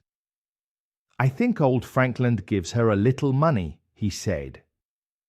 But it cannot be much, because his own money matters are not good. Still, people could not let her fall completely. Her story became known, and some people here helped her earn honest money. Stapleton helped. Sir Charles helped too. I gave a small amount myself. It was to start a typewriting business. He wanted to know why I asked. But I answered him in a way that gave him enough and not too much. There is no reason to share our secrets. Tomorrow morning I will go to Coombe Tracey. If I can meet this Mrs. Laura Lyons, who has a doubtful name, it will be a big step toward clearing one part of this chain of mysteries. I am learning to be clever and careful. When Mortimer asked too many questions, I asked him in a casual way what kind of skull Frankland has. Then I heard only talk of skulls and head shapes for the rest of the ride. Living with Sherlock Holmes for years has taught me something. I have only one more thing to write about this wild and sad day. It is my talk with Barrymore just now. It gives me one more strong card to use at the right time. Mortimer stayed for dinner. After dinner, he and Sir Henry played cards. The butler brought my coffee to the library. I used the chance to ask Barrymore some questions. Well, I said, has that precious family man of yours gone, or is he still hiding out there? I don't know, sir, he said. I hope he has gone, because he has brought only trouble here. I have not heard from him since I left food for him last, and that was 3 days ago. Did you see him then? I asked. No, sir, said Barrymore. But the food was gone when I went back that way. Then he was there, I said. So you would think, sir, he said, unless it was the other man who took it. I froze with my cup in my hand. I stared at Barrymore. You know there is another man. I asked. Yes, sir, he said. There is another man on the moor. Have you seen him? I asked. No, sir, he said. Then how do you know? I asked. Selden told me, said Barrymore. A week ago or more. That man is hiding too. But he is not a convict, as far as I can tell. I don't like it, Dr. Watson. I tell you straight, sir, I don't like it. He spoke with sudden strong feeling. Now listen to me, Barrymore, I said. I only care about your master. I came here only to help him. Tell me, clearly, what is it you don't like? He stopped for a moment. It was as if he wished he had not spoken, or as if it was hard for him to put his fear into words. It is all these strange things, sir, he cried at last. He waved his hand toward the rain-beaten window that looked out on the moor. There is something dirty going on somewhere. There is black evil growing, I swear it. I would be very glad, sir, to see Sir Henry back on his way to London. But what is it that scares you? I asked. Look at Sir Charles's death, he said. That was bad enough, no matter what the official man said. Look at the sounds on the moor at night. No man would cross it after dark, not even for money. Look at this stranger hiding out there, watching and waiting. What is he waiting for? What does it mean? It means no good for anyone named Baskerville. I will be glad to be done with it on the day Sir Henry's new servants come and take over the hall. But about this stranger, I said. Can you tell me anything? What did Selden say? Did he learn where the man lives or what he does? Selden saw him once or twice, Barrymore answered. But the man is deep and clever, and he shows nothing. At first Selden thought he was police. But soon he knew the man had his own plan. Selden said he looked like a kind of gentleman, as far as he could see. But Selden could not understand what he was doing. And where did Selden say he lived? I asked. Among the old houses on the hillside, said Barrymore. The stone huts where old people lived long ago. But how does he get food? I asked. Selden found out he has a boy who works for him, said Barrymore. The boy brings him what he needs. I guess the boy goes to Coombe Tracey to buy things. Very good, Barrymore, I said. We may talk more another time. When he left, I walked to the dark window. I looked through the wet glass at the fast clouds and the shaking shapes of trees in the wind. It is wild even inside the house. What must it be like in a stone hut on the moor tonight? What kind of strong hate makes a man hide in such a place at such a time? And what strong purpose can push him to live through such pain? It feels as if the very centre of this whole problem lies out there in that hut on the moor. I swear that before another day passes, I will do all that a man can do to reach the heart of this mystery. Chapter 11. The Man on the Tour. The part from my private diary, which was the last chapter, has brought my story up to October 18th. Now these strange things began to move fast toward a terrible end. I remember the next few days very well. I can tell them without looking at my notes. I begin with the day after I learned two very important facts. The first fact was this: Mrs. Laura Lyons of Coombe Tracey wrote to Sir Charles Baskerville. She asked him to meet her. She chose the same place and the same time when he later died. The second fact was this: the man who was hiding on the moor was living among the old stone huts on the hillside. When I had these two facts, I felt this: if I could not learn more, then I must be lacking in either my mind or my courage. I felt I must move forward. I had no chance to tell Sir Henry what I learned about Mrs. Lyons on the evening before. Dr. Mortimer stayed with him, and they played cards until very late. But at breakfast I told Sir Henry about my discovery. I asked him if he wanted to come with me to Coombe Tracey. At first Sir Henry was eager to come. But then we both thought again. We decided it might be better if I went alone. If we came in a very formal way, we might learn less. So I left Sir Henry behind. I did not like doing that because of my duty.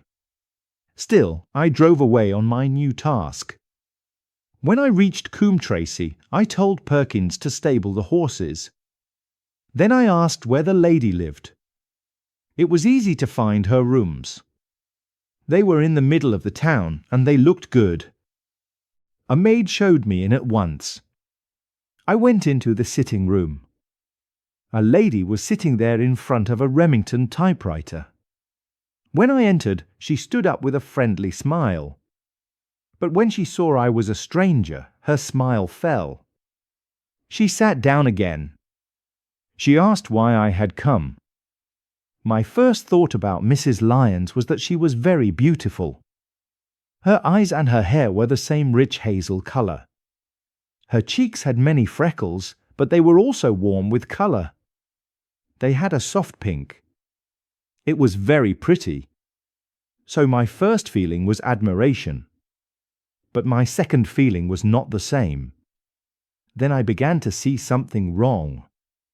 It was small, but it was there. There was a little hardness in her face. There was a little roughness in her look. Perhaps it was in her eyes. Perhaps it was in her lips. It spoiled her perfect beauty. But these thoughts came later. In that first moment I only felt this: she was a very handsome woman, and she was asking me why I was there. Only then did I fully see how delicate my work was. I said, "I have the pleasure of knowing your father." It was not a good start. The lady made me feel that at once. "There is nothing in common between my father and me," she said. "I owe him nothing. His friends are not my friends. If it were not for the late Sir Charles Baskerville and some other kind people, I might have starved. My father would not have cared." "It was about the late Sir Charles Baskerville that I came to see you," I said. Her freckles seemed to stand out more. "What can I tell you about him?" she asked. Her fingers moved in a nervous way on her typewriter. "You knew him, did you not?" I asked. "I have said that I owe a great deal to his kindness," she said. "If I can support myself now, it is largely because he cared about my sad situation." "Did you write letters to him?" I asked. She looked up fast. Her hazel eyes flashed with anger. "What is the reason for these questions?" she asked sharply. "The reason is to stop a public scandal," I said. "It is better that I ask here, instead of letting the matter go outside our control." She was silent. Her face was very pale. At last she looked up again. Now she looked reckless and defiant. "Well, I will answer," she said. "What do you want to know?" "Did you write to Sir Charles?" I asked. "Yes," she said. "I wrote once or twice. I wanted to thank him for his kindness and his generosity." "Do you have the dates of those letters?" I asked. "No," she said. "Did you ever meet him?" I asked. "Yes, once or twice," she said. "He came into Coombe Tracey. He was a quiet man. He liked to help people without noise." "But if you saw him so little and wrote so little," I said, "how did he know enough to help you, as you say he did?" She answered quickly, as if she was ready for it. "There were several gentlemen who knew my sad story," she said. "They joined to help me. One was Mr. Stapleton. He is a neighbour and a close friend of Sir Charles. He was very kind. It was through him that Sir Charles learned about my affairs. I already knew that Sir Charles had used Stapleton to give money and help to people. So her words sounded true. Did you ever write to Sir Charles and ask him to meet you?" I asked. Mrs. Lyons grew angry again. "Sir, this is a very strange question," she said. "I am sorry, madam," I said, "but I must ask it again." "Then I answer, certainly not," she said. "Not on the day Sir Charles died." I asked. The anger left her face in one instant. Now she looked like death. Her lips were dry. She could not speak. But I could see the word no in her face, even if I could not hear it. "Surely your memory is wrong," I said. "I can even quote your words. The letter said, 'Please, please, as you are a gentleman, burn this letter and be at the gate by 10 o'clock.' For a moment I thought she might faint. But she fought to stay strong. 'Is there no such thing as a gentleman?' she gasped. 'You do Sir Charles wrong,' I said. 'He did burn the letter. But sometimes writing can still be read even when it is burned. Do you admit now that you wrote it?' 'Yes, I wrote it,' she cried. Then her words came fast. 'Yes, I wrote it. Why should I deny it? I am not ashamed of it. I wanted his help. I believed that if I could speak to him face to face, I could get his help. So I asked him to meet me. But why at that hour?' I asked. 'Because I had only just learned he was going to London the next day,' she said. 'He might be gone for months. And there were reasons why I could not come earlier.' 'But why meet in the garden gate?' I asked, 'instead of coming to the house?' 'Do you think a woman can go alone at that hour to a bachelor's house?' she said. 'Then what happened when you got there?' I asked. 'I never went,' she said. 'Mrs. Lyons.' I said. 'No, I swear it,' she said. 'I swear on everything I hold sacred. I never went. Something happened that stopped me.' 'What stopped you?' I asked. 'That is private,' she said. 'I cannot tell you.' 'So you admit this?' I said. 'You made an appointment with Sir Charles at the same hour and place where he died. But you say you did not go.' 'That is the truth,' she said. Again and again I questioned her. But I could not get past that point. At last I stood up. It had been a long talk, and it did not give me a full answer. 'Mrs. Lyons,' I said, 'you are taking a great responsibility. You are putting yourself in a false position if you do not tell everything you know. If I must ask the police for help, you will see how serious your position is. If you are innocent, why did you first deny that you wrote to Sir Charles on that date?' 'Because I feared people would make a false story,' she said. 'I feared I would be pulled into a scandal.' 'And why did you press Sir Charles to burn your letter?' I asked. 'If you have read the letter, you will know,' she said. I did not say I read all of it, I said. 'You quoted some of it,' she said.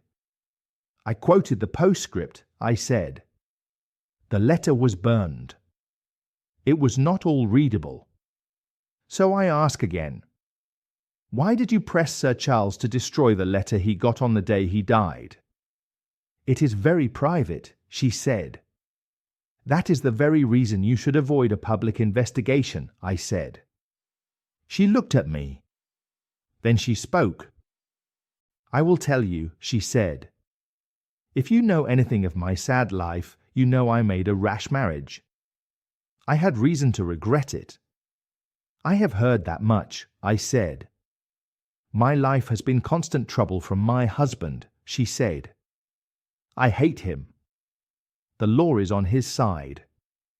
Every day I face the fear that he can force me to live with him again. When I wrote to Sir Charles, I learned there was a chance I could be free if certain costs were paid. It meant everything to me. It meant peace in my mind. It meant happiness. It meant self-respect. It meant my whole life. I knew Sir Charles was generous. I thought that if he heard my story from my own mouth, he would help me. Then why did you not go? I asked. Because I got help before that, from another place, she said. Then why did you not write to Sir Charles and explain? I asked. I would have, she said, but I saw the news of his death in the paper the next morning. Her story fit together well. My questions could not break it. The only way to test it was this: I must find out if she really began divorce work against her husband at that time. It also seemed unlikely that she would dare to say, I did not go to Baskerville Hall, if she really had gone. A trap would be needed to take her there, and she could not have returned to Coombe Tracey until very late. That kind of trip would not stay secret. So it seemed likely that she was telling the truth, or at least part of the truth. Still, I left her rooms feeling blocked and unhappy. Once again I had hit a wall. It felt like a wall stood across every path I took. And yet, the more I thought about her face and her manner, the more I felt she was hiding something. Why did she turn so pale? Why did she fight against every admission until I forced it? Why was she so quiet at the time of the tragedy? Surely the truth was not as innocent as she wanted me to believe. For the moment, I could go no farther with her. I had to turn back to my other clue, the stone hut on the moor. But that clue was very unclear. I saw that as I drove back. Hill after hill showed signs of very old people who lived there long ago. Barrymore only said that the stranger lived in one of those empty huts. But there are hundreds of them on the moor, spread everywhere. Still, I had my own experience. I had seen the man himself on the top of the Black Tor. So I chose that place as the centre of my search. From there I would search every hut until I found the right one. If the man was inside, I would learn from his own mouth who he was and why he had followed us for so long. If I needed to, I would use my revolver. In Regent Street he could slip away into a crowd. But on the lonely moor it would be harder. And if I found his hut and he was not there, then I would wait. I would stay there as long as it took until he came back. Holmes had missed him in London. It would be a great victory for me if I could catch him where my master had failed. Luck had worked against us many times. But now, at last, luck helped me. And the messenger of this good luck was Mr. Frankland. I saw him standing outside the gate of his garden. He was grey in his whiskers and red in his face. His gate opened to the high road where I was travelling. "Good day, Dr. Watson," he cried in a mood that was strangely good. "You must give your horses a rest. Come in, have a glass of wine, and congratulate me." I did not like him because of what I had heard about the way he treated his daughter. But I wanted to send Perkins and the wagonette home. This was a good chance. So I got down. I sent a message to Sir Henry. I said I would walk back in time for dinner. Then I followed Frankland into his dining room. "It is a great day for me," he said, laughing many times. "It is one of the great days of my life. I have done two things. I will teach people here that law is law, and I will show them that there is a man who is not afraid to use it. I have won a right of way through the middle of Old Middleton's Park," he said. Right across it, within 100 yards of his own front door.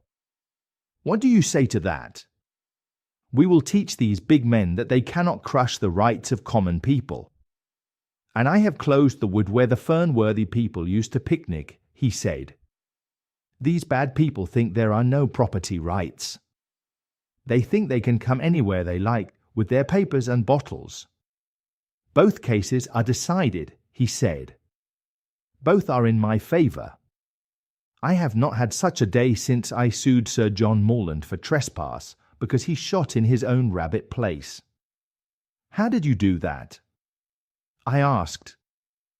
Look it up, he said. Frankland versus Morland, Court of Queen's Bench.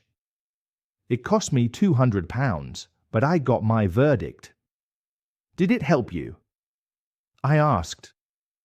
No, he said. Not at all. I am proud to say I had no personal interest. I act only from public duty. I have no doubt the Fernworthy people will burn my image tonight. Last time I told the police they must stop such shameful acts. The county police are in a bad state. They did not protect me as they should. The case of Frankland versus Regina will bring it to the public. I told them they would regret their treatment of me, and my words are already coming true. How? I asked. He put on a knowing look. Because I could tell them what they're dying to know, he said. But nothing will make me help those rascals. At first I had been trying to find a way to leave his talk. But now I wanted to hear more. Still, I knew his nature. If I showed strong interest, he would stop. So I tried to sound calm.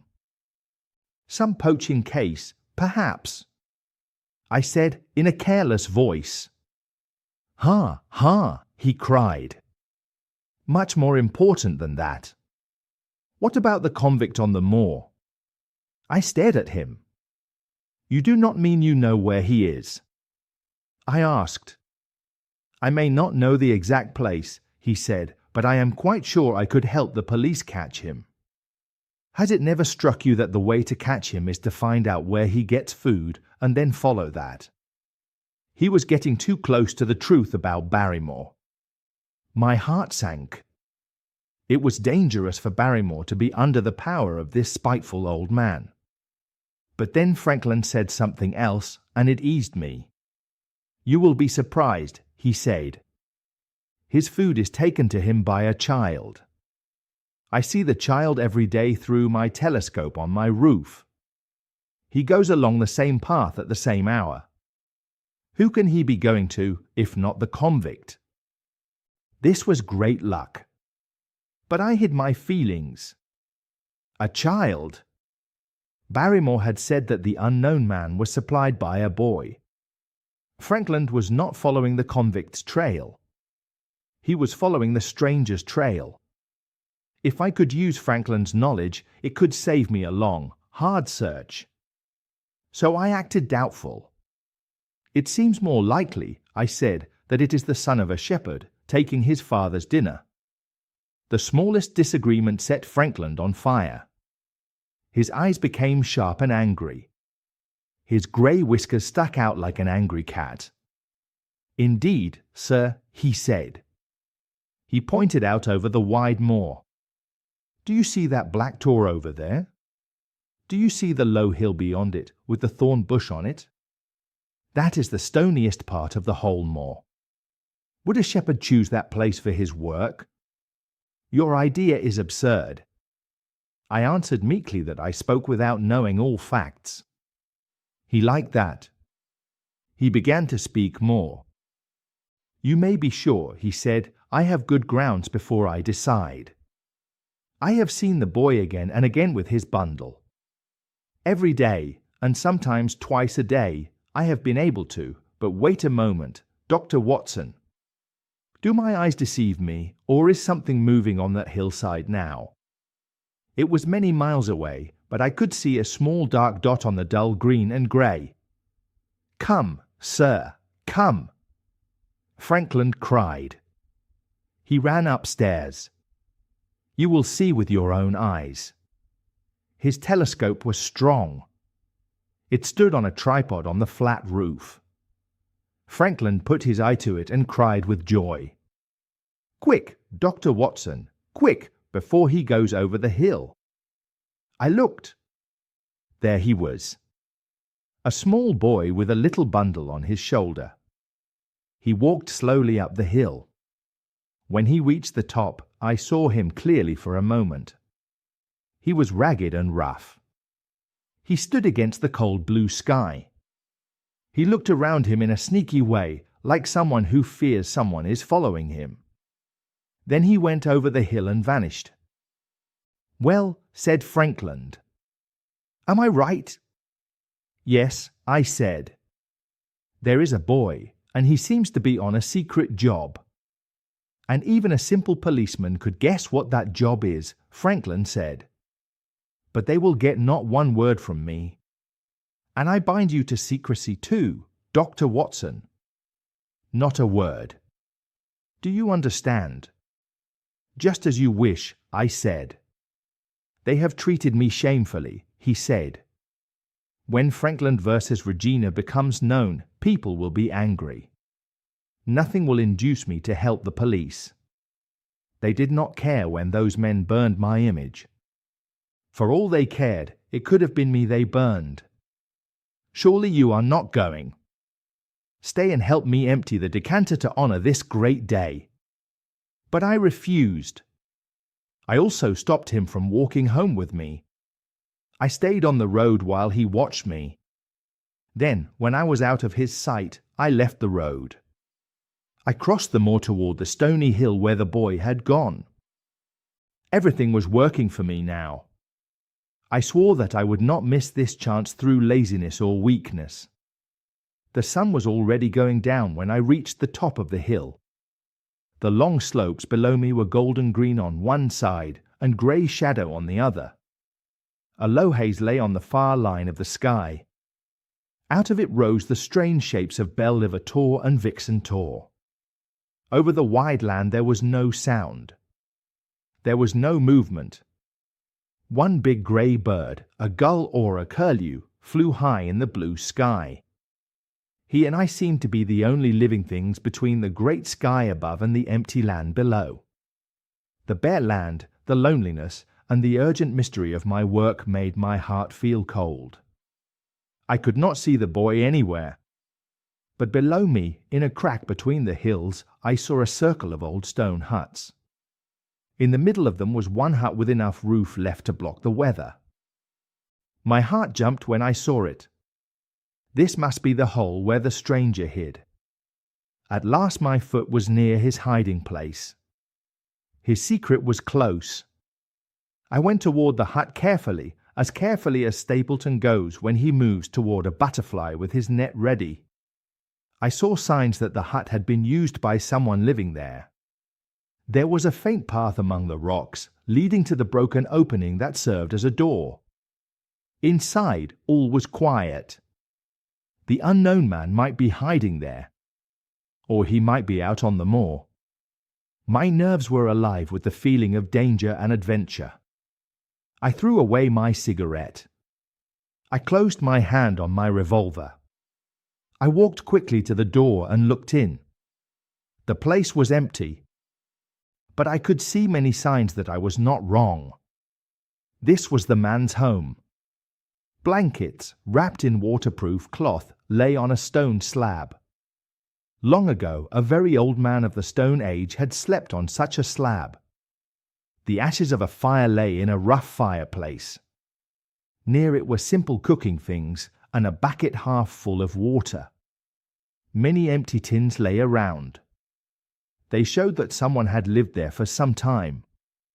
As my eyes got used to the broken light, I saw more. In a corner there was a small cup and a bottle of spirits that was half full. In the middle of the hut was a flat stone that worked like a table. On that stone table was a small cloth bundle. It was no doubt the same bundle I had seen through the telescope on the boy's shoulder. I opened it.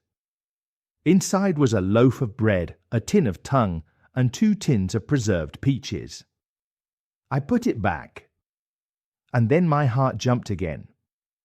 Under the bundle was a sheet of paper with writing on it. I lifted it. This is what I read, written in rough pencil. Dr. Watson has gone to Coombe Tracy. For a minute I stood still, holding the paper. I tried to understand. So it was I, not Sir Henry, who was being followed by this secret man. He did not follow me himself. He used an agent, perhaps the boy. This note was the boy's report. Maybe I had not taken one step on the moor without being watched. Maybe everything I did was seen and reported. I had always felt an unseen force near us. Now I felt it more. It was like a fine net around us, made with great skill, so light that you do not feel it until a sudden moment. Then you know you are caught. If there was one report, there might be more. So I searched the hut. But I found no other notes.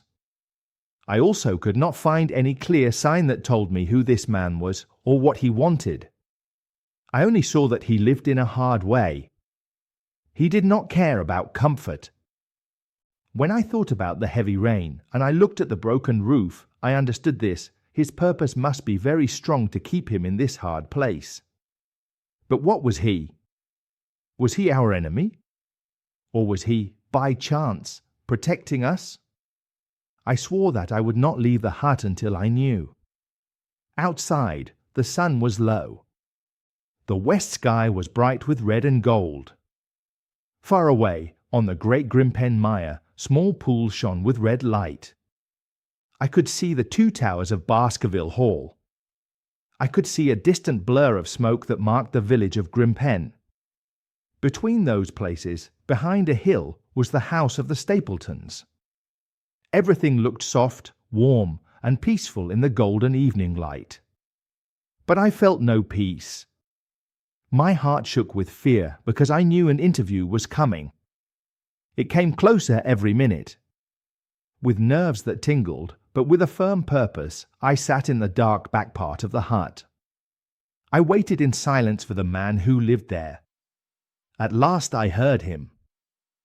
Far away I heard a sharp sound, a boot striking a stone. Then another. Then another. The sounds came nearer and nearer. I shrank into the darkest corner. I made my pistol ready inside my pocket. I decided I would not show myself until I had the chance to see the stranger clearly. There was a long pause. It showed he had stopped. Then the steps came again. A shadow fell across the opening of the hut. Then a well-known voice spoke. "It is a lovely evening, my dear Watson," it said. "I really think you will be more comfortable outside than in." Chapter 12. Death on the Moor. For 1 or 2 moments I could not breathe well. I could hardly believe what I had heard. Then my mind became clear again, and my voice came back. At the same time, a heavy weight seemed to fall away from my heart. That cold, sharp, half-laughing voice could belong to only one man in the world. Holmes! I cried. "Holmes!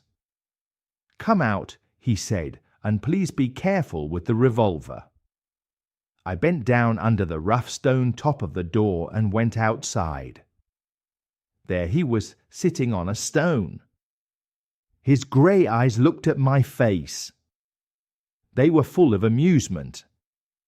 He was thin and he looked tired, but he was quick and awake. His keen face was brown from sun and rough from wind. He wore a tweed suit and a cloth cap. He looked like any tourist on the moor. And yet, as always, he was very clean. His chin was smooth and shaved, and his shirt looked neat, as if he were still in Baker Street. "I have never been more glad to see anyone," I said. I held his hand hard. or more surprised, he said. Well, yes, I said. I must admit that. The surprise was not only yours, he said. I did not know that you had found this place where I sometimes stay. I did not know you were inside it. I only learned that when I was very near the door. My footprints, I suppose. I said. No, Watson, he said. I cannot promise to know your footprints among all footprints in the world. If you truly want to fool me, you must change your tobacconist. When I see the end of a cigarette with Bradley, Oxford Street, I know that you are near. You can see it there by the path. You threw it down, I am sure, at that very serious moment when you rushed into the hut and found it empty. Yes, I said. That is true. I thought so, he said. And I know your strong will. So I was sure you were sitting inside, hiding, with a weapon near you, waiting for the man who lived here to return. So you really thought I was the criminal. I did not know who you were, I said. But I was determined to find out. Excellent, Watson, he said. And how did you find my place? Did you see me on the night when we chased the convict, when I was foolish enough to let the moon rise behind me? Yes, I said. I saw you then. And then you searched all the huts until you found this one. No, I said. Your boy was seen, and that showed me where to look. The old gentleman with the telescope, no doubt, said Holmes. At first I could not understand the light that flashed on his lens. He stood up and looked into the hut. Ah, I see Cartwright has brought food. And what is this paper? So you have been to Coombe Tracey, have you? Yes, I said. To see Mrs. Laura Lyons, he asked. Yes, I said. Well done, he said. It seems our work has been going on 2 lines side by side. When we put our answers together, I think we will know the case much better. Well, I said, I am glad with all my heart that you are here. The duty and the mystery were becoming too much for my nerves. But how in the world did you come here? And what have you been doing?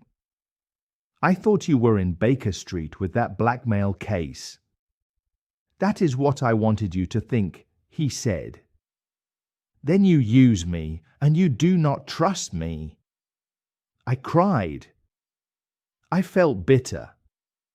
I think I deserve better from you, Holmes. My dear fellow, he said, you have been very valuable to me, as you have been in many cases. Please forgive me if it looks like I played a trick on you. In truth, I did it partly for your own good. I knew the danger you were in, and that made me come down and look myself. If I had been with you and Sir Henry at the Hall, I am sure I would have thought as you did. And my presence there would have warned our very dangerous enemies. But now I can move about in a way I could not do if I lived in the Hall. And I am still an unknown thing to them. I can use all my strength at the right moment. But why did you keep me in the dark? I asked. If you knew, it would not help us, he said. And it might help them find me.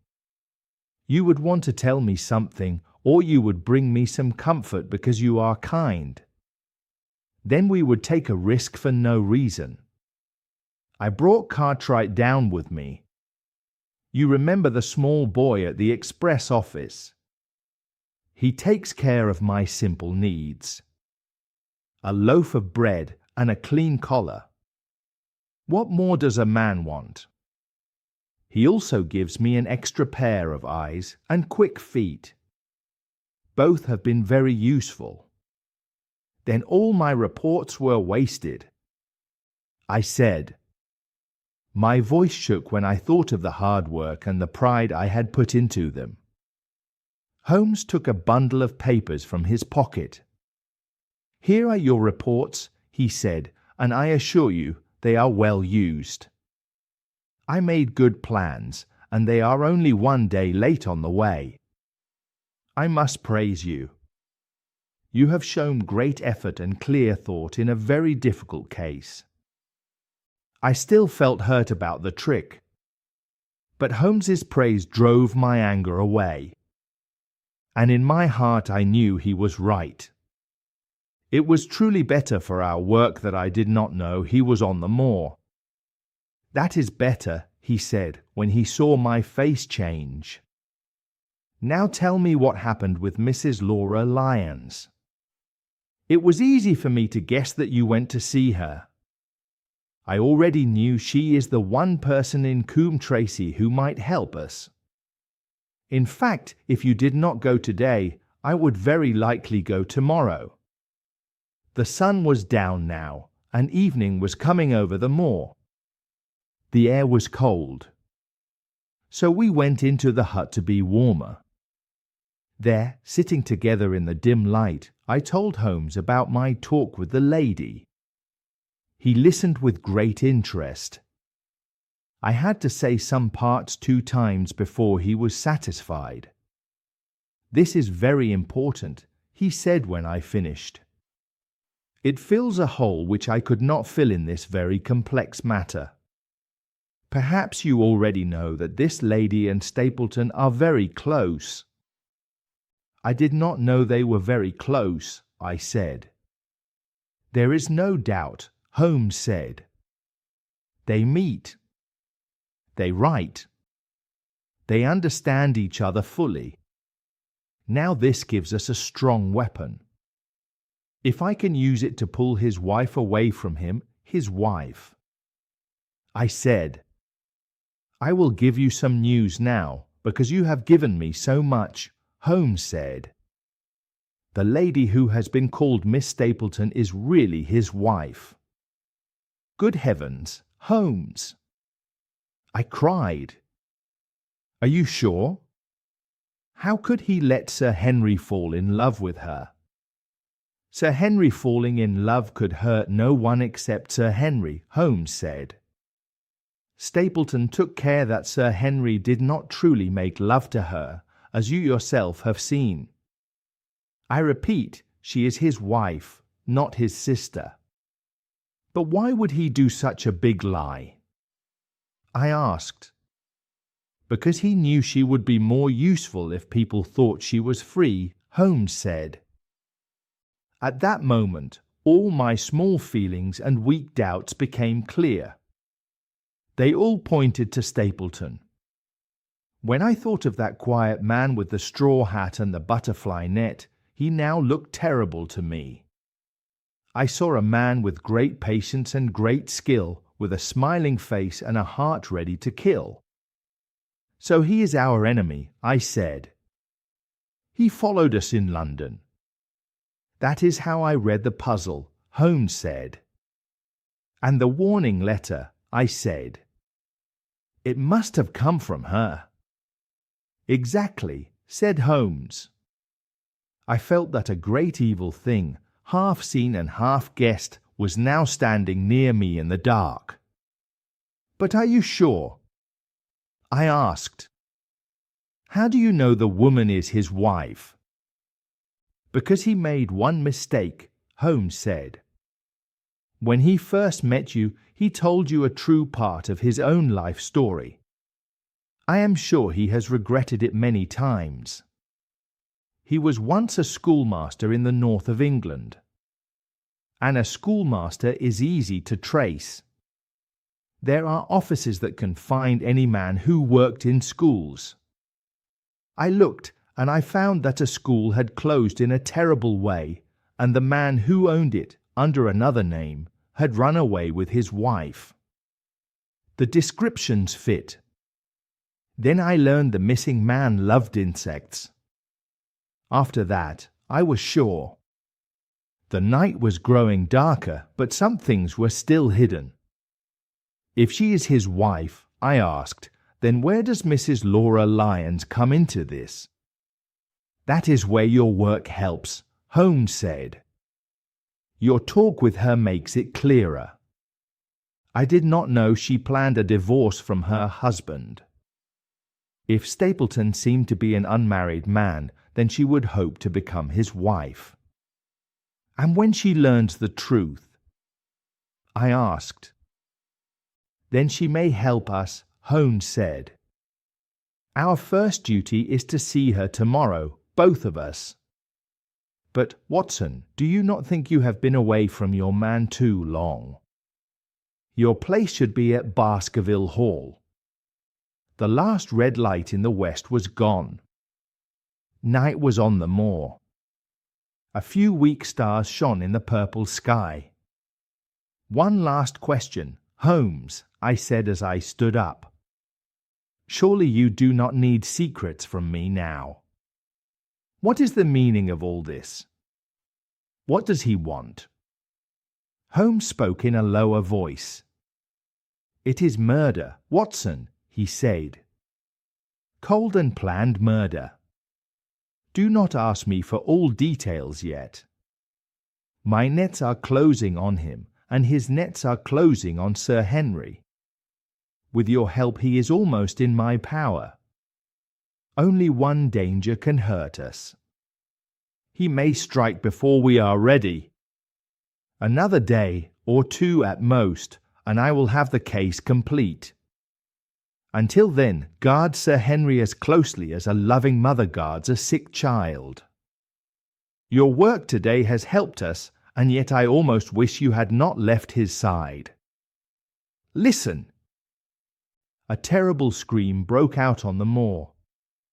It was long and full of fear and pain. The sound made my blood feel like ice.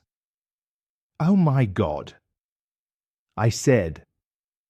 What is it? What does it mean? Holmes jumped up. I saw his dark, strong shape at the hut door. He bent forward. He pushed his head out and looked into the night.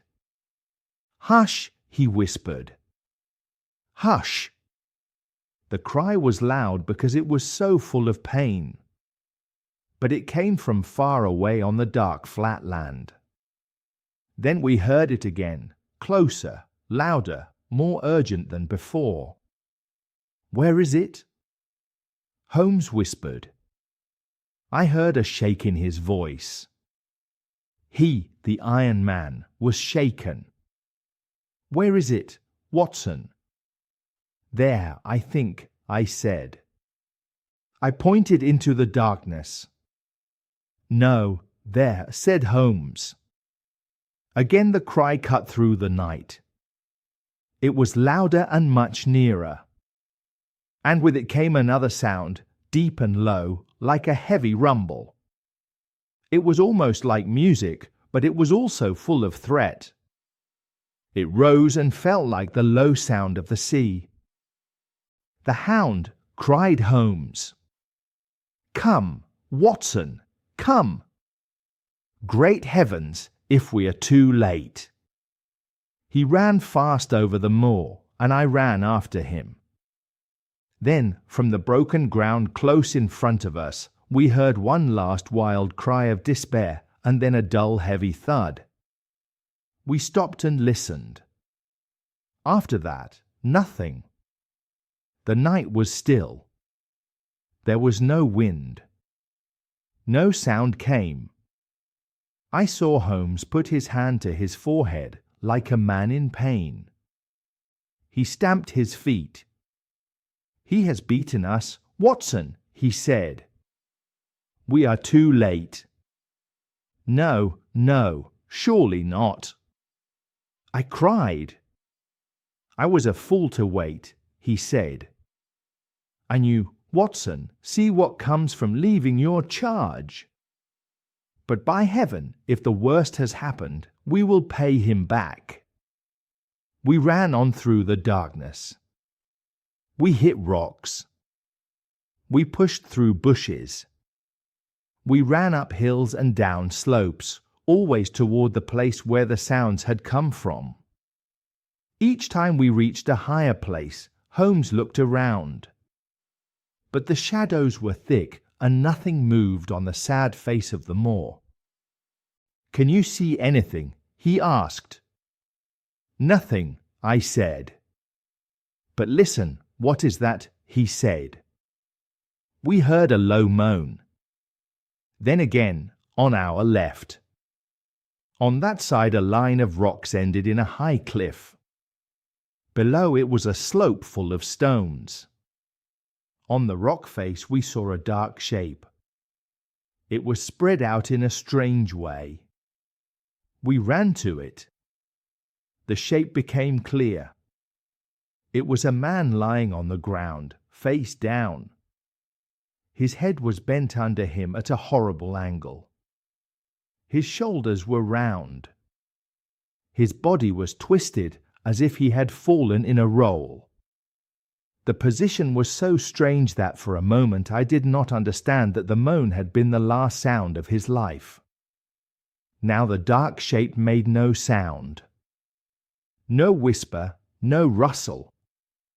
Holmes put his hand on him. Then he lifted it up with a cry of horror. He struck a match. The small light showed blood on his fingers. It also showed a terrible pool of blood that grew slowly from the crushed skull of the dead man. And then the match showed something else that made us feel sick with fear. It showed the body of Sir Henry Baskerville. There was no way we could forget that special red tweed suit. It was the same suit he wore on the first morning in Baker Street. We saw it clearly for one moment, and then the match shook and went out. And at the same time, hope seemed to go out of our hearts. Holmes gave a groan. His face looked white in the darkness. "The brute!" I cried. My hands were tight. "Holmes, I will never forgive myself for leaving him." "I am more to blame than you," said Holmes. "I wanted my case to be full and complete, and I have thrown away my client's life.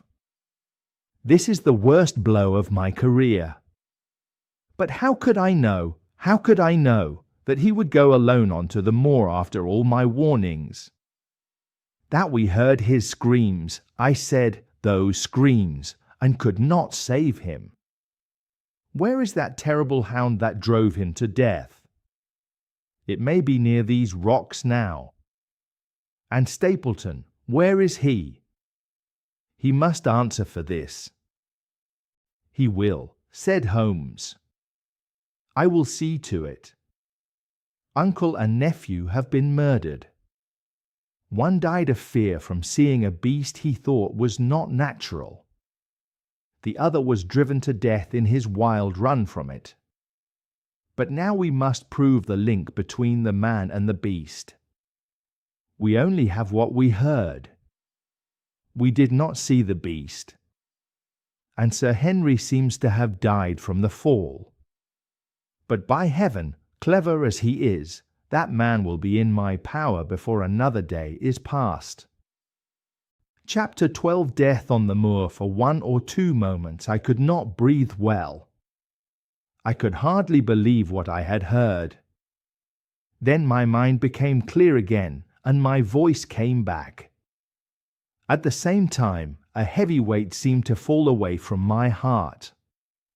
That cold, sharp, half-laughing voice could belong to only one man in the world. "Holmes!" I cried. "Holmes!"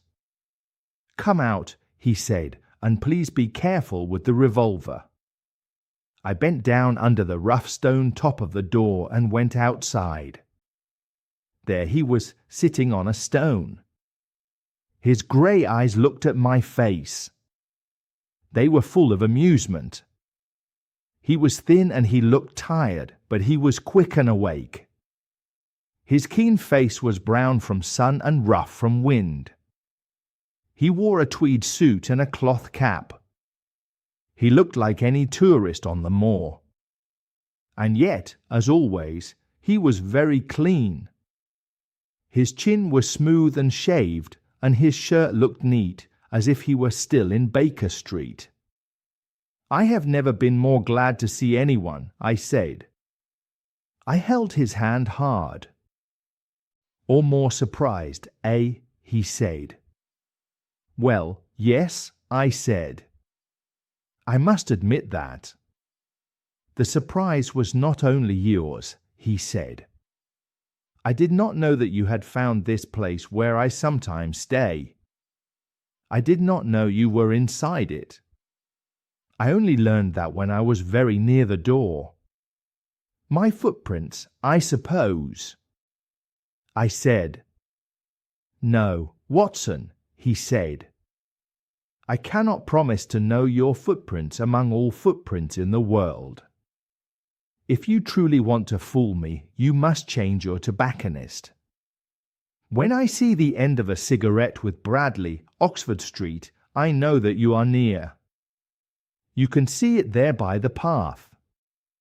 You threw it down, I am sure, at that very serious moment when you rushed into the hut and found it empty."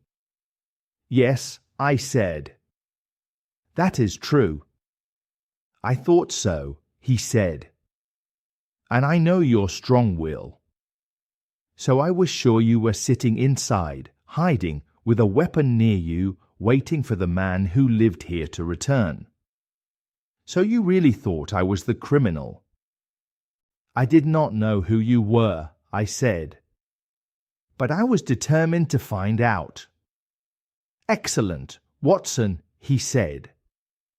"And how did you find my place? Did you see me on the night when we chased the convict, when I was foolish enough to let the moon rise behind me?" "Yes," I said. "I saw you then. And then you searched all the huts until you found this one." "No," I said. "Your boy was seen, and that showed me where to look. The old gentleman with the telescope, no doubt," said Holmes. "At first I could not understand the light that flashed on his lens." He stood up and looked into the hut. "Ah, I see Cartwright has brought food. And what is this paper? So you have been to Coombe Tracey, have you?" "Yes," I said. "To see Mrs. Laura Lyons?" he asked. "Yes," I said. "Well done," he said. "It seems our work has been going on 2 lines side by side. When we put our answers together, I think we will know the case much better." "Well," I said, "I am glad with all my heart that you are here. The duty and the mystery were becoming too much for my nerves. But how in the world did you come here? And what have you been doing? I thought you were in Baker Street with that blackmail case." "That is what I wanted you to think," he said. "Then you use me, and you do not trust me." I cried. I felt bitter. "I think I deserve better from you, Holmes." "My dear fellow," he said, "you have been very valuable to me, as you have been in many cases. Please forgive me if it looks like I played a trick on you. In truth, I did it partly for your own good. I knew the danger you were in, and that made me come down and look myself. If I had been with you and Sir Henry at the Hall, I am sure I would have thought as you did. And my presence there would have warned our very dangerous enemies. But now I can move about in a way I could not do if I lived in the Hall. And I am still an unknown thing to them. I can use all my strength at the right moment. But why did you keep me in the dark?" I asked. "If you knew, it would not help us," he said. "And it might help them find me.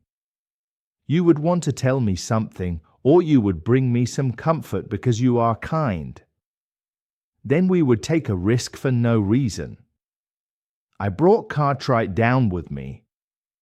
You remember the small boy at the express office? He takes care of my simple needs. A loaf of bread and a clean collar. What more does a man want?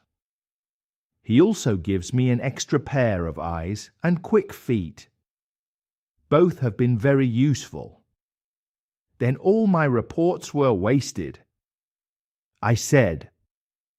My voice shook when I thought of the hard work and the pride I had put into them. Holmes took a bundle of papers from his pocket. Here are your reports, he said, and I assure you they are well used.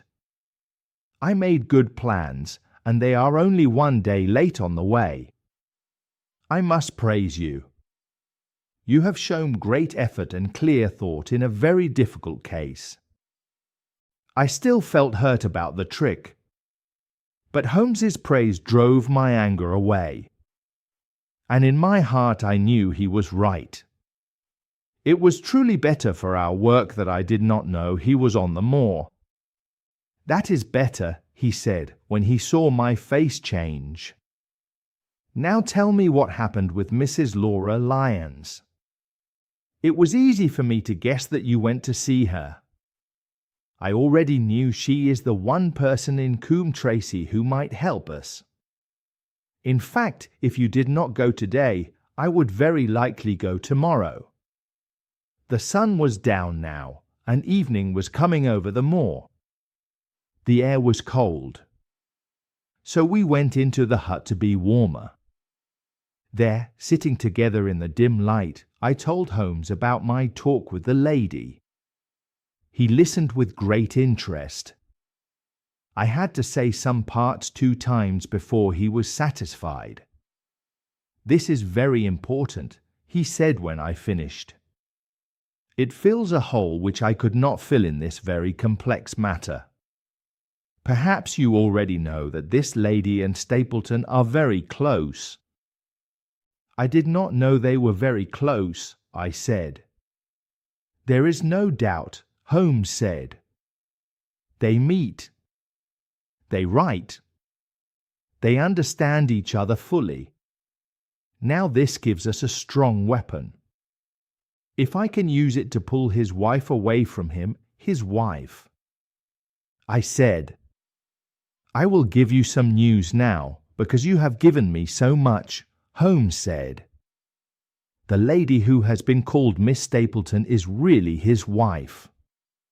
Good heavens, Holmes! I cried. Are you sure? How could he let Sir Henry fall in love with her? Sir Henry falling in love could hurt no one except Sir Henry, Holmes said. Stapleton took care that Sir Henry did not truly make love to her, as you yourself have seen. I repeat, she is his wife, not his sister. But why would he do such a big lie? I asked. Because he knew she would be more useful if people thought she was free, Holmes said. At that moment, all my small feelings and weak doubts became clear. They all pointed to Stapleton. When I thought of that quiet man with the straw hat and the butterfly net, he now looked terrible to me. I saw a man with great patience and great skill, with a smiling face and a heart ready to kill. So he is our enemy, I said. He followed us in London. That is how I read the puzzle, Holmes said. And the warning letter, I said. It must have come from her. Exactly, said Holmes. I felt that a great evil thing, half seen and half guessed, was now standing near me in the dark. But are you sure? I asked. How do you know the woman is his wife? Because he made one mistake, Holmes said. When he first met you, he told you a true part of his own life story. I am sure he has regretted it many times. He was once a schoolmaster in the north of England. And a schoolmaster is easy to trace. There are offices that can find any man who worked in schools. I looked, and I found that a school had closed in a terrible way, and the man who owned it, under another name, had run away with his wife. The descriptions fit. Then I learned the missing man loved insects. After that, I was sure. The night was growing darker, but some things were still hidden. If she is his wife, I asked, then where does Mrs. Laura Lyons come into this? That is where your work helps, Holmes said. Your talk with her makes it clearer. I did not know she planned a divorce from her husband. If Stapleton seemed to be an unmarried man, then she would hope to become his wife. And when she learns the truth, I asked. Then she may help us, Holmes said. Our first duty is to see her tomorrow, both of us. But, Watson, do you not think you have been away from your man too long? Your place should be at Baskerville Hall. The last red light in the west was gone. Night was on the moor. A few weak stars shone in the purple sky. One last question, Holmes, I said as I stood up. Surely you do not need secrets from me now. What is the meaning of all this? What does he want? Holmes spoke in a lower voice. It is murder, Watson, he said. Cold and planned murder. Do not ask me for all details yet. My nets are closing on him, and his nets are closing on Sir Henry. With your help he is almost in my power. Only one danger can hurt us. He may strike before we are ready. Another day, or two at most, and I will have the case complete. Until then, guard Sir Henry as closely as a loving mother guards a sick child. Your work today has helped us, and yet I almost wish you had not left his side. Listen. A terrible scream broke out on the moor. It was long and full of fear and pain. The sound made my blood feel like ice. Oh my God! I said. What is it? What does it mean? Holmes jumped up. I saw his dark, strong shape at the hut door. He bent forward. He pushed his head out and looked into the night. Hush, he whispered.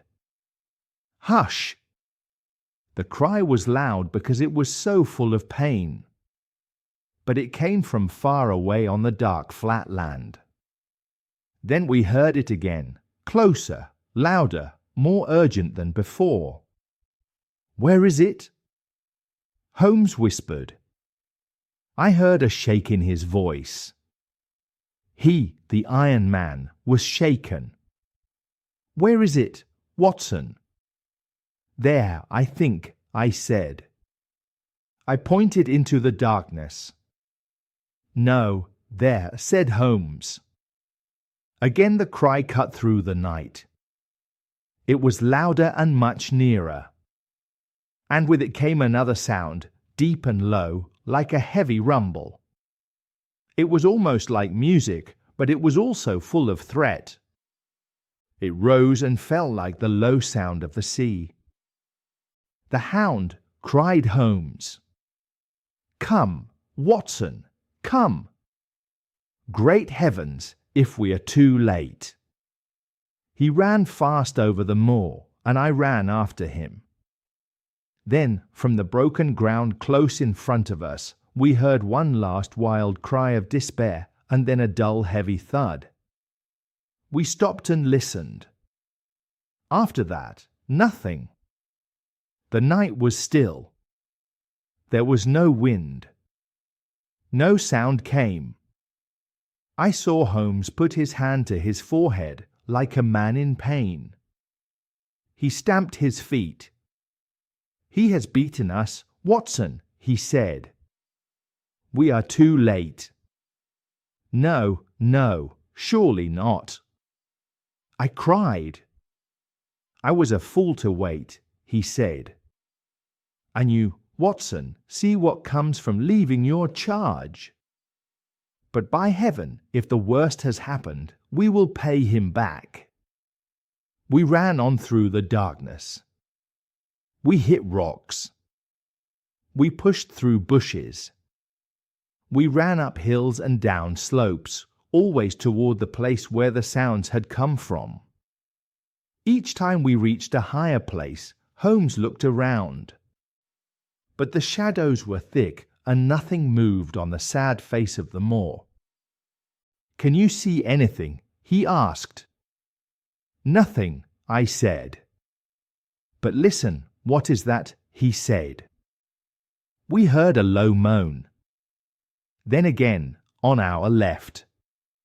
On that side a line of rocks ended in a high cliff. Below it was a slope full of stones. On the rock face we saw a dark shape. It was spread out in a strange way. We ran to it. The shape became clear. It was a man lying on the ground, face down. His head was bent under him at a horrible angle. His shoulders were round. His body was twisted as if he had fallen in a roll. The position was so strange that for a moment I did not understand that the moan had been the last sound of his life. Now the dark shape made no sound. No whisper, no rustle. Holmes put his hand on him. Then he lifted it up with a cry of horror. He struck a match. The small light showed blood on his fingers. It also showed a terrible pool of blood that grew slowly from the crushed skull of the dead man. And then the match showed something else that made us feel sick with fear. It showed the body of Sir Henry Baskerville. There was no way we could forget that special red tweed suit. It was the same suit he wore on the first morning in Baker Street. We saw it clearly for one moment, and then the match shook and went out. And at the same time, hope seemed to go out of our hearts. Holmes gave a groan. His face looked white in the darkness. "The brute!" I cried. My hands were tight. "Holmes, I will never forgive myself for leaving him." "I am more to blame than you," said Holmes. "I wanted my case to be full and complete, and I have thrown away my client's life. This is the worst blow of my career. But how could I know that he would go alone onto the moor after all my warnings? That we heard his screams, I said, those screams, and could not save him. Where is that terrible hound that drove him to death? It may be near these rocks now. And Stapleton, where is he? He must answer for this." "He will," said Holmes. "I will see to it. Uncle and nephew have been murdered. One died of fear from seeing a beast he thought was not natural. The other was driven to death in his wild run from it. But now we must prove the link between the man and the beast. We only have what we heard. We did not see the beast. And Sir Henry seems to have died from the fall. But by heaven, clever as he is, that man will be in my power before another day is past." Chapter 13. Fixing the Nets. Sir Henry was pleased to see Sherlock Holmes. He was not very surprised, because for some days he had expected Holmes to come from London. Still, he lifted his eyebrows when he saw Holmes had no luggage and gave no reason for it. We soon found what he needed, and then, over a late supper, we told the baronet as much as we thought he should know. But first I had to tell Barrymore and his wife about Selden. For Barrymore it was a clear relief. But Mrs. Barrymore cried hard, her face hidden in her apron. To the world Selden was a violent man, half animal and half devil. But to her he was still the boy from her youth, the child who once held her hand. A man is truly bad if no woman cries for him. "I have been sitting in the house all day," said Sir Henry, "since Watson went out this morning. I think I should get some credit. I kept my promise. If I had not sworn not to go out alone, I might have had a more lively evening. Stapleton sent me a message and asked me to come over." "I do not doubt it would be lively," said Holmes, in a dry voice. "By the way, you may not know that we were mourning you, thinking you had broken your neck." Sir Henry stared. "How could that be?" "This poor man was wearing your clothes," said Holmes. "I fear your servant who gave them to him may get into trouble with the police." "That is not likely," said Sir Henry. "There was no mark on the clothes, as far as I know." "That is lucky for him," said Holmes, "and lucky for all of you, because you are all on the wrong side of the law in this matter. As a careful detective, I am not sure my first duty is not to arrest the whole house. Watson's reports are very dangerous papers." "But what about the case?" asked Sir Henry. "Have you made anything out of this mess?" "I do not think Watson and I are much wiser since we came." "I think I will soon be able to make it clearer," said Holmes. "It has been very hard and very complex. There are still points we need, but we are getting them." "We had one thing," said Sir Henry. "We heard the hound on the moor. So I can swear it is not only foolish stories. I have known dogs out west, and I know a dog when I hear one. If you can muzzle that one and put him on a chain, I will swear you are the greatest detective ever." "I think I will muzzle him and chain him," said Holmes, "if you will help me." "I will do whatever you tell me," said Sir Henry. "Very good," said Holmes. "And I ask you to do it without always asking why." "Just as you like," said Sir Henry. Holmes began to speak again, but he stopped suddenly.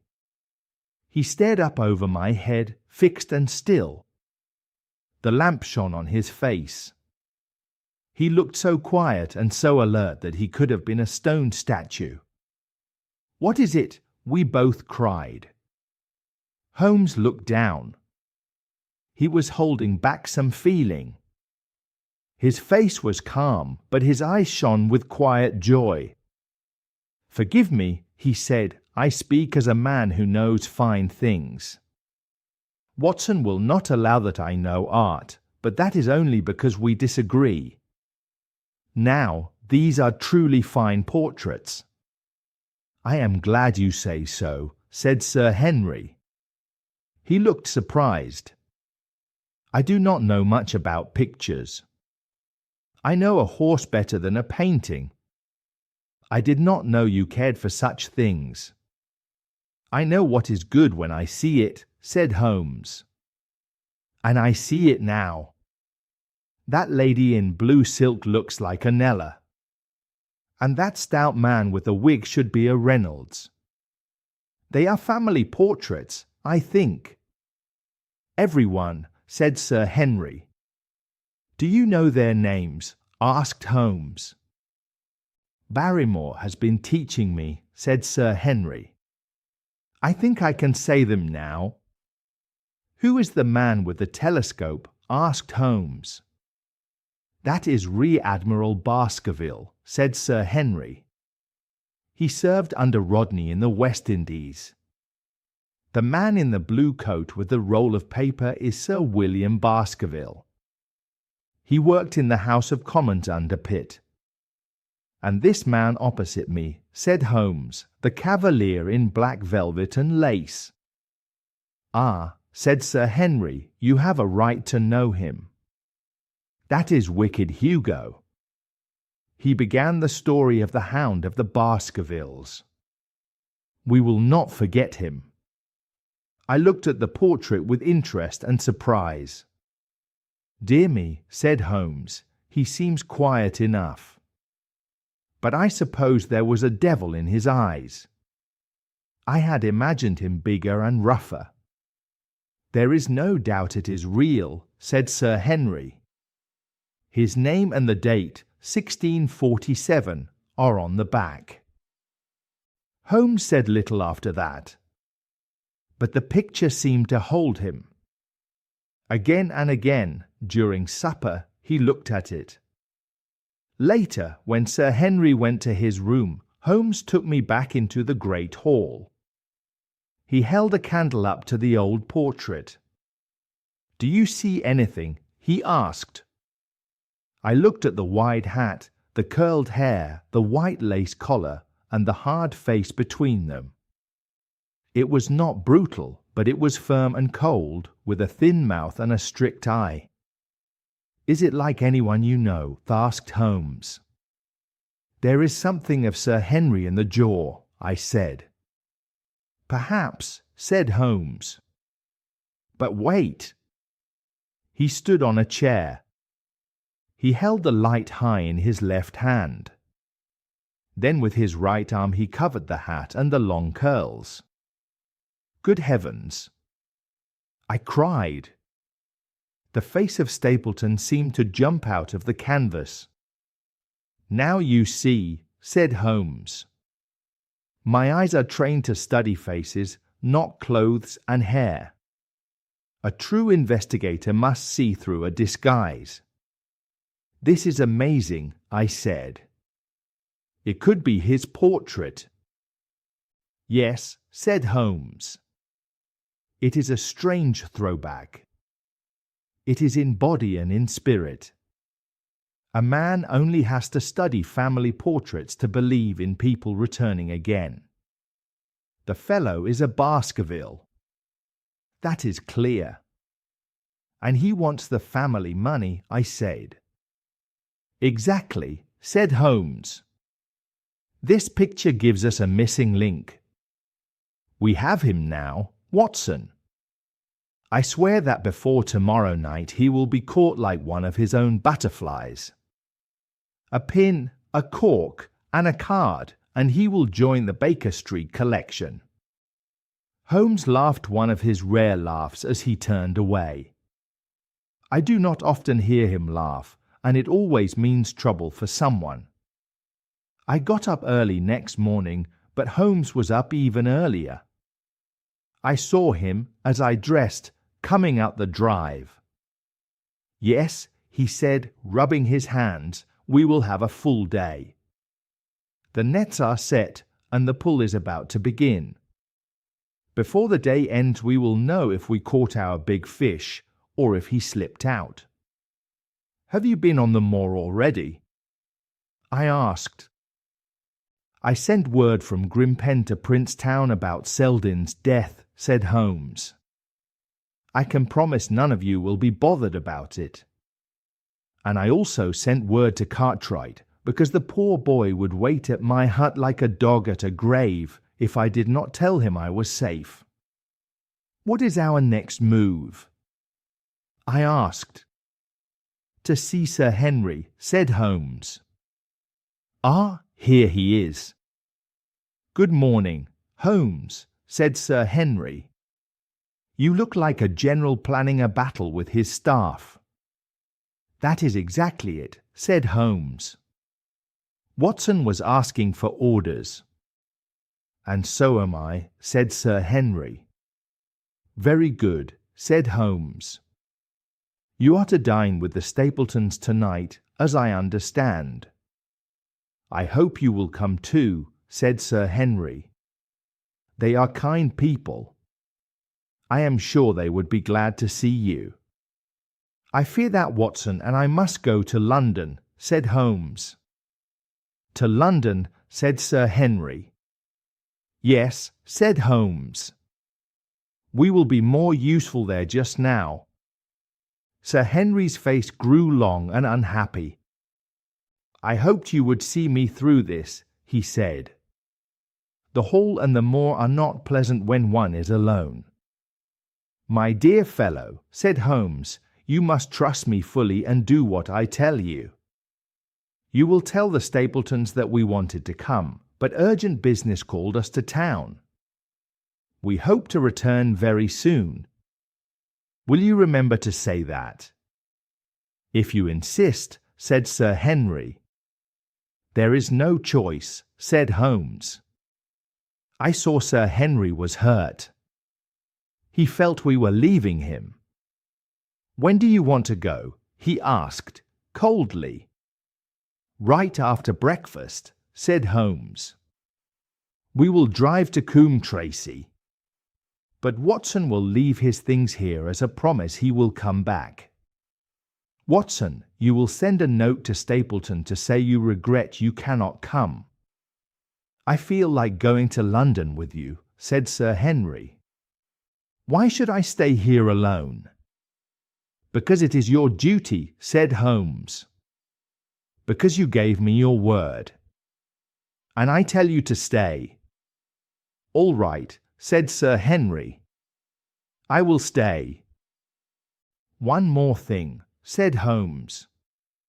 "You must drive to Merripit House. But send your trap back. Tell them you will walk home." "Walk across the moor," said Sir Henry. "Yes," said Holmes. "But you have warned me not to do that," said Sir Henry. "This time you may do it safely," said Holmes. "I would not tell you unless I trusted your courage. But it is necessary." "Then I will do it," said Sir Henry. "And if you value your life," said Holmes, "do not go on the moor except by the straight path from Merripit House to the Grimpen Road. That is your natural way home." "I will do exactly what you say," said Sir Henry. "Good," said Holmes.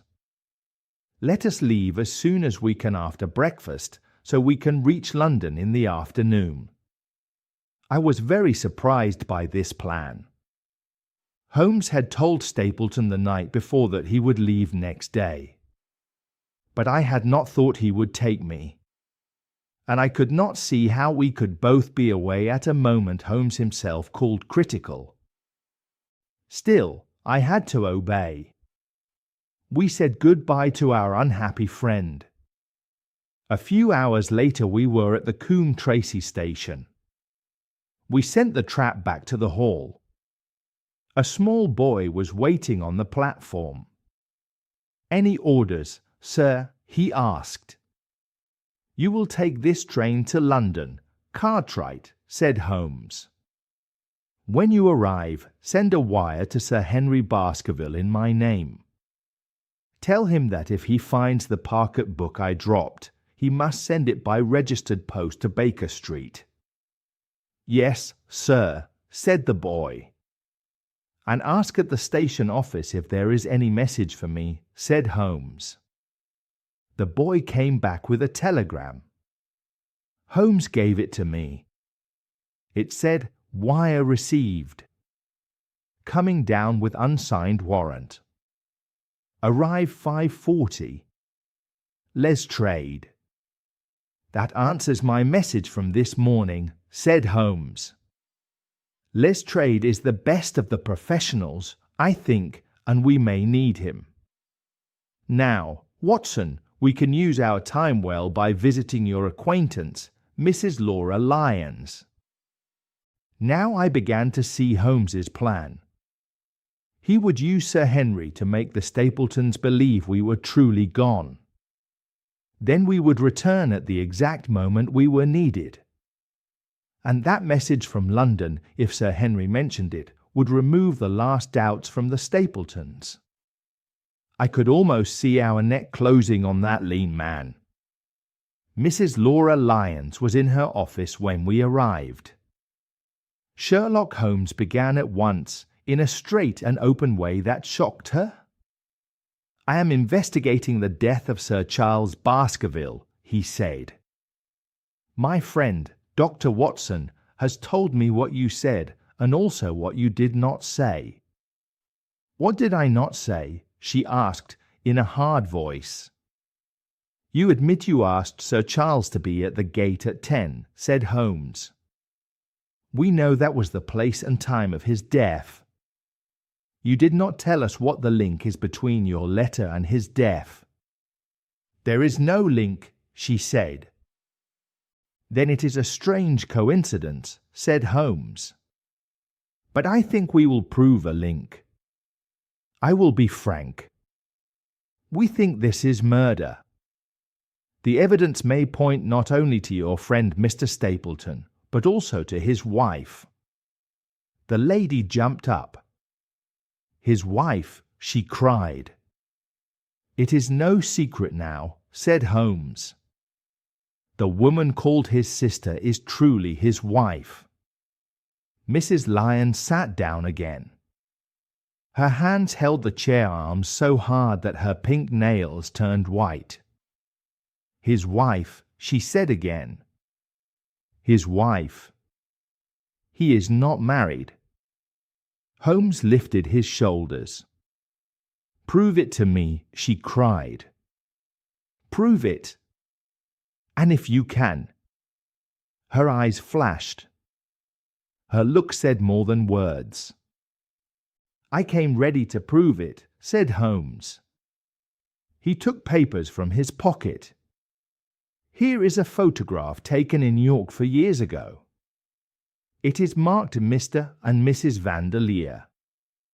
You will know him at once, and you will know her too, if you have seen her. And here are 3 written accounts by trustworthy people. They describe Mr. and Mrs. Vanderleer, who ran a private school called St. Oliver's. Read them and see if you can doubt these are the same people." She looked quickly, then stared at us. Her face became hard and stiff, like a woman in despair. "Mr. Holmes," she said, "this man offered to marry me if I could get a divorce from my husband. He has lied to me in every way. He has never spoken one true word. And why? I thought it was all for my sake. But now I see I was only a tool in his hands. Why should I be loyal to him when he was never loyal to me? Ask me anything. I will hide nothing. But I swear this, when I wrote the letter, I never dreamed of harm to the old man. He was my kindest friend." "I believe you," said Holmes. "This must be painful for you. Perhaps it will be easier if I tell the story as I see it, and you stop me if I am wrong.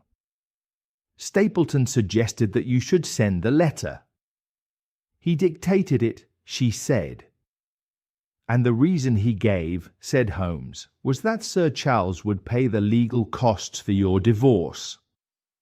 "Yes," she said. "And after the letter was sent," said Holmes, "Stapleton persuaded you not to keep the meeting." "Yes," she said.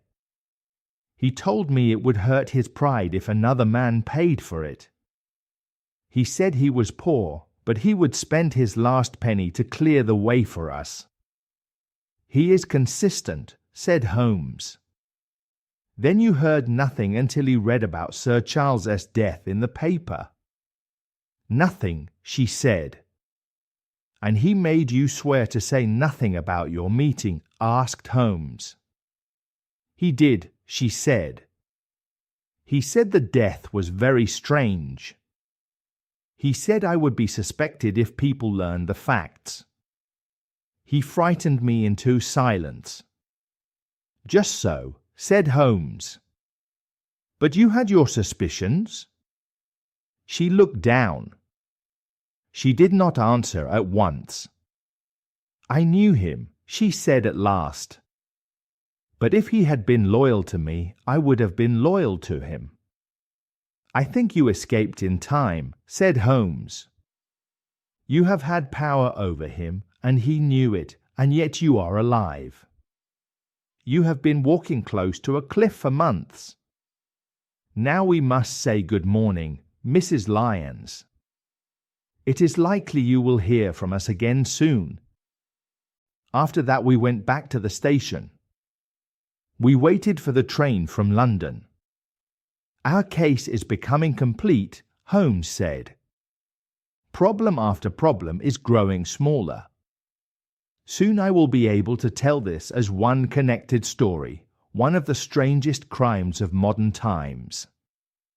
There were similar cases in Russia long ago, and murders in North Carolina, but this one has things of its own.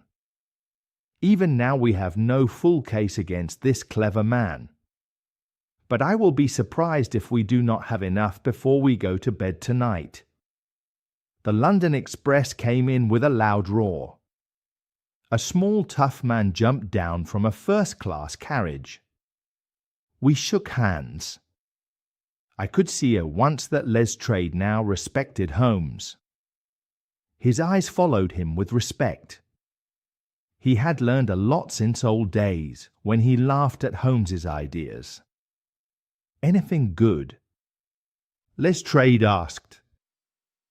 "The biggest thing for years," said Holmes. "We have 2 hours before we start. Let us get some dinner.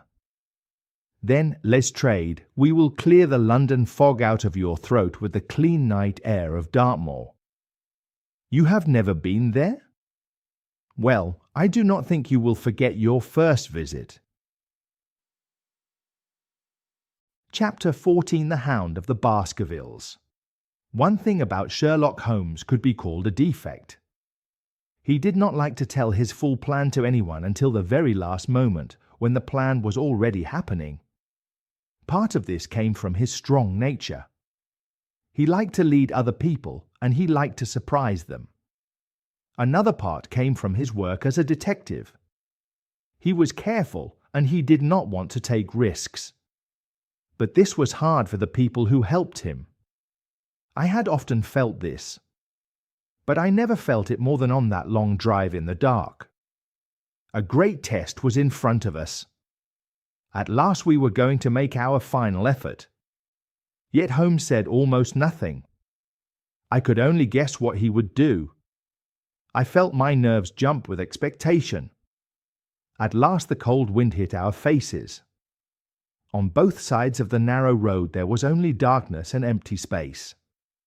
Then I knew we were back on the moor again. Every step of the horses and every turn of the wheels took us closer to our greatest adventure. We could not speak freely because the driver of the hired wagonette was with us. So we had to talk about small, unimportant things, even though our minds were full of fear and hope. It was a relief when we passed Franklin's house. Then we knew we were near the hall and near the place where things would happen. We did not drive up to the front door. We got down near the gate of the avenue.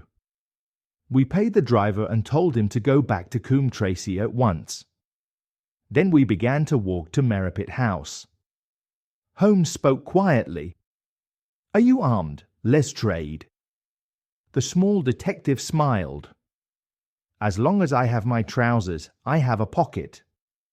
And as long as I have that pocket, I have something in it." "Good," said Holmes. "My friend and I are also ready if there is danger." Lestrade looked at him. "You keep very quiet about this, Mr. Holmes. What is the plan now?" "A waiting plan," Holmes said. "My word," Lestrade said, and he shivered. He looked around at the dark slopes of the hill and at the huge lake of fog that lay over the Grimpen Mire. "This does not look like a cheerful place. I can see lights from a house ahead." "That is Merripit House," said Holmes. "That is the end of our journey. Now I must ask you to walk on tiptoe and do not speak above a whisper." We moved along the track as if we were going straight to the house. But Holmes stopped us when we were about 200 yards away.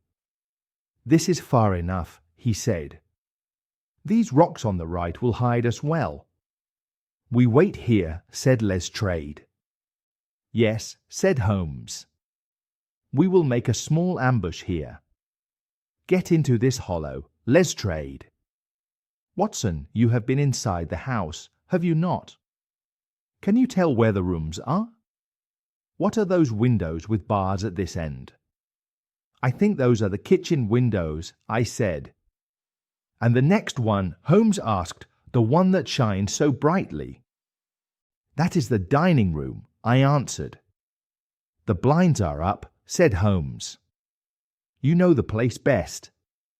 Creep forward quietly and see what they are doing. But for heaven's sake, do not let them know they are being watched." I went down the path on tiptoe. I bent behind the low wall around the small orchard with stunted trees. I crept in the shadow of the wall until I reached a place where I could look straight through the open window. Only 2 men were in the dining room. They were Sir Henry and Stapleton.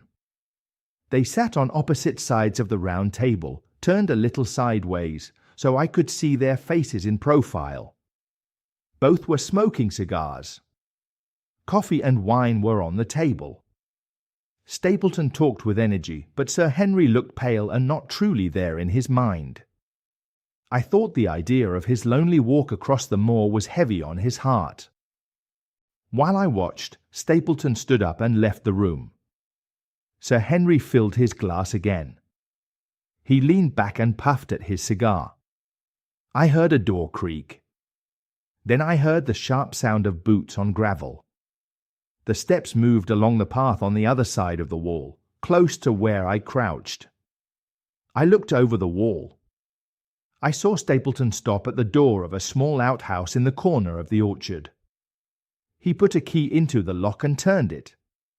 When he went in, I heard a strange scuffling noise from inside, like something moving on the floor. He was inside for about a minute. Then I heard the key turn again. He came out, walked past me, and went back into the house. Soon I saw him return to Sir Henry. Then I crept back to the rocks where Holmes and Lestrade were hiding. When I finished my report, Holmes asked, "You say the lady is not there, Watson?" "No," I said. "Then where can she be?" Holmes said, "There is no light in any other room, except the kitchen." "I cannot think where she is," I answered. Over the great Grimpen Mire there hung a thick, white fog. It moved slowly toward us. It piled itself like a wall on our side, low but solid, with a clear edge. The moon shone on it. It looked like a wide field of shining ice. Far away, the heads of the distant rocks rose from it like dark stones on a pale sea. Holmes turned his face toward the fog. He watched it with anger and worry. He muttered to himself as it drifted forward. "It is moving toward us, Watson," he said. "Is that serious?" I asked. "Very serious," he said. "It is the one thing on earth that could ruin my plan. He cannot be very long now. It is already 10 o'clock. Our success, and even his life, may depend on him coming out before the fog covers the path." Above us the night sky was clear. The stars were cold and bright. A half-moon gave soft, uncertain light to everything. In front of us was the dark shape of the house.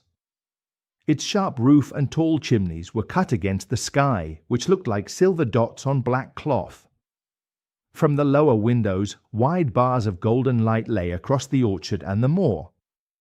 Then one bar of light went out. The servants had left the kitchen. Only the lamp in the dining room remained. In that room the 2 men, the dangerous host and the guest who did not know the danger, still talked and smoked. Each minute the white fog spread closer to the house. It covered half the moor and moved like slow wool. Soon thin wisps of fog curled across the bright square of the dining room window. The far wall of the orchard became hard to see. The trees looked like dark shapes inside white vapor. As we watched, the fog came around both corners of the house. It rolled together into one thick bank. The upper floor and the roof seemed to float like a strange ship on a shadowy sea. Hound struck his hand hard on the rock and stamped his feet. "If he is not out in 15 minutes, the path will be covered," he said. "In 30 minutes we will not be able to see our own hands. Should we move back to higher ground?" I asked. "Yes," Holmes said. "That may be best." So, as the fog rolled onward, we moved back before it. We went back until we were about half a mile from the house. Still the thick white sea moved on, slow and sure, with the moon shining on its upper edge. "We are going too far," Holmes said. "We must not risk him being caught before he can reach us. We must hold our ground here, no matter what." He dropped to his knees and put his ear to the ground. "Thank God," he said. "I think I hear him coming." Soon we heard quick steps on the moor. We crouched among the stones and stared at the bright edge of the fog in front of us. The steps grew louder. Then, through the fog like a curtain, a man stepped out into the clear night. It was the man we were waiting for. He looked around in surprise when he came out under the stars. Then he moved fast along the path. He passed close to where we lay and went up the long slope behind us. As he walked, he kept looking back over his shoulder like a man who felt fear. "Hist!" Holmes whispered. I heard a sharp click as he cocked his pistol. "Look out! It is coming!" From somewhere inside the fog we heard a thin, sharp, steady patter like quick feet on hard ground. The fog bank was within about 50 yards. We stared at it, all three of us, not sure what terrible thing would jump out. I was close to Holmes. I looked at his face for a moment. It was pale, but full of joy and victory. His eyes shone in the moonlight. Then his eyes opened wide in a fixed stare. His lips parted in surprise. At the same instant Lestrade gave a cry of terror and threw himself face down on the ground. I sprang up. My hand, almost dead with fear, held my pistol. My mind felt frozen by the shape that leaped out from the fog. It was a hound. It was a huge coal-black hound. But it was not like any normal hound that human eyes had ever seen. Fire seemed to burst from its open mouth. Its eyes glowed like burning coals. Its muzzle, its rough hair on the neck, and the loose skin under its throat looked as if they were outlined in flickering flame. In no wild dream could anyone imagine something more savage, more terrible, more hellish than that dark body and that cruel face coming out of the wall of fog. With long jumps the great black creature raced down the track. It followed hard on the footsteps of our friend. We were so shocked that we let it pass before we could move. Then Holmes and I fired together. The creature gave a terrible howl, which told us that at least one bullet had hit it. But it did not stop. It leaped onward. Far ahead we saw Sir Henry turn and look back. In the moonlight his face was white. His hands were raised in horror. He stared helplessly at the frightful thing hunting him. But the howl of pain changed everything for us. If it could feel pain, it could be hurt. If it could be hurt, it was not a ghost. It was alive, and it could die. Never have I seen a man run as Holmes ran that night. I am known as quick on my feet, but Holmes ran faster than I did, just as I ran faster than Lestrade. We rushed up the track. In front of us we heard scream after scream from Sir Henry, and we heard the deep roar of the hound. I saw the beast spring on Sir Henry. It threw him to the ground and snapped at his throat. But in the next moment Holmes was there. He fired again and again. He entered 5 shots of his revolver into the creature's side. With one last howl of pain and a snapping bite into the air, it rolled onto its back. All 4 feet pawed at the air in wild movement. Then it fell still and heavy on its side. I bent over it, breathing hard. I pressed my pistol to its strange, shining head. But there was no need to fire. The giant hound was dead. Sir Henry lay unconscious where he had fallen. We pulled away his collar. Holmes spoke a prayer of thanks when we saw there was no wound. We had come in time. Sir Henry's eyelids began to move. He tried weakly to stir. Lestrade put his brander flask between Sir Henry's teeth. Then 2 frightened eyes looked up at us. "My God," Sir Henry whispered. "What was it?" "What, in heaven's name, was it?" "It is dead, whatever it was," Holmes said. "We have ended the family ghost, once and for all." The beast was terrible in size and strength as it lay stretched before us. It did not look like a pure bloodhound, and it did not look like a pure mastiff. It seemed like a mix of the two. It was thin and savage, and as large as a small lioness. Even now, in death, the huge jaws seemed to drip with bluish flame. The small, deep-set eyes looked cruel, and they were ringed with fire. I put my hand on the glowing muzzle. When I lifted my fingers, they themselves shone and smouldered in the dark. "Phosphorus," I said. "A clever use of it," Holmes said, bending to smell the dead animal. "There is no strong smell that would have harmed its sense of scent. Sir Henry, we owe you a deep apology. We frightened you and put you in danger. I expected a hound, but not a creature like this. And the fog gave us little time." "You have saved my life," Sir Henry said. After first placing it in danger, Holmes answered, "Are you strong enough to stand?" "Give me another mouthful of brandy and I will be ready for anything," Sir Henry said. "Now help me up." "What do you plan to do?" "To leave you here," Holmes said. "You are not fit for more danger tonight. If you will wait, one of us will go back with you to the hall." Sir Henry tried to stand, but he was still very pale. His whole body shook. We helped him to a rock. He sat there shivering, with his face in his hands. "We must leave you now," Holmes said. "The rest of our work must be done, and every moment matters. We have the case now, and we only need our man." As Holmes and I walked quickly back down the path, he spoke again. "It is 1,000 to 1 that we will not find him at the house," he said. "Those shots must have told him the game was finished." "We were some distance away," I said, "and the fog may have made the sound softer." "He followed the hound to call it back," Holmes said. "Of that you may be certain." No, he is gone by now. But we will search the house and be sure." The front door was open. We rushed in.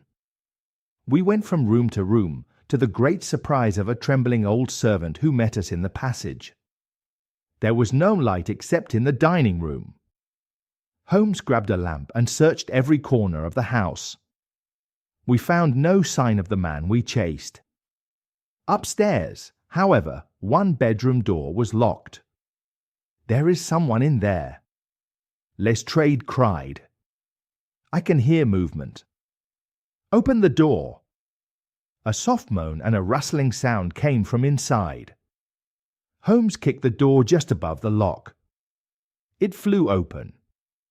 With pistols in our hands, the 3 of us rushed in. But we did not see the bold villain we expected. Instead, we saw something so strange that we stood still for a moment and stared. The room had been made into a small museum. The walls were lined with glass cases.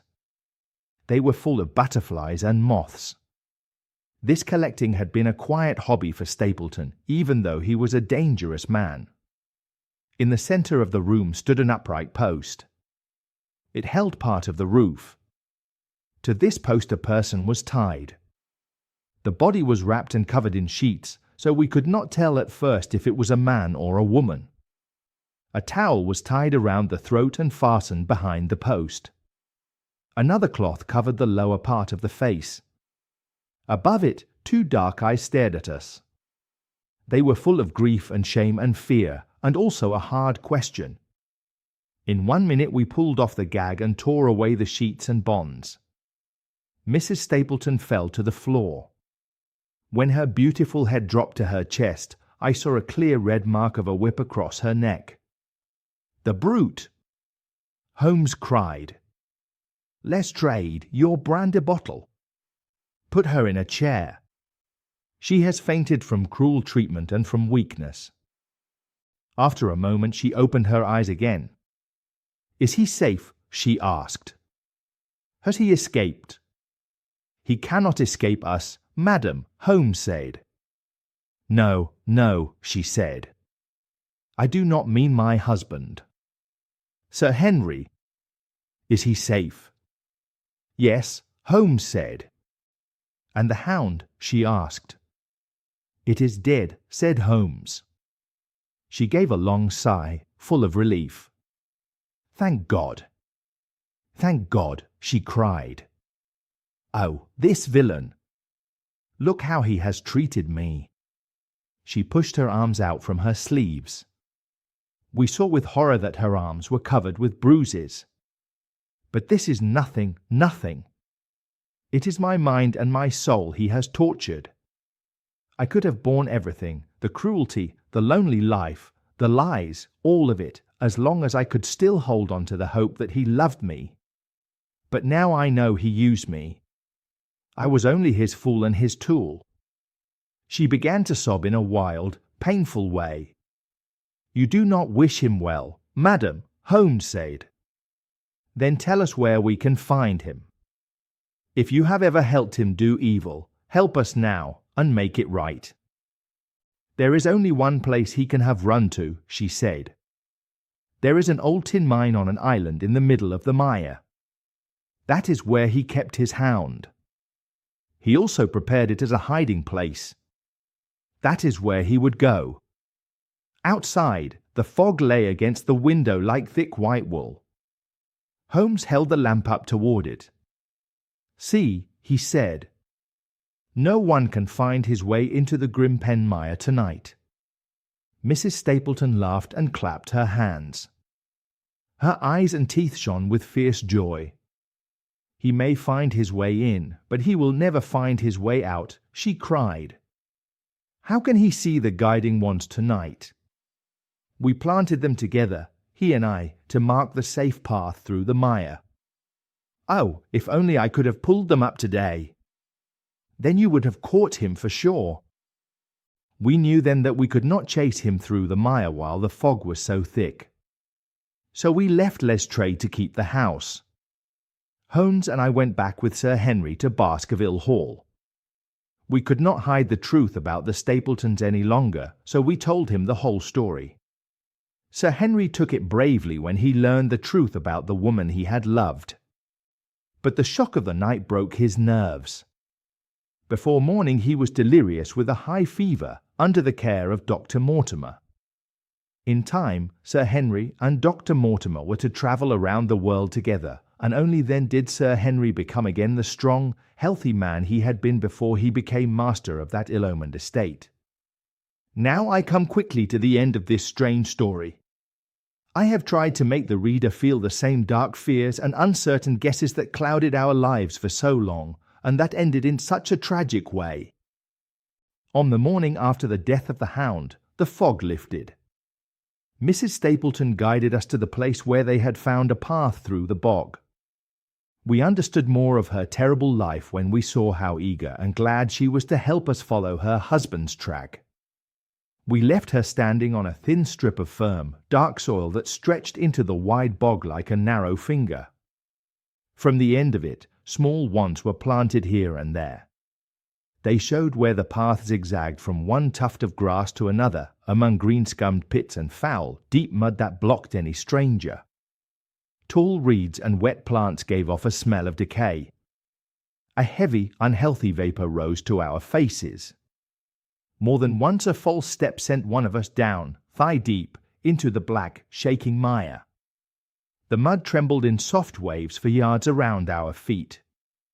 It pulled at our heels as we walked. When we sank into it, it felt like an evil hand was dragging us down into dirty depths. The grip of the mire was strong and cruel. Only once did we see a clear sign that someone had passed that dangerous way before us. From a tuft of cotton grass that held it above the slime, a dark thing stuck out. Holmes stepped off the path to seize it and sank to his waist at once. If we had not been there to pull him out, he could never have reached firm land again. He held up an old black boot. Inside the leather were printed the words Mayers, Toronto. "It is worth a mud bath," Holmes said. "It is Sir Henry's missing boot." "Stapleton threw it there as he ran," I said. "Exactly," Holmes answered.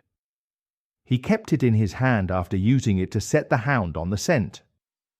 When he knew the game was finished, he fled, still holding it. He threw it away at this point. At least we know he reached this far in safety. But more than that we never learned for certain, though we could guess much. We could not find footsteps because the mud rose and flowed over everything very quickly. When we reached firmer ground beyond the worst part, we looked hard for tracks. But we saw none. If the ground told the truth, then Stapleton never reached the island of refuge he tried to reach through the fog on that last night. Somewhere in the heart of the Grimpen mire, deep in the foul slime of the great bog that swallowed him, that cold and cruel man is buried forever. We found many signs of him on the bog-girt island where he had hidden his savage helper. A huge driving wheel and a mine shaft, half full of rubbish, showed where an old mine had once worked. Near it were broken remains of small miners' cottages. The miners had left long ago, driven away, no doubt, by the foul smell of the swamp around them. In one cottage we found a staple and chain, and many gnawed bones. That showed where the animal had been kept. Also, among the broken junk and waste, we found a skeleton with brown hair still tangled on it. A dog, Holmes said. By Jove, a curly-haired spaniel. Poor Mortimer will never see his pet again. Holmes looked around. Well, he said, I do not think this place holds any secret we have not already understood. He could hide his hound, but he could not stop its voice. That is why we heard those cries on the moor, cries that were not pleasant even in daylight. In an emergency he could keep the hound in the outhouse at Merripit, but it was always risky. Only on the great day, when he thought his work was almost finished, did he dare to do it.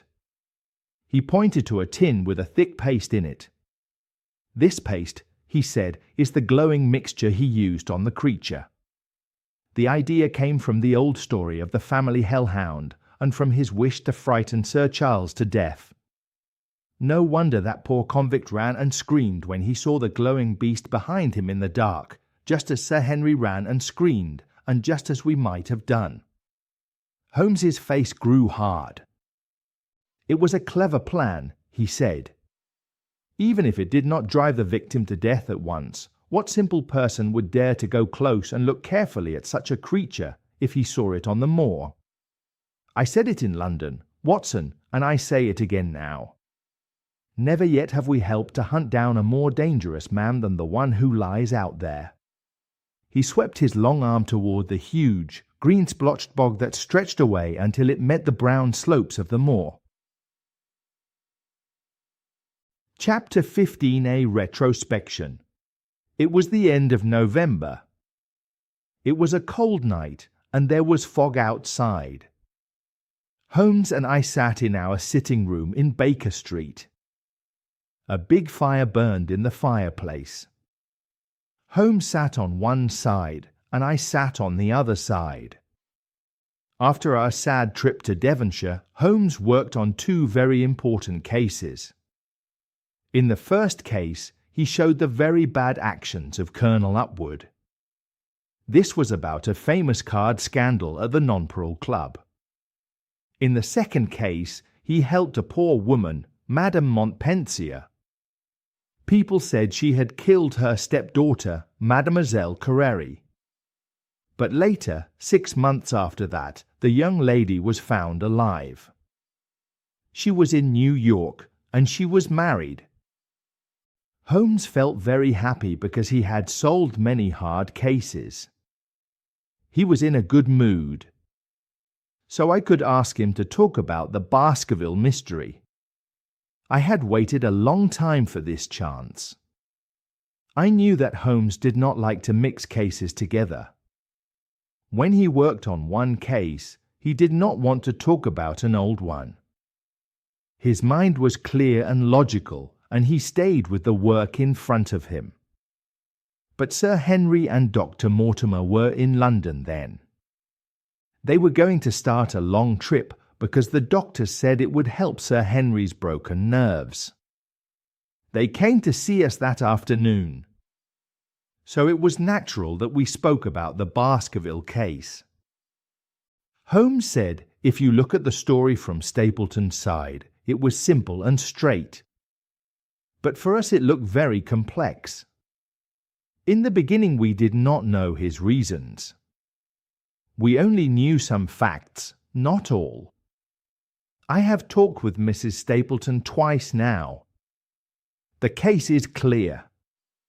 I do not think anything is still secret from us.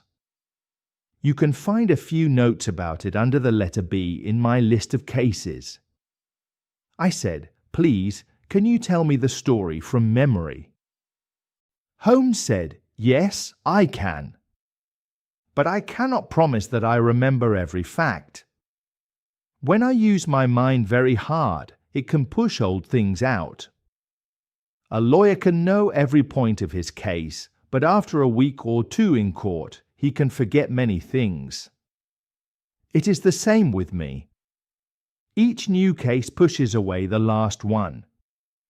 Mademoiselle Carreri has made my memory of Baskerville Hall less clear. Tomorrow some new small problem may come, and it may push away the French lady and also the bad Colonel Upwood. But for the case of the Hound, I will tell you the story as well as I can. And you can tell me if I forget something. Holmes said, my work shows one thing with no doubt.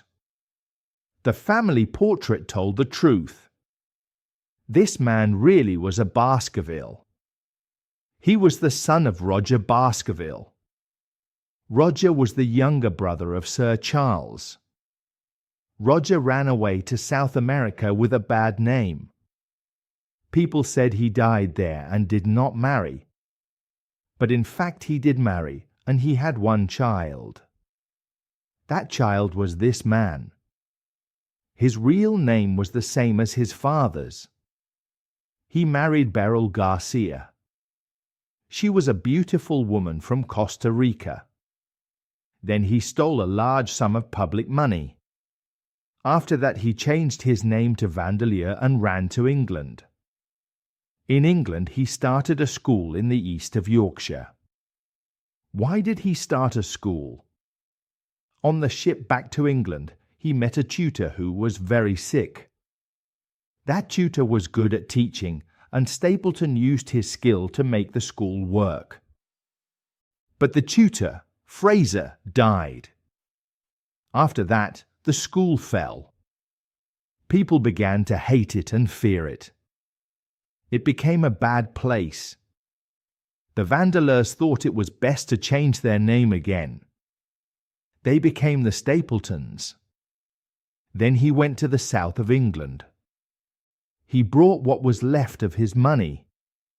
He brought his plans for the future. He also brought his love for insects. I learned at the British Museum that he was well known for insects. He was an expert. And the name Vandeleur is still used for a certain kind of moth.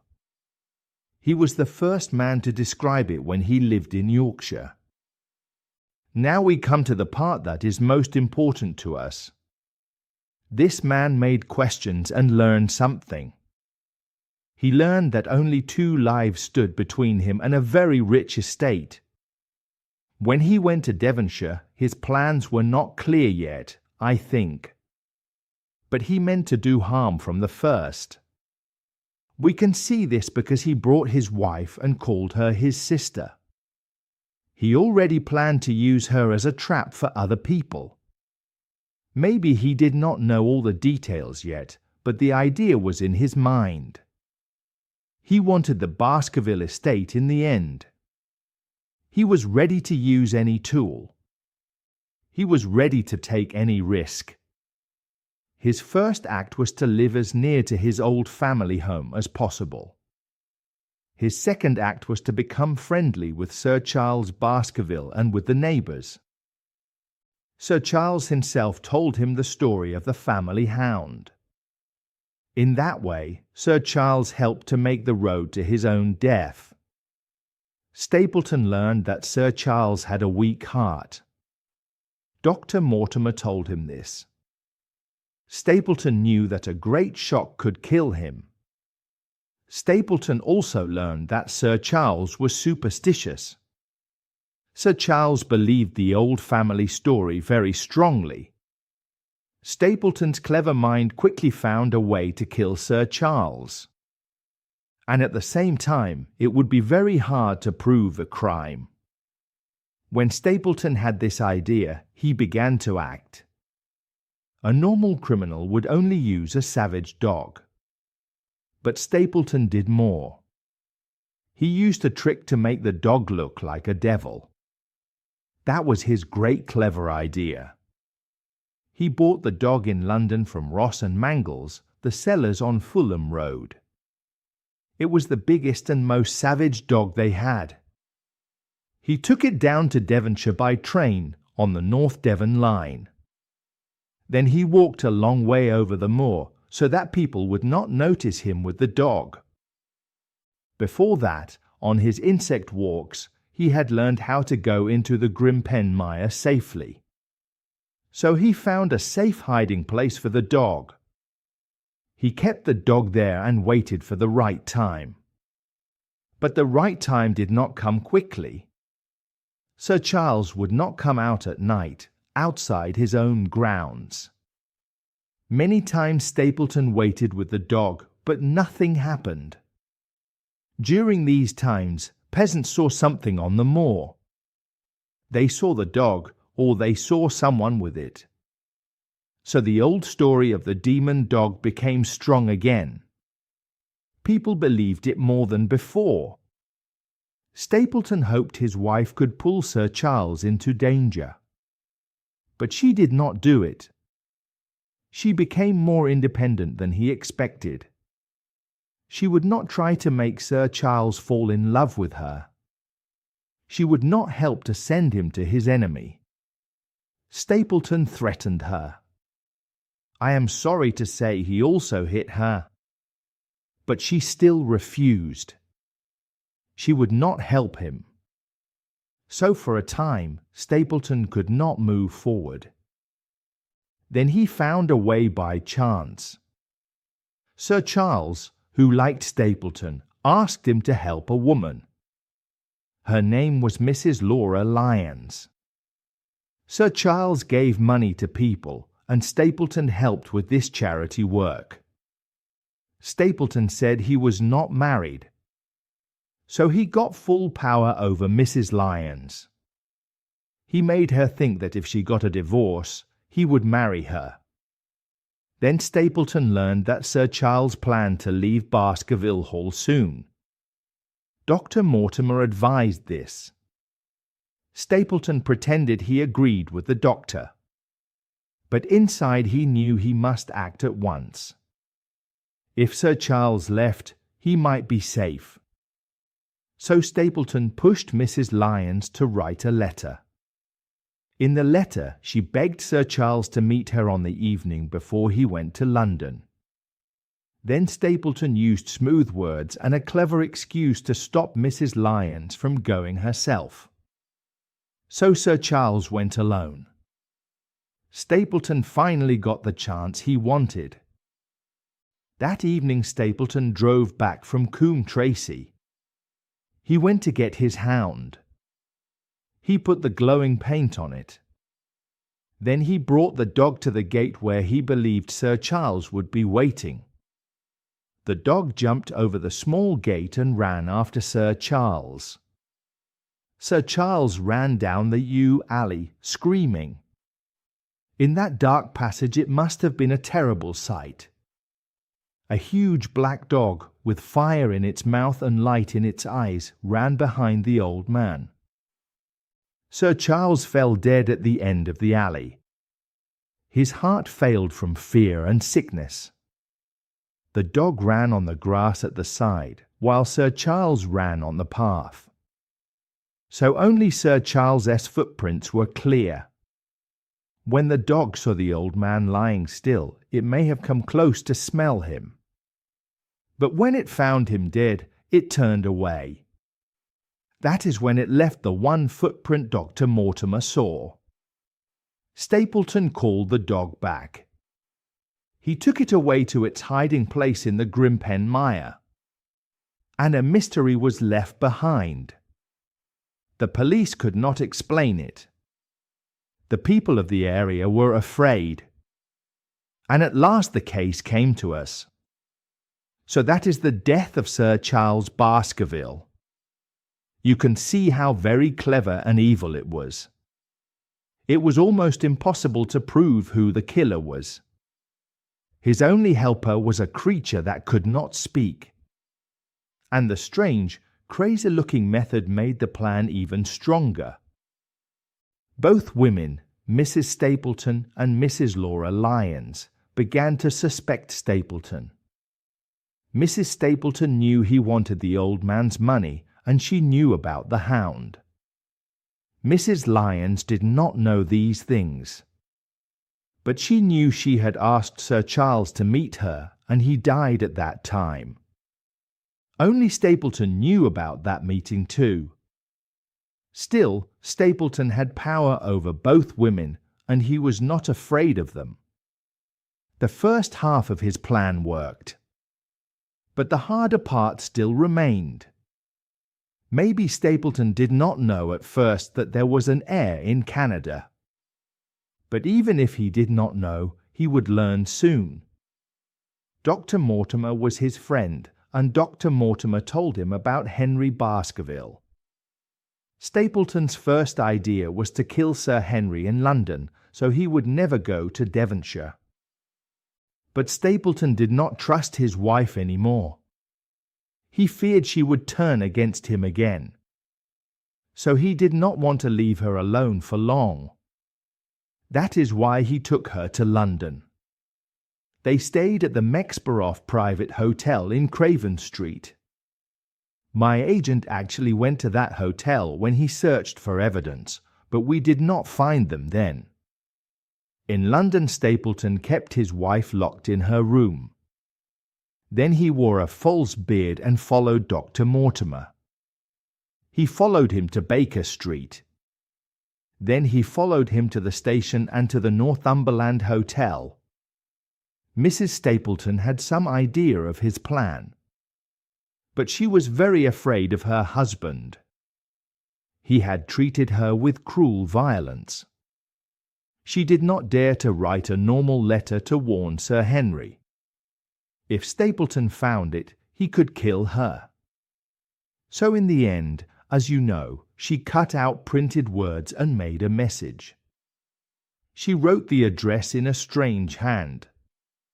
The letter reached Sir Henry, and it gave him his first warning. It was very important for Stapleton to get something from Sir Henry's clothes. If he needed to use the dog, he wanted to give it a smell to follow. So he acted at once. I am sure he paid someone at the hotel to help him. Maybe it was the man who cleaned boots or the chambermaid. By chance, The first boot he got was a new boot. It was useless for him. So he returned it and took another boot. This small event taught me something very important. It showed me we were dealing with a real hound. Nothing else could explain why he needed an old boot and did not care about a new one. When something looks strange and silly, we must examine it more carefully. Often the strange part is the key that explains the case. Next came the visit from our friends the next morning. Stapleton followed them in a cab. From the way he acted, and from his knowledge of my rooms and my face, I think his crimes were not only about Baskerville Hall. It is interesting that in the last 3 years there were 4 big burglaries in the West Country. No criminal was caught for any of them. The last one, at Folkestone Court in May, was very cruel. A page surprised a masked burglar, and the burglar shot the page. I believe Stapleton got money in this way. For years he was a desperate and dangerous man. That morning we also saw how quick and clever he was. He escaped from us very well. And he was bold enough to send my own name back to me through the cabman. From that moment he knew I had taken the case in London. So he understood he had no chance there. He went back to Dartmoor and waited for Sir Henry to arrive. I said, "1 moment. I believe your order of events is correct, but you did not explain one thing. When Stapleton was in London, what happened to the Hound?" Holmes said, "I have thought about that, and it is important. Stapleton must have had someone who helped him. Still, he probably did not tell this person every part of the plan. There was an old servant at Merripit House. His name was Anthony. His connection with the Stapletons goes back many years, even to the school days. So he must have known that his master and mistress were really husband and wife. This man has disappeared. He ran away from the country. It is also interesting that Anthony is not a common name in England, but Antonio is common in Spanish and Spanish-American places. This old man, like Mrs. Stapleton, spoke good English, but with a strange lisping accent. I have myself seen him cross the Grimpen Mire on the marked path. So it is very likely that while Stapleton was away, this servant cared for the Hound. He may not have known why the Hound was used. After that, the Stapletons went down to Devonshire. Soon Sir Henry and you followed them. Now I will tell you how I stood at that time. You may remember that I examined the paper of the cut-out words. I looked closely for a watermark. While I did that, I held it close to my face. I noticed a light smell of a perfume called white jessamine. A criminal expert must know many smells.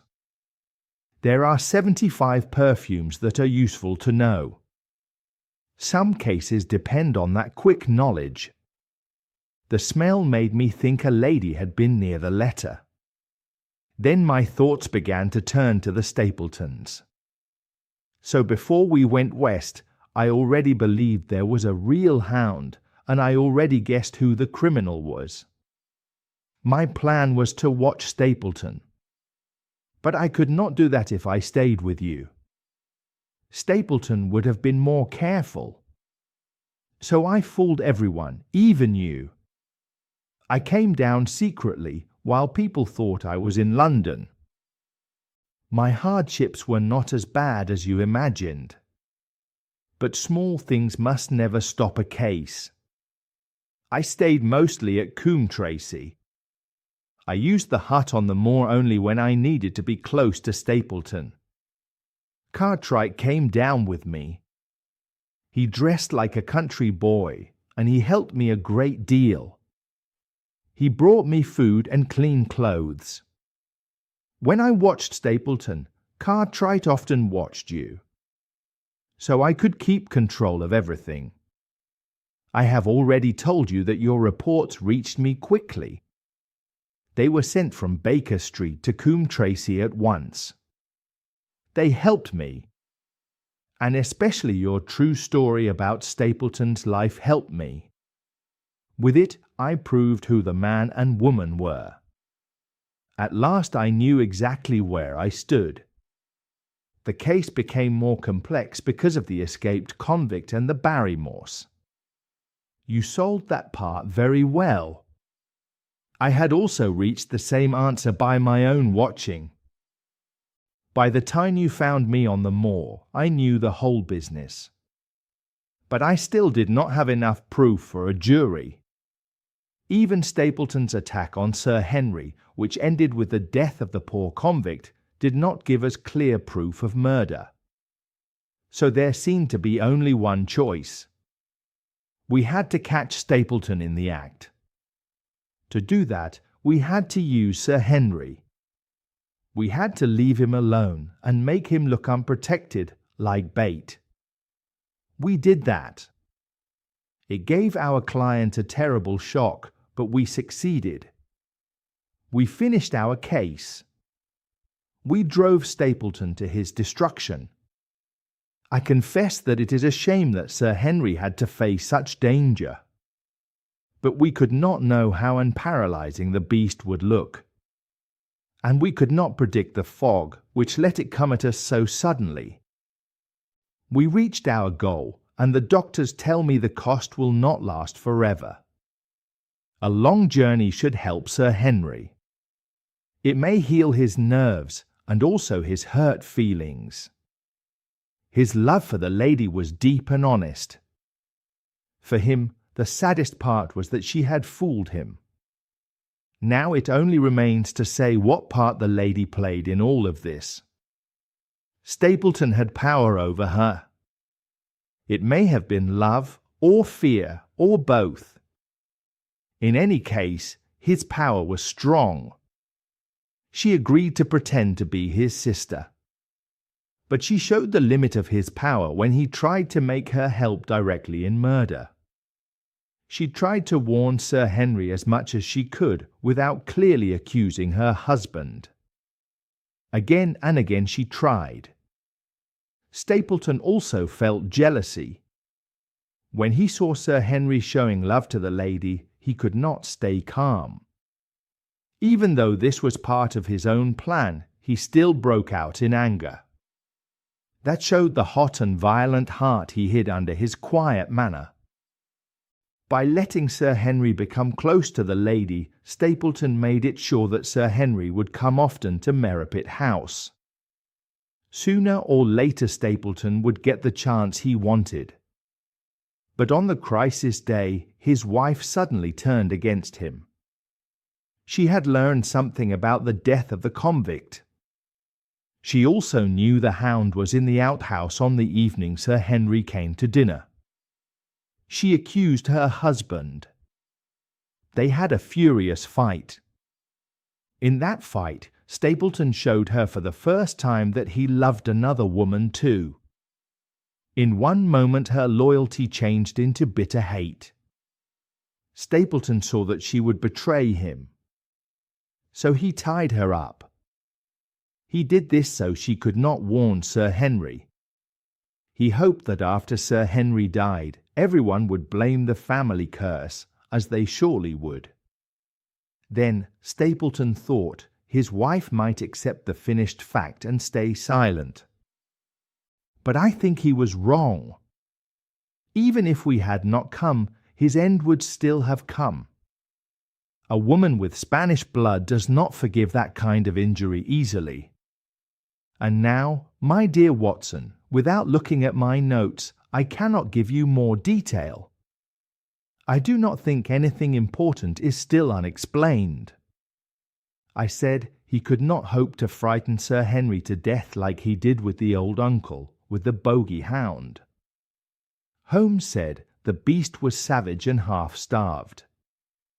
If its look did not kill the victim with fear, it could still freeze him with terror. Then the victim could not fight back. I said, yes. But there is one difficulty left. If Stapleton became the heir, how could he explain that he, the heir, had lived near the estate under another name? How could he claim the property without making people suspicious? Holmes said, that is a very hard question. I fear you ask too much when you want me to solve it. I can study the past and the present.